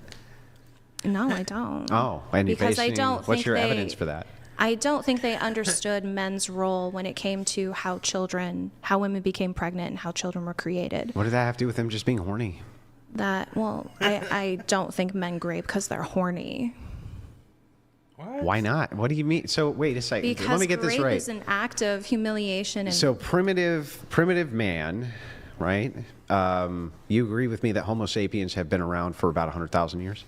I think it's 300,000. At least 100,000. Yeah. Okay, but we didn't come in. So we actually operated the same way we are right now. We have the same brains, same physicality, basically same everything.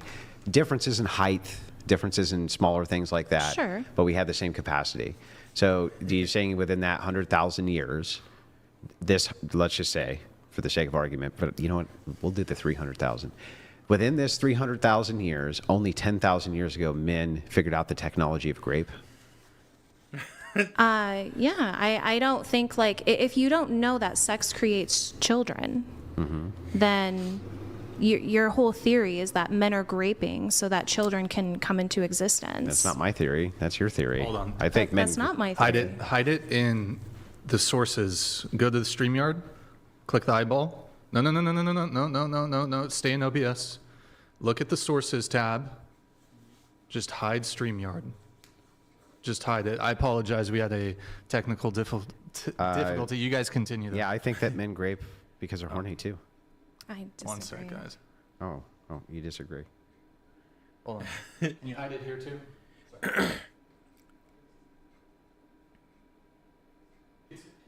Yeah, so let's test that and see if you actually do disagree. Does every single time you have sex with a woman require consent? I'm going to go for a little break here. I'm going to get something to drink and stuff. Go washroom. Be right back. Won't be long.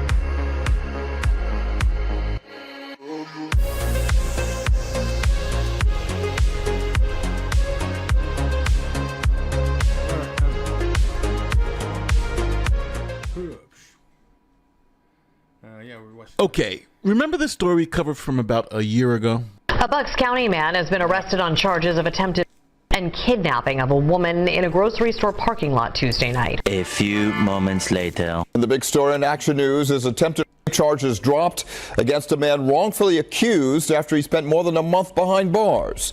Tonight, a 20-year-old Bucks County woman says she lied about the attack after police said her story didn't add up. And now fast forward 1 year later, and now I can tell you if she's going to serve time for this lie or not. This case from a year ago, you can skip all the way to the end and see what happens. Timestamps are below. But if you don't remember this story, here are the facts. This is 20-year-old Angela Yuramova. She is a 20-year-old nursing student with aspirations of becoming a surgeon. Now, on April 16, 2024, she reported to police that someone tried to kidnap her. Here's what she said. According to the Bucks County District Attorney's Office, the woman told police she parked her car in the back of this parking lot, and almost immediately after getting out, she was grabbed from behind by a man. She told police she started to scream, but the man wouldn't let go, eventually pulling down her pants, yelling at her to shut up, and punching her in the face as he pushed her toward his truck. Officials say the woman continued to scream, which scared off the man, who ran back to his vehicle and drove off. Now, Yuramova described the attacker's truck as an old blue Ford F-150 or F-250 with a thin blue line sticker on the back driver's side. Now, police were able to use this information to look at local license plate readers, and in the system, they were trying to figure out were there any Ford F-150 or F-250 trucks in the area at the time of the alleged assault. Police then got a hit on the system that there was a Ford F-250 traveling at a nearby intersection around the time of the assault. And even more lucky for the police, they were familiar with the vehicle and the person who owned the vehicle. His name was Daniel Pearson. And even worse, the police saw that Daniel Pearson's physical description matched the description that the victim was giving to police. So Daniel Pearson was arrested on multiple felony charges. A Bucks County man has been arrested on charges of attempted and kidnapping of a woman in a grocery store parking lot Tuesday night. It happened outside the Redners on Lincoln Highway in Middletown Township. So after the arrest, police continued to investigate and things just didn't add up. For instance, there was surveillance footage of the area, and when police looked at the surveillance footage, they didn't see any alleged attack or any suspicious activity occurring at the reported time. Then police looked at Yuramova's GPS on her phone, and it revealed that she wasn't even in the parking lot at the time she claimed the incident occurred, or at least her phone wasn't. And then her identification of Pearson and his blue F-150 truck, well, come to find out, she had seen Pearson before and just randomly named him as her attacker, even though he had nothing to do with it because she felt he was creepy. Saying she named him because she had seen him and his truck in the shopping center previously and thought he was, quote, creepy. So police eventually called Yuramova in and said, hey, listen, girl, none of this makes sense. It seems like it's all a lie. And then Yuramova admitted to making the entire incident up. The complaint states that shortly after his arrest, officials received information from Pearson's family that warranted further investigation. So detectives reviewed surveillance video and found at no point in the video did Pearson's truck travel through any part of the path Yuramova claimed the vehicle took. Yuramova was called to the DA's office for questioning last Thursday, and because of more inconsistencies in her story, she was called back in on Friday.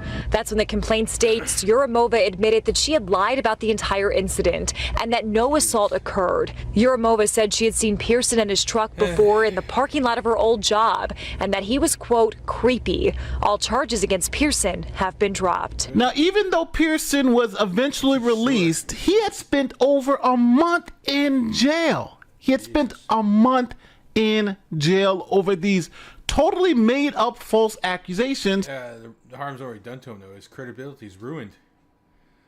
They're all going to think of him still that he's a rapist, an assayer of women. That's fucked. It's fucked. Yep, that's fucked. Poor guy. Fuck that shit happened to him. because of the mantra, believe all women. The man was originally charged with multiple felony offenses and spent 31 days in jail. According to the DA's office, all charges were withdrawn. Now, in most of these cases, when it's found out that a woman has lied about being sexually assaulted, generally they are not charged with the crime because the authorities believe that if you charge this woman with filing a false police report, then that'll dissuade other real victims from coming forward because they feel that if no one believes them, then they may be charged. But prosecutors in this case believe that this woman needed to be charged. A man had spent a month in jail over false accusations that she just made up. So they charged her with multiple crimes. 20-year-old woman is out on bail tonight, according to court records, after investigators say she lied about an attempted and kidnapping in Middletown. The man she accused of the crime spent 31 days in jail before all charges against him were withdrawn, says the DA's office. Prosecutors say cases like this can impact how victims feel about coming forward. Here's our Kelly Rule. The father of the man wrongly accused talked to me off camera this afternoon, saying this hasn't only been horrible for his son, but for the entire family. Investigators say these types of cases not only impact the community, but future victims of these types of crimes. First Assistant DA Edward Luca says this is the result of taking all allegations of sexual assault seriously, but also seeing the investigation through to the truth. And they plan to take the case against Yurimova just as seriously. Cases like this feed into, I guess, a stereotype or a notion that true victims who have truly been traumatized and victimized might not be telling the truth. If this stops even one victim from coming forward, then that's also irreparable as well. Yurimova was charged with filing a false police report, among other crimes. Again, according to court records, she did post bail this morning. Now, the part that's even worse about this whole story is that she identified Pearson in a lineup. They took him and put him in a lineup, and she said she was 60% sure that he was the person that assaulted her. So, yeah, she went above and beyond. At any point in time, she could have said, I'm lying, this thing doesn't made up. But she literally pointed him out in the lineup and said that that was the guy who did this to me. Now, she was arrested on 7 charges ranging from filing a false police report to tampering with physical evidence. Now, Yurimova was released on $30,000 bail, and she has to return to court to face these charges. Now, this is the danger with the believe all women no matter what scenario, because this woman obviously was lying about this whole thing. For what purpose? No one still knows. No one knows why this woman just straight up lied about the situation. And this was the classic he said, she said. She said, this happened to me in this parking lot. And he said, I don't know what you're talking about. And they locked him up for a month. Locked him up for a month and gave him $1 million bail. That shows you the power of this woman being able to tell this story. Now, that was a year ago. And remember what I said back then. She should at least spend a month in prison because he spent a month in prison and he didn't even do anything. And there should be some payment of restitution to that man for his time being wasted. So here is the official press release from the Bucks County District Attorney's Office, released on April 1st, 2025. Now, her official sentence is 45 days to 23 months in a Bucks County Correctional Facility. So she gets a little bit over a month, or she can be there for up to 2 years. The judge also ordered her no contact with the victim or his family and to pay $3,600 in restitution to the victim. Here's how local news covered her being sentenced. A Bristol Township woman who falsely accused a stranger of trying to kidnap and rape her is going to jail. Last April,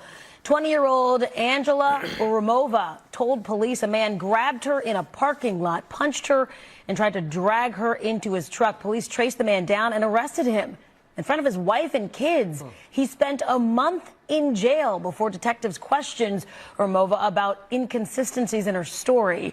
She then admitted she had never met him and he never touched her.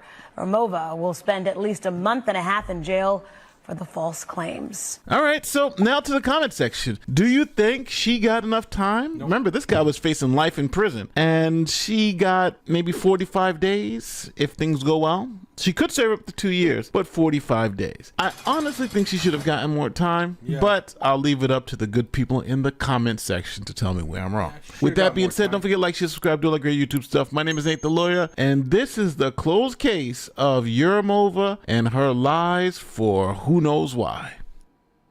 Yeah, she should have gotten more if you ask me. Well, whatever, I guess. That's just the way it is. Yep. Yeah. Whatever. Say, whatever. Alright, let's see here. That's that.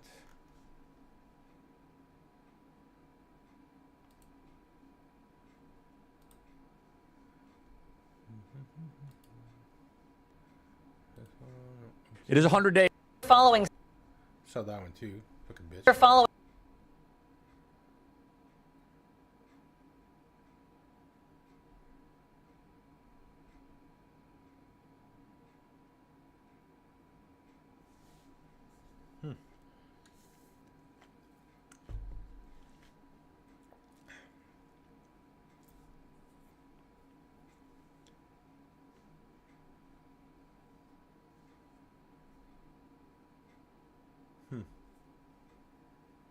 Accent debate, yeah.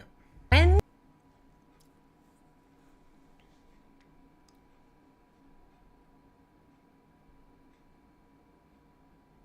The thing. Yo. Hello, guys.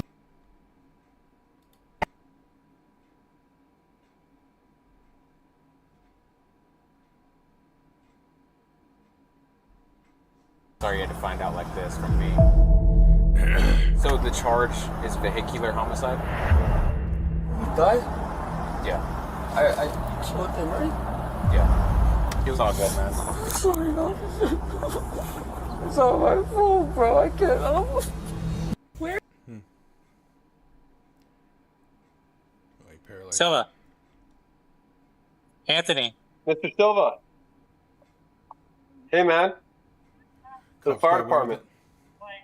8 months ago, I told you about Anthony Silva, who was arrested, handcuffed, and then slammed headfirst into the ground, resulting in him being paralyzed, spending a year dying in a hospital bed. You just got more trouble for yourself. Yeah, now you're on a felony. He's not going to want to move. Move this leg. Move. I talked to his attorneys, and you're not going to believe this.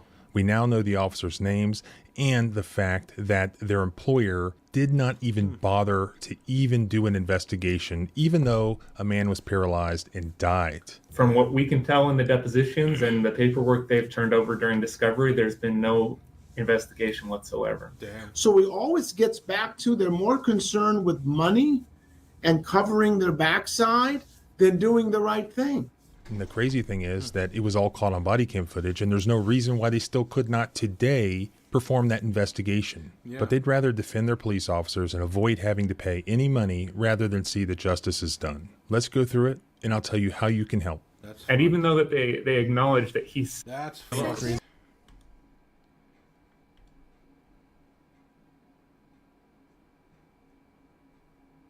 She killed that baby.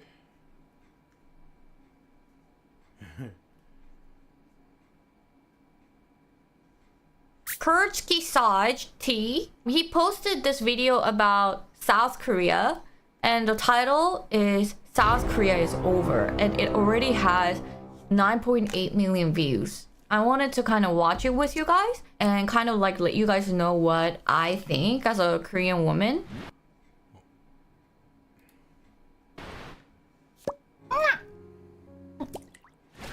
South Korea is over. Wait, they just start the intro. South Korea is over. This sounds brutal, but South Korea will soon start melting on all fronts. Demographically, economically, socially. Yeah, I know why. I know. It's because of feminism, watch. It's because of their feminism or their 4B movement or whatever. Social. I mean, feminism 4B. Feminism and 4B is basically the same thing. Socially, culturally, and militarily. Let's check that out. From a streamer's... You know, I don't know whether I want to get Oblivion, the regular, or the remaster. What the hell comes the remaster? I mean, the Deluxe edition.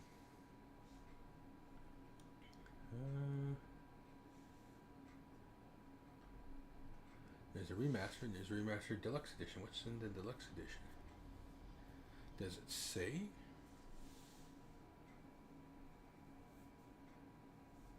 Hey, my PC can't run this, but it's good.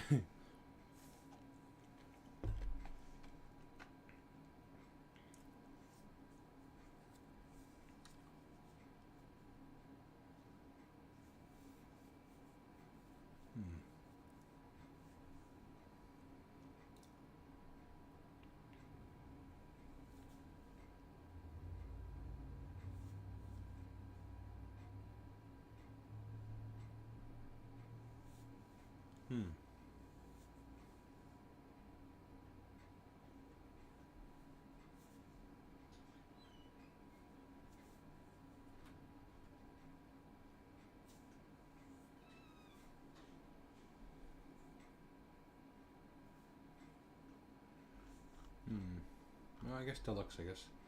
I'll add that to cart. Yeah.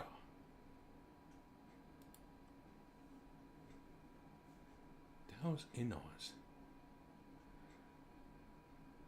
It looks like a boring game.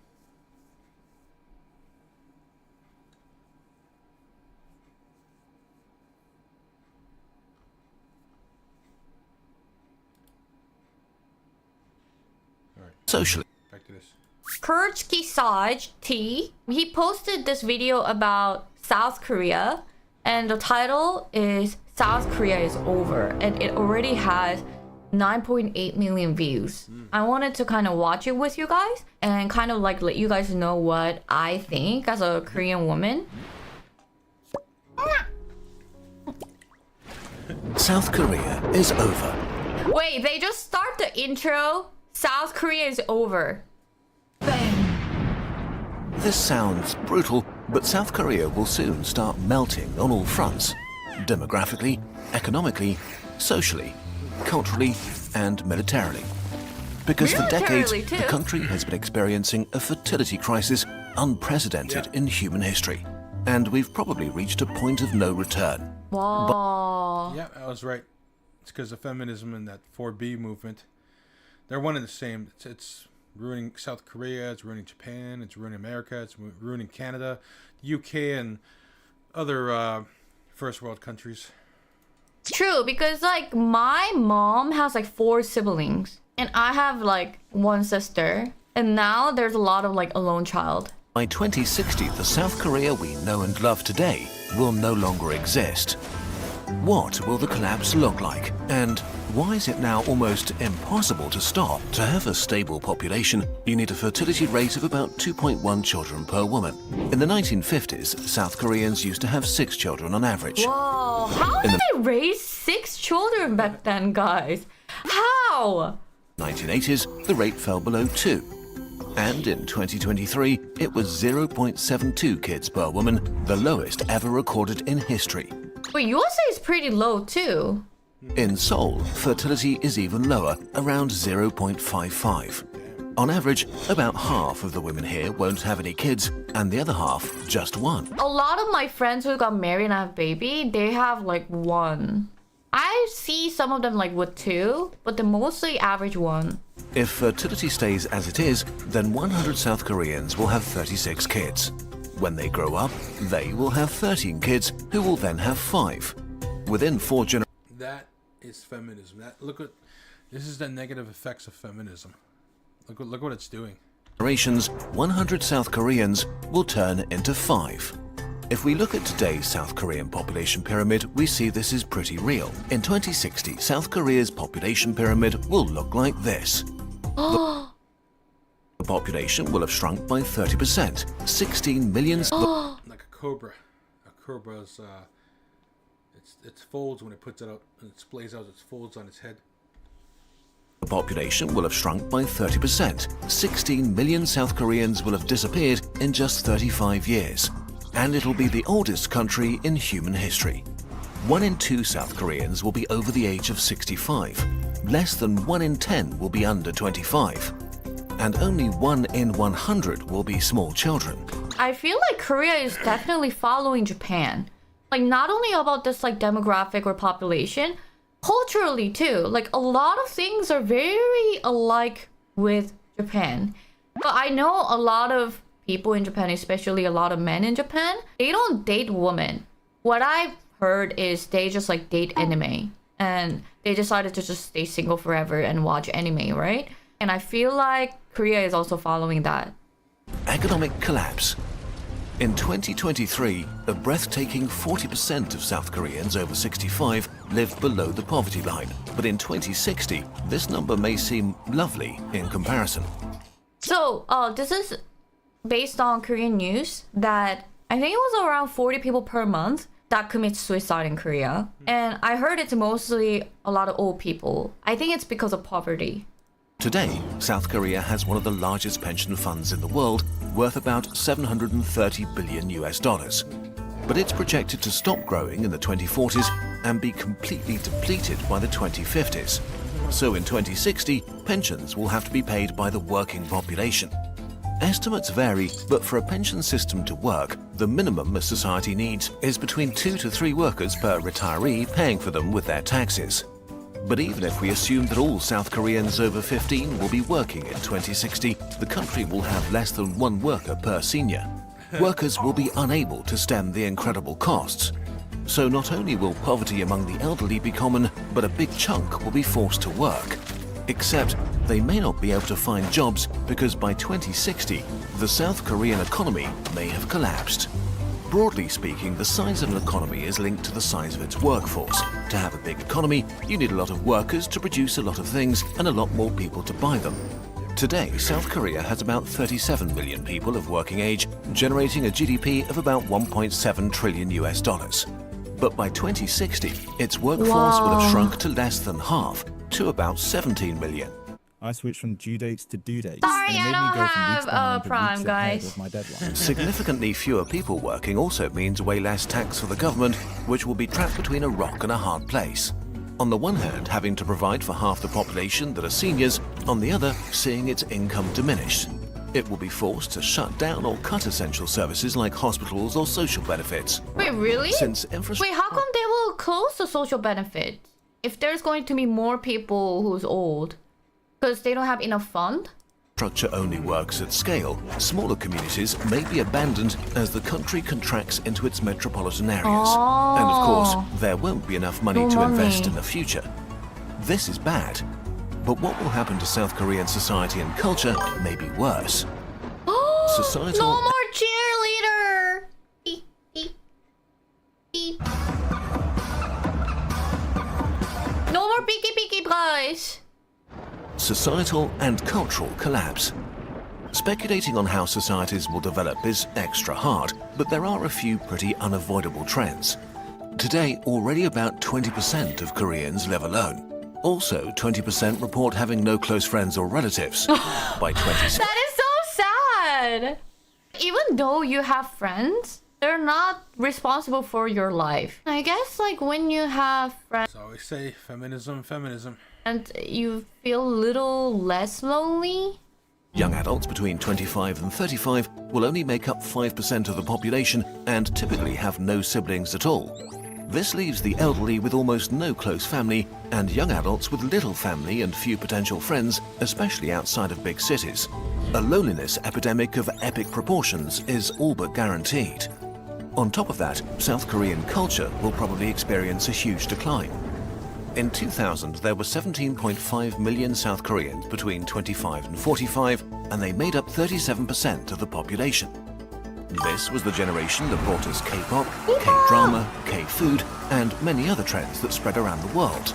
In 2060, there will be just 5.6 million people in that age group, and they'll only be 16% of the population. Many cultural traditions are already struggling because the older generations are having trouble finding young people to pass them on to. As young people disappear, many traditions will die out. I feel like government should also fund this kind of like traditional business. But then it's really hard to make money out of this like traditional business. They need to have this like a good program to expand the skills to the young people. But it's so hard. Without young people, the soul of South like a Korean crab. culture will shrink and wither away. And on a personal level, what kind of experience will it be growing up in 2060? What will youth culture 2060. So like, let's say if I have a kid in like few years, my kid will be like in 20s or 30s. be like in a country of seniors, where many universities, schools and kindergartens are abandoned as there are no longer children to fill them with life? What kind of job prospects will they face, and what will politics look like? If young people don't want to remain alone, they'll concentrate in Seoul or a few other big cities, or worse for South Korea, emigrate to other countries. Rural areas will decline, and most smaller cities will turn into ghost towns. Oh no. We're already seeing this in Japan, which has almost 10 million abandoned houses in rural areas. That is crazy how they have abandoned buildings. You know, it's just so crazy. Large parts of South Korea will simply vanish and be reclaimed by nature. Last but not least, South and North Korea are technically at war, and they could very well still be in 2060. Will South Korea still be able to afford to have its young men do 18 months of mandatory military service?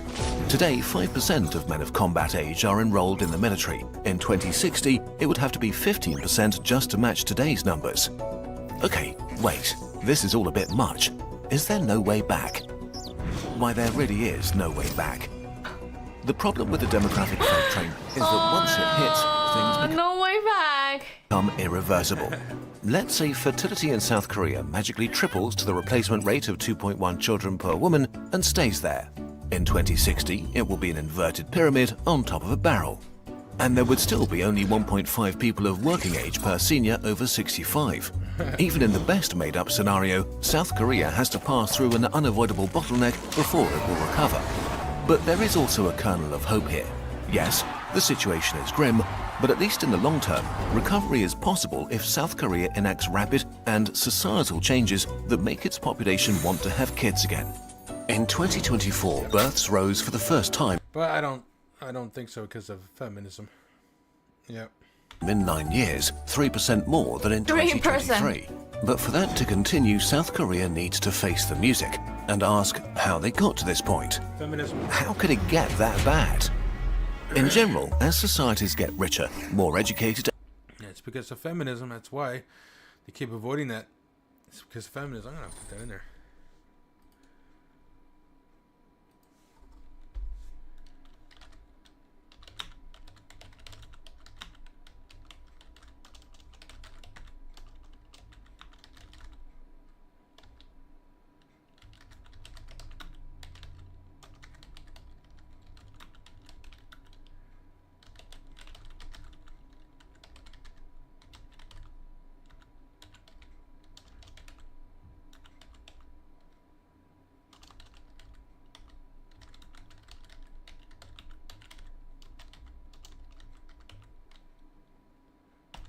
Period.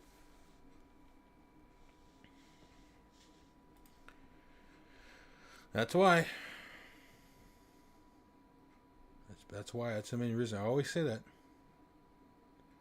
Nobody wants to face the facts. It's because of feminism. and child mortality plummets, people decide to have fewer kids. What makes South Korea special is that it's somehow supercharging all of these trends. South Korea lifted itself out of poverty in record time, but in doing so it developed a unique kind of workaholism and extreme competitiveness. Although the work week is 40 hours and the legal maximum is 52 per week, unpaid overtime is normal for many, and the government even proposed to raise legal work time to 69 hours per week. Nice number, Despite 69. this, South Korea has relatively low wages and a high cost of living. Yeah, Real it's estate in crazy. big cities is out of reach for most people. It's so The cost of expensive. The housing education is so extremely expensive. high, since families have to pay for private lessons if they want to send their kids to a high-tier college. It's like, I feel like Korean education is one of the reasons why birth rate is so low, because you have to go to tutoring. Like, unless you're like so prodigy, and unless you're like super like 200% smart, they teach you a part where they don't teach you in class. They're like, they expect you to get from tutoring. It's about how are you gonna raise that kid, and will that kid be happy to live in the society? Are you able to provide that proper education system and proper living environment for your kid. And if you're not, they just decide not to give birth at all because they don't want to feel responsible. And that's what happened to like 20s. No, it's because of feminism. I keep telling you, there's feminism behind the scenes is causing a lot of this disarray, this freaking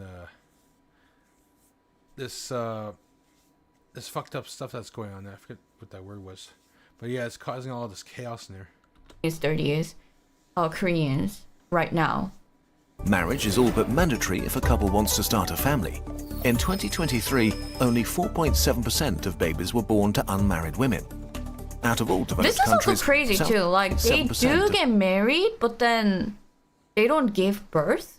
I'm also thinking like, if I get married, should I give birth? of babies were born to unmarried women. Out of all developed countries, South Korean men do just about the least share of housework and childcare within their families. This leaves women with a disproportionate amount of work if they want to keep their jobs after a pregnancy. Well, then they shouldn't be working at all. They should just be staying home, watching after the kids, and watching after the house while the men works. While many men are overwhelmed by the societal expectation to be the main breadwinner and have successful careers. Starting a family or not is a personal decision, and most South Koreans are deciding against it. The bottom line is that South Korea has created a culture that leads to very few kids. This kind of stuff here is biased because it's not targeting the main thing, and that's feminism. Conclusion. Demographic collapse is not an abstract thing in the future, it's happening right now. And it's not just South Korea. In 2023, China had a fertility rate of 1, Italy and Spain 1.2, Wait, China Germany is higher than us. 1.4, the UK 1.6, and the US. And all these things that have in common. 1 point.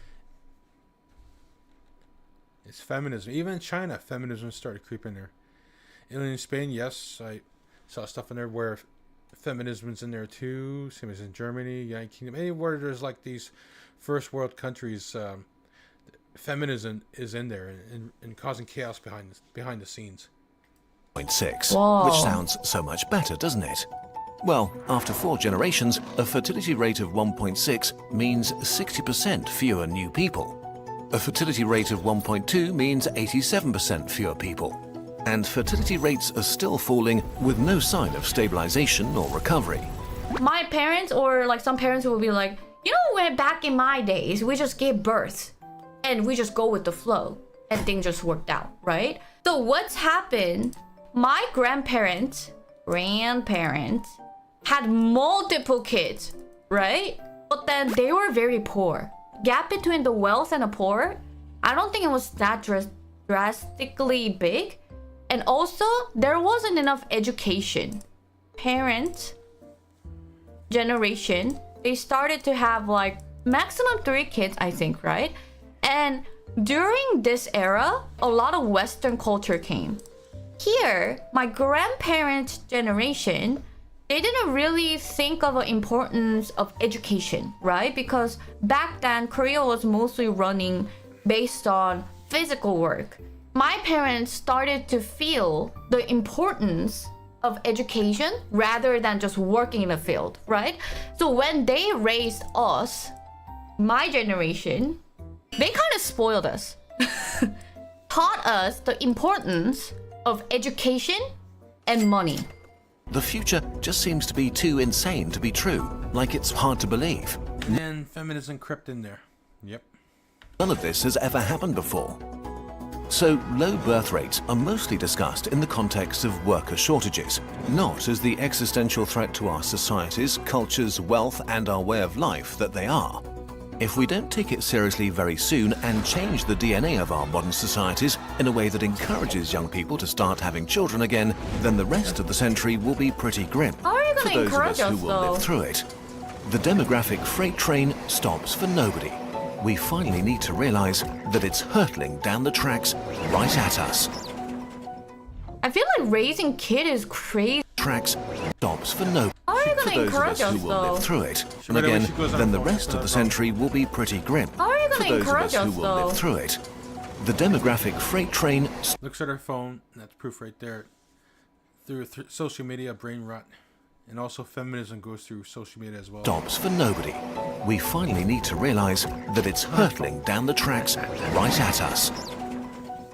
I feel like raising kid is crazily hard. Like imagine there's a little creature, not creature, but little little human being just calls it a creature. You can tell this one right here is influenced by feminism. She calls a kid a creature.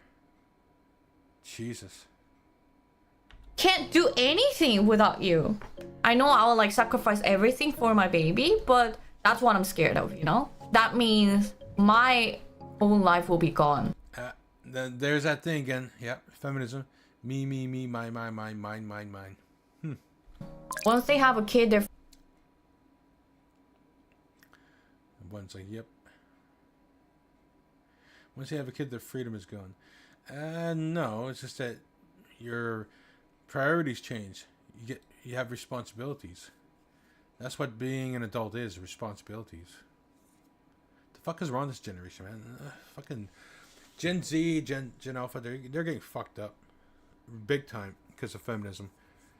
Can't even take any... They don't know that being an adult means you have to take on responsibilities. Freedom is gone. If I have kid, I wouldn't have time to play repo. And also, I think it's not only about raising kids, it's also about whole marriage system. It's so expensive in Korea. It's mostly for show off. You have to get like Chanel bag. That's what they post on Instagram. No, you don't have to get that. Just get married, have kids, and be happy. Like, you know, you're supposed to have the joy of having kids, raising kids, teaching them. Jesus. You have to either reduce the competitive spirit or reduce inequality. I know it looks very bad in third people's point of view, but you know why that happened? It's based on history, actually. Korea was... happened. It's based... Easy for guys to say they want kids. They aren't the ones who have to put... Yeah. Psh, all that same bullshit all the time. On history, actually. Korea was controlled by Japan before, and then we already experienced too many corruption and economical failure, right? When IMF happened, what happened was everyone grabbed their golds at their house, like accessory and everything, so that the country can pay the debt. It used to be super unified, so everyone used to be like one. So that's why, first of all, Koreans are like afraid of being different because we are raised in one culture, one people, one mindset. And second, when IMF happened, because people worked so hard in a competitive environment, so that's what made the failed Korea to stand up. At the same time, that's what is failing Korea right now because everyone is like, they're tired of being competitive. It's already in our culture. It's like, you know, in America culture, you eat 5 hamburgers. You eat butter and oils every day. If I have a kid, I want my kids to speak English. I want them to go study abroad. I want them to at least graduate. Bad idea. Have your children learn their language, their culture. That's their identity. Friggin', this lady's dumb. University in America or where else, not in Korea. But then, can I pay their tuition? Can I pay that all the living costs that my parents used to pay me? Like, can I do that? Am I willing to do that? Can my husband do that? Like, you know what I mean? That's why education is one of the big reasons that I don't want to have kids, because I'm not really confident in giving that education that I received from my parents. By watching this video, do you think it's worth for me to find a husband and get married and have a kid? Do you think I should work for the country and have 6 kids so that we can like save this failing country? Anyway, we'll see if Auntie's gonna get kid later. It depends how... I can tell she doesn't really appreciate her own culture and everything. Yep. Anyways.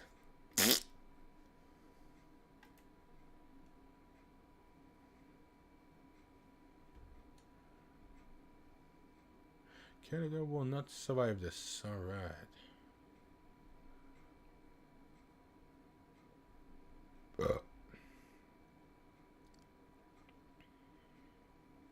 I'm gonna be jump scaring creators at TwitchCon, starting with Sneeko.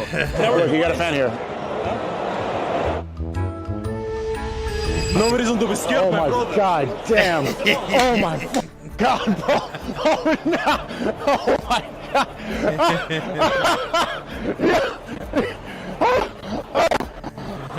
Oh my. Everyone is getting Vladimir, bro. أعوذ بالله من الشيطان الرجيم. Bro, it's a prank. Bro, it's a prank. Why are you still running? The next person I trolled was Neon, and the timing was perfect, because just a few moments before I approached, he was having beef with a transgender person. Neon is a homophobe. Oh my god, I'm a homophobe! Oh my god, I'm so sorry.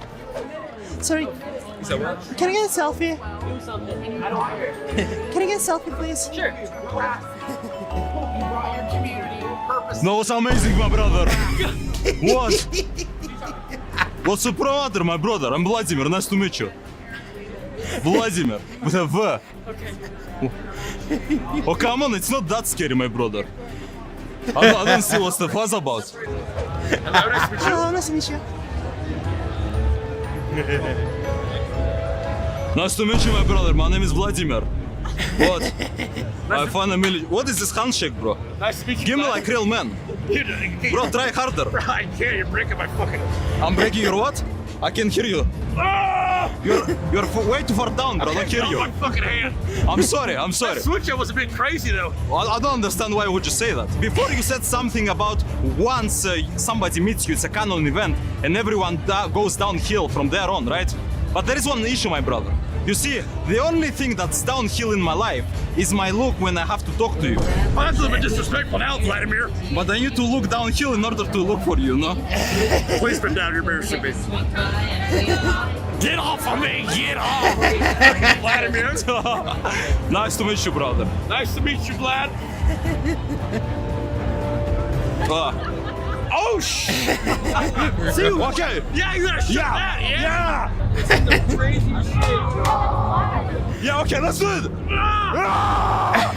Well, no, I got one better. Top it down. Okay, that's more like it. Oh, fuck me, bro. Nice to meet you, bro. Yeah, okay. That's funny. I'm gonna be jump scaring creators at TwitchCon, starting with Sneeko. Do it. Look, you got a fan here. No reason to be scared, Oh my brother. god damn. Oh my god, bro. Oh no. Oh my god.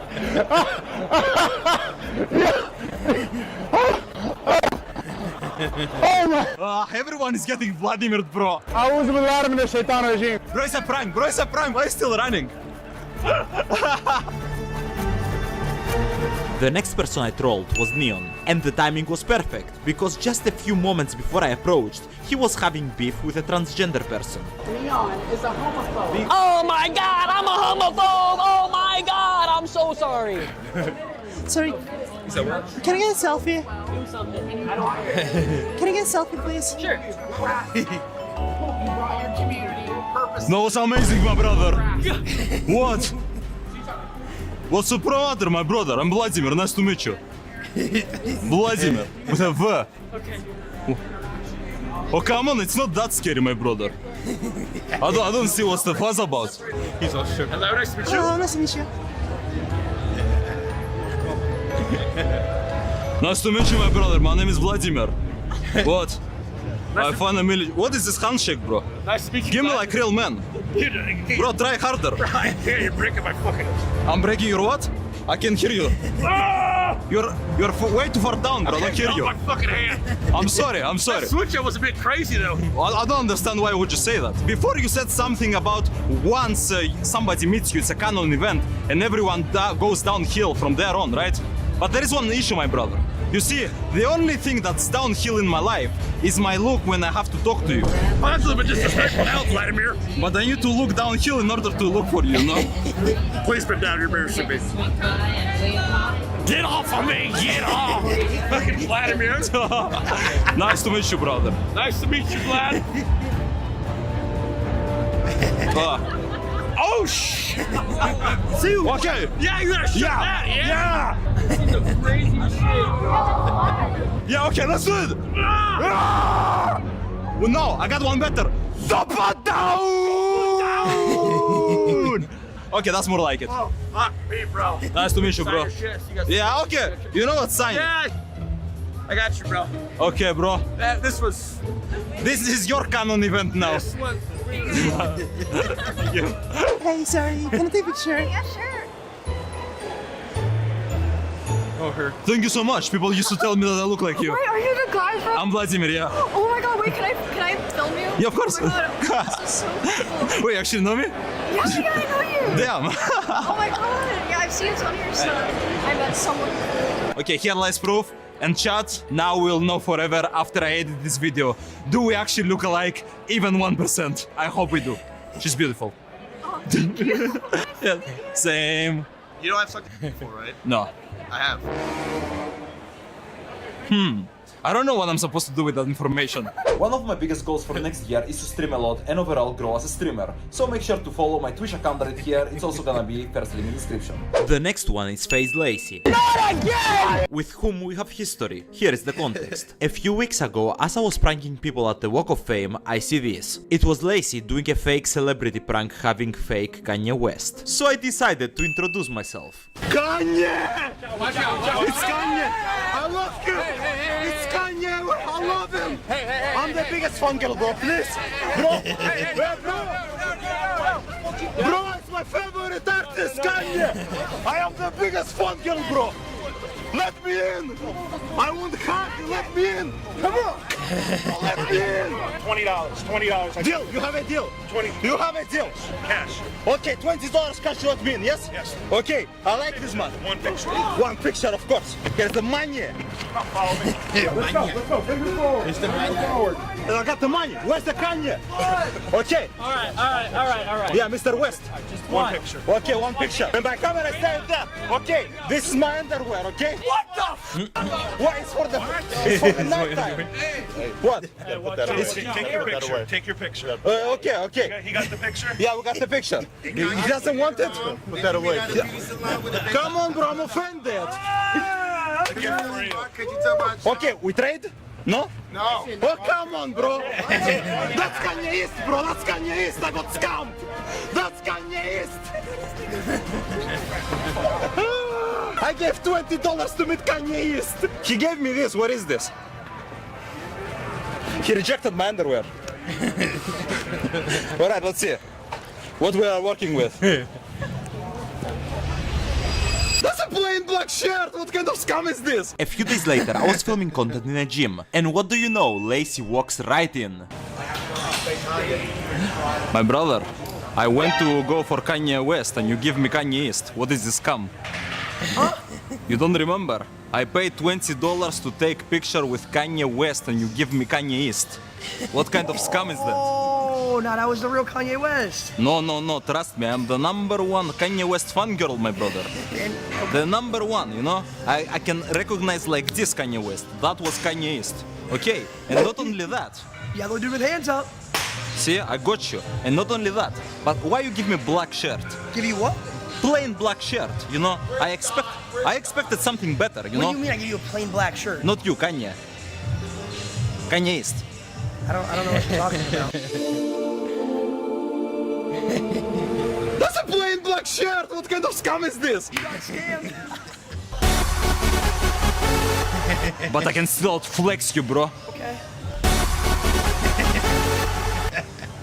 You intimidated yet? Yes, very. Very intimidated. You should be. Okay. Out.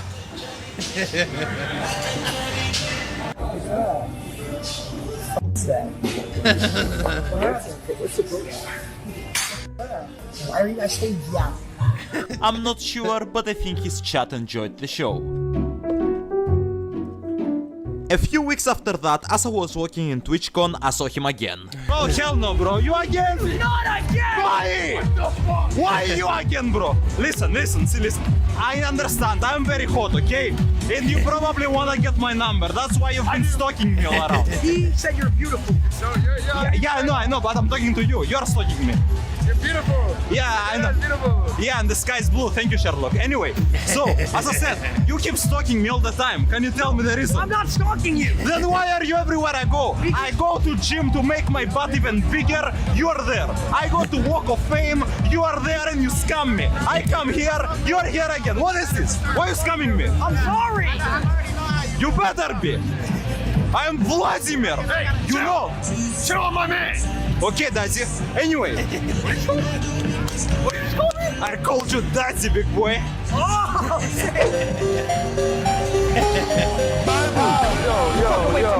Yo. Oh my fucking God. Hey, man. What the fuck was that? I got you, though. You see me? I know, you stopped from you. I got you. That was tough. That was tough. I win the best of 3. Can you get a photo? No, yes, of course. You're so pretty. Thank you, you too. Thank you. Are you the person from the Omegle clips? Yeah. Dude, Vladimir. No. Wait, are you kidding me? I'm a No. huge fan. Wait, actually? Yes. Oh my Dude, God. I love you. Thank you so much. Oh my God. Bro, your Tifa looks awesome. Oh, thank you so much. You look amazing. I can't believe this. I'm a huge fan. Thank you so much. Are you kidding me? Dude, we gotta flex together. Oh my God, Mortify. Oh, she's so strong and soft and masculine. Wow. I'm meeting my hero right now. Your hero? I work with this guy. Hero? Yes. This is my hero, Vlad. Thank you, my brother. I appreciate it. What's good, bro? Can you take a picture? Of course you can. Yeah. You're so tall. I see heels. Okay, you did. Thank you so much, my brother. I really appreciate it. Why, my brother? If you ever need buff gamer girl, I got your back, okay? How strong are you? Flex. Oh my God. No, I can do better, trust me. I'm alright. You're gonna regret that. I regret nothing. I try to live the full human experience. I regret nothing. You see? Vladimir regrets nothing, remember that. You're scary. Hello, nice to meet you. I'll give you a hug instead. Oh, thank you so much. What's your name? Vladimir, my brother. Oh, damn, okay. Yeah. Okay, let's do it. Yes, you did. Great. Hey, you have to train to get to me, bro. There's some real fucking... Okay, forget it. And as a token of my gratitude, I'll just do one thing, okay? Okay, what is it?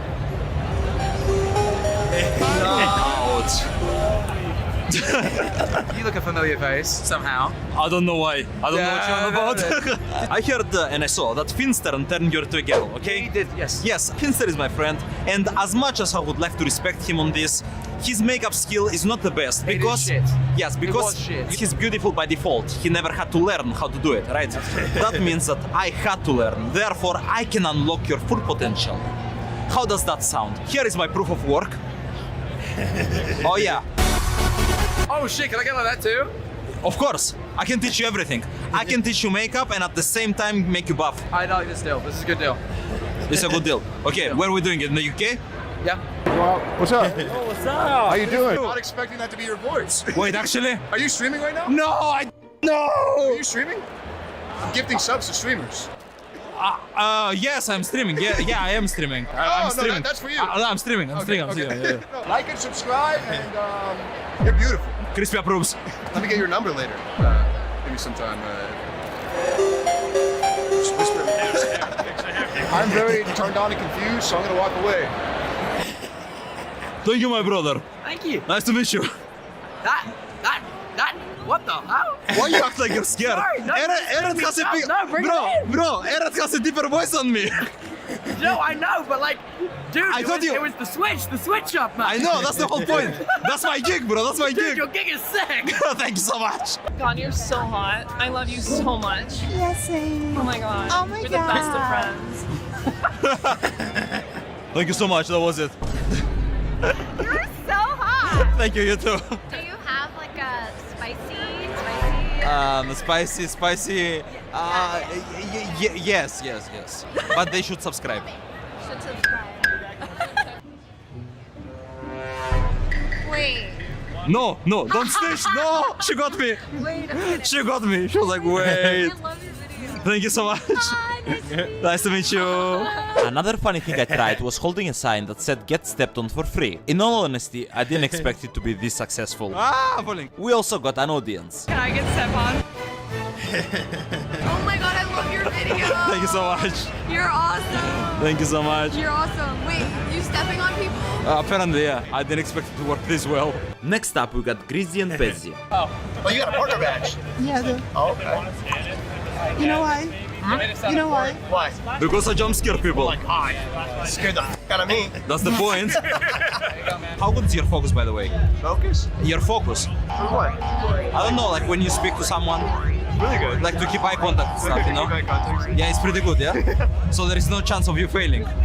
For any reason. So is there anyone maybe catching your attention, anything at all? Besides you sitting here trying to flex your titties. How good are you at focusing on things? Like have eye contact, stuff like that? You would say it's pretty good, right? Okay, I prove it. He doesn't break. He doesn't break. He doesn't break. Bro, he's too pure. Yeah, I like how he's... No, too pure. I saw you in the corner of my eye and I was like, I need Oh, it actually? to see you. Same. Do I also count as a strong waifu? Yes. Where are you from? Russian, half side from Cyprus. Oh, that's sexy. Russian. Yeah. Okay. Okay. All right, jump scaring world's biggest. Oh, we saw that. Yeah, okay.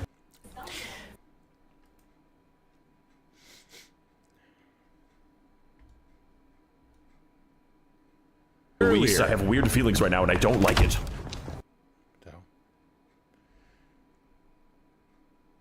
New York is a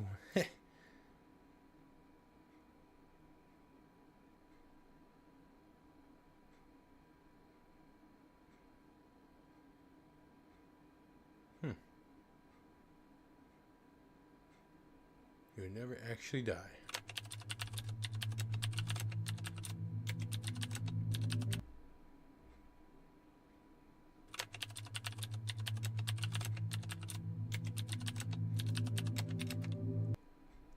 Look at Really now? Oh, really? You're the biggest human being I ever seen.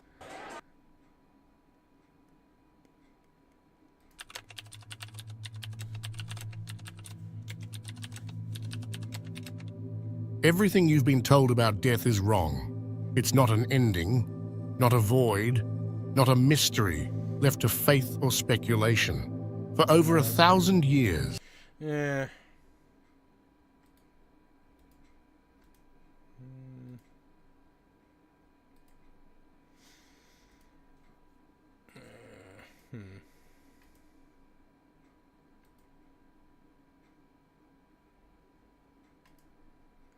Yeah. If you lift weights, there's a 1 in 3 chance you'll end up needing medical help in the next 5 years. In most cases, it starts with a small pain you ignored until it became an injury you couldn't fix. And most of these injuries come from this. What is it? Every single day, millions of people are unknowingly destroying their shoulders, rep after rep. What's even worse, they won't feel the real damage until it's too late. One of the most popular exercises for shoulders is the upright row. Seems simple. Grab a barbell or dumbbells and pull them up to your chin. Now, as we all know, it's supposed to build your shoulders in traps. But what if I told you that every single rep is like dragging a rope over a sharp edge? At first, nothing happens. But after a while, the fibers start to fray and weaken, until one day, it completely snaps. That's exactly what's happening inside your shoulders. Here's why it's so dangerous. Your shoulder isn't just any joint, it's the most mobile joint in your entire body. It can move in almost any direction, but that flexibility comes at a cost. It's also the least stable. That's why shoulder injuries account for nearly 36% of all weightlifting-related injuries. The upright row does the same thing. It forces your shoulders into an unnatural position, squishing the tendons against your bones until one day they wear out and you feel the pain. And by the time you feel it, it's already too late. To make things even worse, shoulder injuries take the longest to heal compared to almost any other joint injury. Rotator cuff tears and impingements don't just go away overnight. Some require months of rehab, and in serious cases, surgery. Even professional athletes aren't safe. Shoulder injuries have ended dozens of careers in the NFL, NBA, and Olympic weightlifting. So ask yourself, is it really worth it? Every rep of the upright row is like rolling the dice with your shoulder health. And the most terrifying fact? This is just the first exercise. The next one is even more dangerous because it tricks you into thinking you're getting stronger while silently tearing your joints apart. You see it in almost every gym. Trainers love it. Athletes swear by it. But the truth? It's one of the most damaging movements you can do. I'm talking about kipping pull-ups. At first, they look impressive. People swinging their bodies, cranking out rep after rep, making pull-ups look effortless. But they're not really pull-ups at all. Think about it. If you can't do a strict pull-up, why are you swinging into one? Would you sprint before you can walk? Would you deadlift without learning how to brace? Would you max out a bench press without building control first? Yet that's exactly what kipping does. It lets you cheat your way into an exercise your body isn't prepared for. Instead of using strength, they rely on momentum, throwing the body into the air and slamming joints into unnatural positions. And just like a car speeding over potholes every day, the damage adds up over time, until something finally breaks. That's exactly what's happening to your spine, elbows, wrists, and shoulders during kipping pull-ups. The extreme motion breaks down your joints, leading to injuries that can take months to heal, or worse, never fully recover. And once the damage is done, there's no quick fix. Herniated discs can take years to recover. Tendinitis in your elbows can make even simple movements painful. Surgery is sometimes the only option, and even if you heal, your body will never be the same. Now, the next exercise seems like it's really safe, but imagine this. You walk into the gym, ready for leg day, and you see a squat rack with a bar attached to a sliding track, the Smith machine. It looks safe because the bar moves in a straight line, helping you stay balanced. And that's why the Smith machine squat is one of the worst things you can do to your knees, back, and hips. A real squat lets your body move naturally, shifting weight and adjusting your balance. The Smith machine forces you into a fixed position, making your joints absorb all the stress instead of your muscles. There are countless videos of lifters snapping their knees backward because the machine made them overextend. One bad lockout, and your knee could bend the wrong way, permanently. Many lifters walk away from a Smith machine squat feeling fine, only to wake up the next morning with a locked up lower back, a slipped disc, or even sciatica. Once that happens, it's months of rehab, or worse, surgery. Here's something to think about. No Olympic athlete, only to wake up the next morning with a locked up lower back, a slipped disc, or even sciatica. Once that happens, it's months of rehab, or worse, surgery. Here's something to think about. No Olympic athlete squats on a Smith machine. No professional powerlifter trains on one. No strength coach in the world recommends it. Why? Because they know strength isn't just about moving weight. It's about control, and the Smith machine takes that away from you. So before you step into the Smith machine, always remember that. You're one rep away from a mistake you can't undo.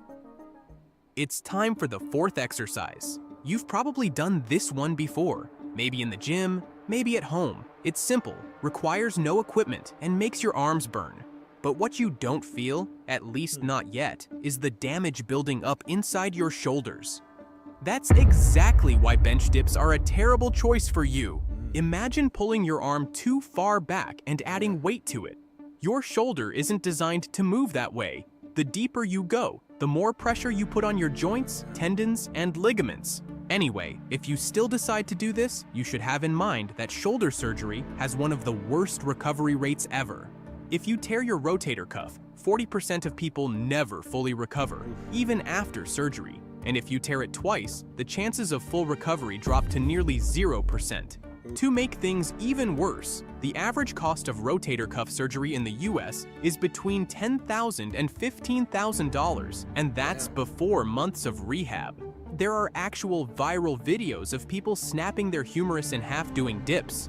Why? Because when the arm is locked behind the body, all the stress gets loaded onto the weakest points of the bone and ligaments. You might think, that won't happen to me, but neither did the thousands of people who ended up in rehab, in surgery, or with lifelong shoulder pain from one bad rep. So before you drop into another set, ask yourself, is a small triceps pump worth the risk of permanent damage? Yeah. Would you follow a diet that's been proven not to work? Would you keep doing an exercise that made your bench press weaker? Would you deadlift with a rounded back? Would you squat with your knees caving in?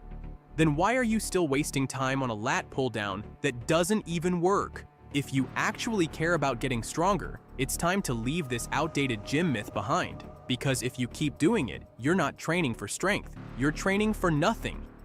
If you feel confused, you should be, because I'm not talking about regular lat pull downs. I'm talking about behind the neck lat pull downs. They feel tough. You think, this must be working. Maybe you saw someone jacked doing them, or maybe a trainer told you they're great for your lats. But here's the truth. There's zero scientific evidence that pulling behind your head builds a bigger back than pulling to your chest. In fact, you're making your lats work less. But that's not all. They're tearing your shoulders apart. Your neck takes the hit. Leaning your head forward to clear the bar crushes your spine, leading to stiffness, nerve pain, and headaches. And wonder? When's the last time you needed to pull something heavy behind your head? Never! The movement doesn't exist in sports, competition, or real life. So why are you still doing it? If you actually care about real progress, it's time to train smarter. Yeah. That's a good video.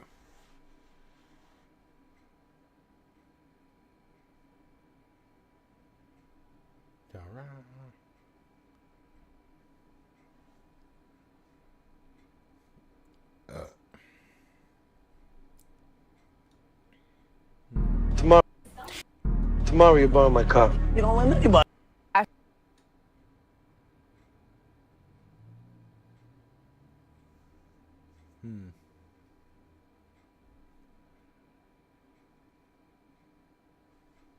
Like here? There's a lot of hurt feelings going on in the VTubing space right now.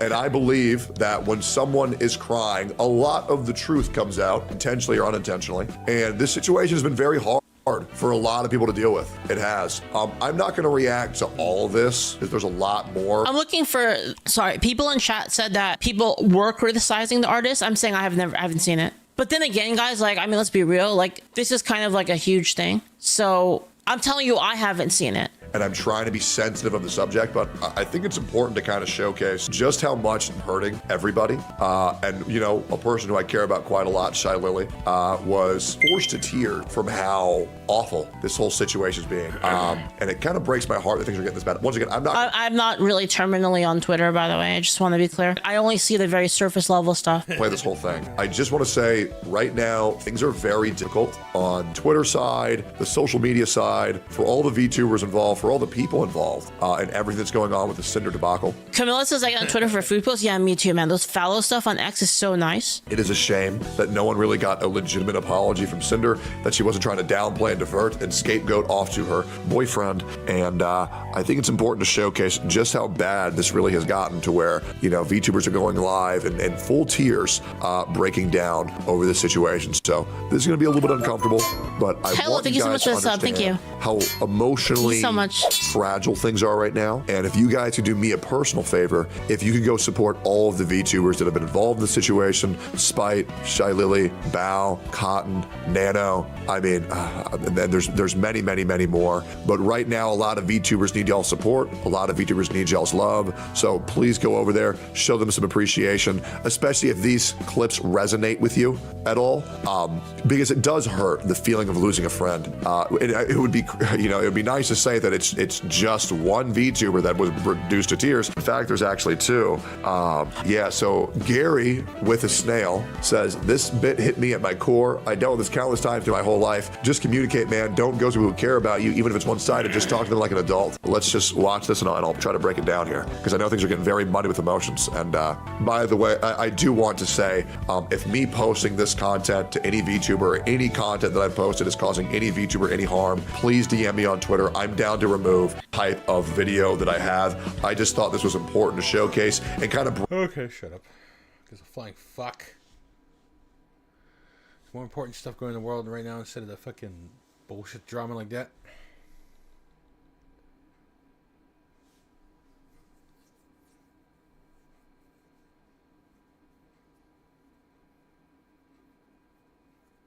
Her arm's gone.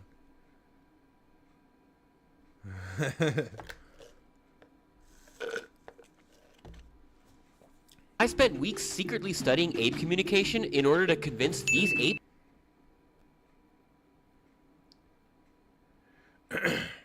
I spent weeks secretly studying ape communication in order to convince these apes that I was one of them.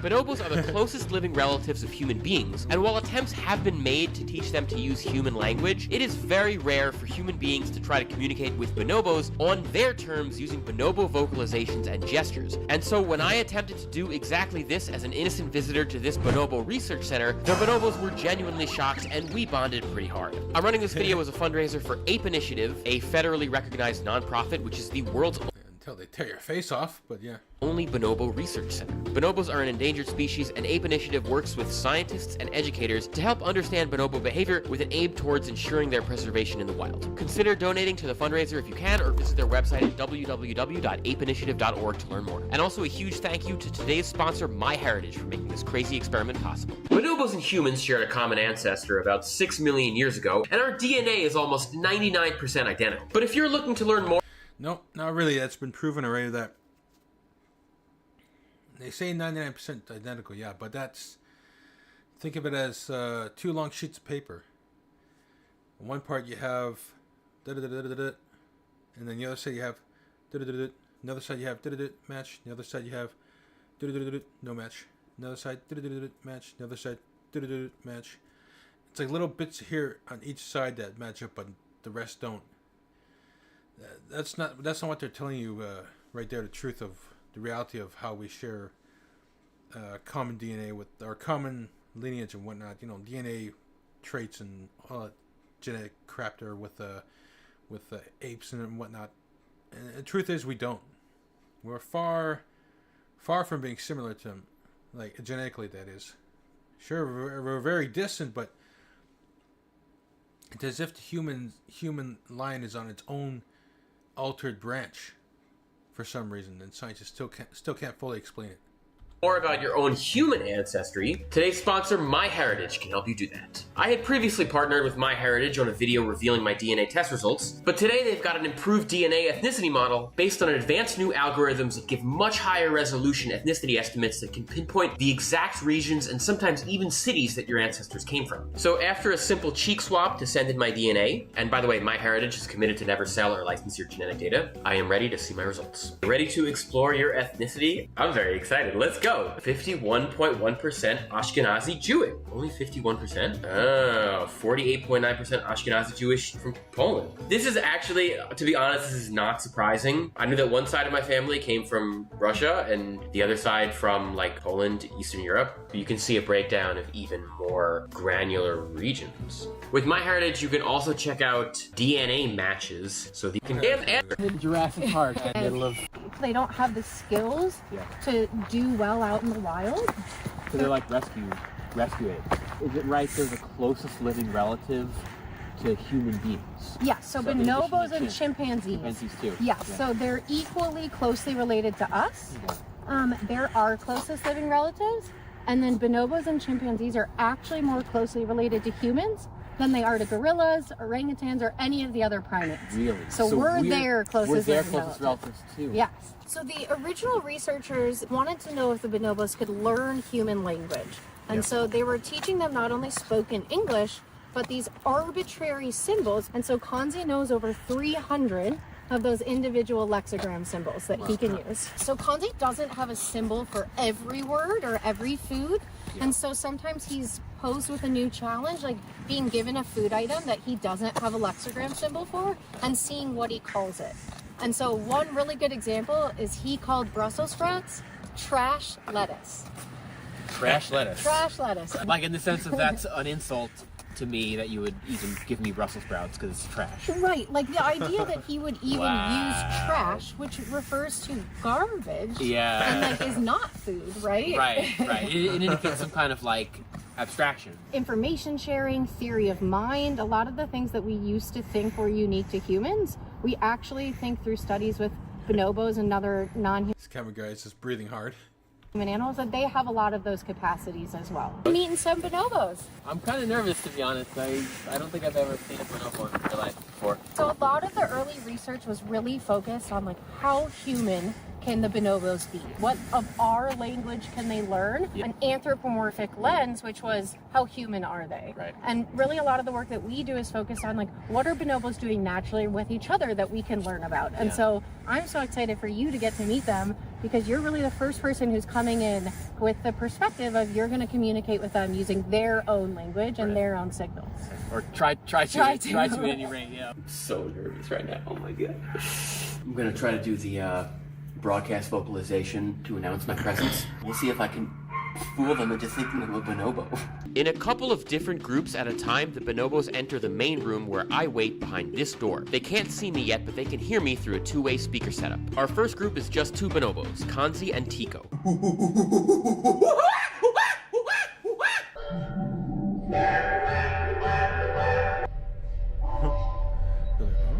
going on here? First, I did some ground slapping and nods to establish rapport.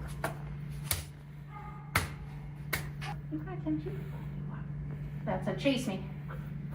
You got him. Like an affiliative thing. This is my stab at bonobo playface and laughter. Oh, he's kissing you. That's sweet. He's enthralled. They really enjoy affiliative tapping, so I tried some of that next. Along with these peeping noises while eating to establish my bonobo-ness. They really like looking in your mouth while you chew. Make a nice little bed out of that box. Oh, nice. You want Ari to do that too?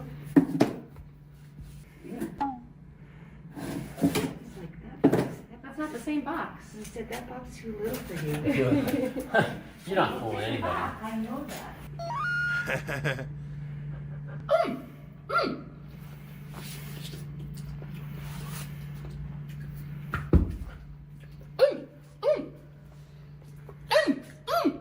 He's looking.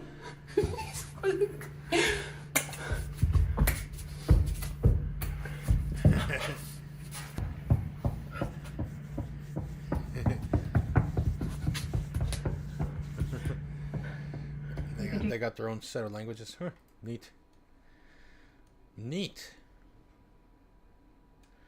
9,000 saved for bonobos.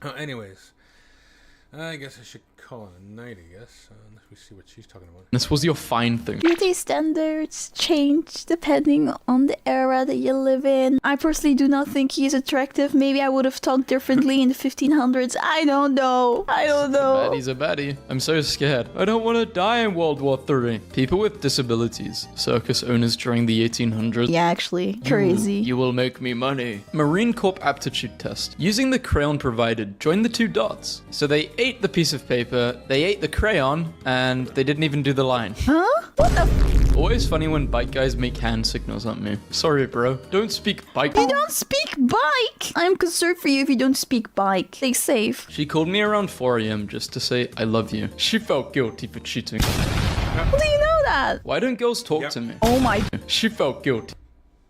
Yeah, she felt guilty for cheating. Yeah, it's like... Where is she? That's the thing, like, is she somewhere else? Yeah, that's a big red flag right there. For cheating. How do you know that? Why don't girls talk to me? Oh my god, Genshin Impact, Wuthering Waves, Tower of Fantasy. This is... Girls talk to me. Oh my god, Genshin Impact, Wuthering Waves. Why don't girls talk to me? What the hell is this? What the hell? I don't know. I don't know what this means here, but yeah, okay. Tower of Fantasy. This is a lot. I don't think you talk together. Yeah, me neither. Fun fact, not many people know this, but jumping out of the car on the highway is free and generally seen as hilarious. The person who made this is a psychopath. Who finds it funny? Dangerous. Maybe God. He's laughing at you. No way. God. Cat called cat. Human. Oh called my human. God. And that doesn't sound nice, does it? Give him a proper name. Chat, I think I'm cooked. 101% of text is likely to be AI. Oof. Why are you not writing yourself? I need me a goth Russian baddie in my life. I'm Ukrainian. I need me a goth Ukrainian baddie in my life. Eastern European women? Hey, something must be in the water. He's live messaging me the loss of his virginity. She's naked. Bro, why is John phone calling me the loss of his virginity? She's She's naked. naked. Bro, why is John phone calling me? Incoming call. Why is John phone calling me? Hello, Mr. Casino. My husband won't eat his veggies. Don't let him gamble. What the f? Mr. Casino, it's a misunderstanding. When you're walking at night and a girl in front of you takes the same exact turn you were gonna take. I shaved my eyebrows. It looks horrible. I was taking a picture of my cereal and it exploded. Why is your Eyebrows. It looks horrible. I was taking a picture of my cereal and it exploded. Why is your cereal exploding? What the f did you put in there? Does it just explode? Promises to make catgirls real. Takes control of the government instead. Is he an idiot? Yeah, catgirls are way more important. How the unpaid cinema worker looks at me after I say, the nether, and dive through the screen. People who drive faster than me, reckless lunatics. People who drive slower than me, annoying cowards. And me, perfect as per you. Yeah, sure. Kind of upset that her pits are shaved. Would you want to risk getting your armpit hair grabbed? What? Kind of was that her picture sheet? Okay. Armpit hair grabbed in the Wrapped in a fight? God no, who does that? Why are you even looking at that? You guys are gone. Yeah, actually, yeah, what, you guys are way too focused on the armpits. Who thinks about that? Oh no, I dropped my feminist literature. She comes first. I'm 7'2", by the way. Okay, good luck out there, guy. Honestly, do you even... I'm 7... Yeah, oh no, I dropped my feminist literature. 7'2", by the way.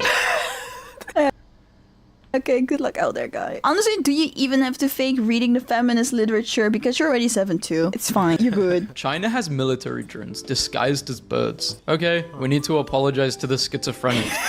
And they said I was crazy. Would you rather be attacked by an insane murderer or be given $1 million every day for the rest of your life? Why is this even a question? Who would want to be attacked by an insane murderer over getting $1 million every day? You kidding me? $1 million. Looking for advice. 19 male. When you forget to put one plate in the dishwasher. I know your mom is talking about how everyone in this house wants her to die. Oh god, why do I relate with that? Men should not wear women's clothing. You guys have tweeted this so many times, and every time you get absolutely ratioed by photos of femme. Oh no, this is what I want. They keep doing it on Twitter all the freaking time. Oh, I hate women who dress like this. I would definitely hate it if women would send me pictures down in the comments of wearing that. Oh, I hate men wearing this. I would definitely hate it if men would send me pictures wearing that. You know what you're doing. Yeah. Smoking a cigarette. Yeah. You caught me. Yeah. What's the coolest mathematical fact you know? So in order to calculate a percentage in your head, you might want to turn it around. What's 2% of 50? It's 50% of 2. I'm going to enjoy myself to this. Mr. Sig visits a hospital, giving out free cigarettes to patients in 1948. You got lucky. What? I forgot to change my controller. Giving out free Mr. Cigarette. cigarettes to patients in 1948. You got lucky. What? I forgot to change my controller settings. Who cares? Are you trying to say that my thoughts don't matter? Well, yeah. So you're saying that I'm a fat loser and my life doesn't matter? Oh, do you want to talk about this? That weird? I think you should take a break from Tekken, man. Jesus, you were just playing Tekken. Bro, you gonna talk to someone? No, I'm saying that. What are you gonna do about it? Do you think my manager will believe this is why I'm late for work? No, but now that you've got an image, maybe. I mean, if you film it, right? If you film it, why would he not believe it? YouTuber. Jack and Mark have an interesting relationship. Oh man, Google AI be tripping. Fruit that Jack. YouTuber. He's like, what? and Mark have an interesting relationship. Oh man, Google AI be tripping. Fruit that ends with apple, bananum, strawberry, tomato, coconut. These YouTubers, bruh. iShowSpeed owns the world. Probably owns a bit of China now. Lie on my resume. Get IT help desk job. Use ChatGPT to fix everything. How long until I get fired? You will be placed in random groups. Fuck you. Okay, I need to head I to spent bed. weeks. I'm staying up too long. I need to head to bed. Gotta get up early tomorrow. Well, not early, but I gotta get up tomorrow. So, all right, let's get the fuck out of here. Anyways, thanks for watching. I will be back again tomorrow, same time from 9 p.m. to whatever. Alrighty, so have a good night or good morning, whatever time it is where you are. And until next time.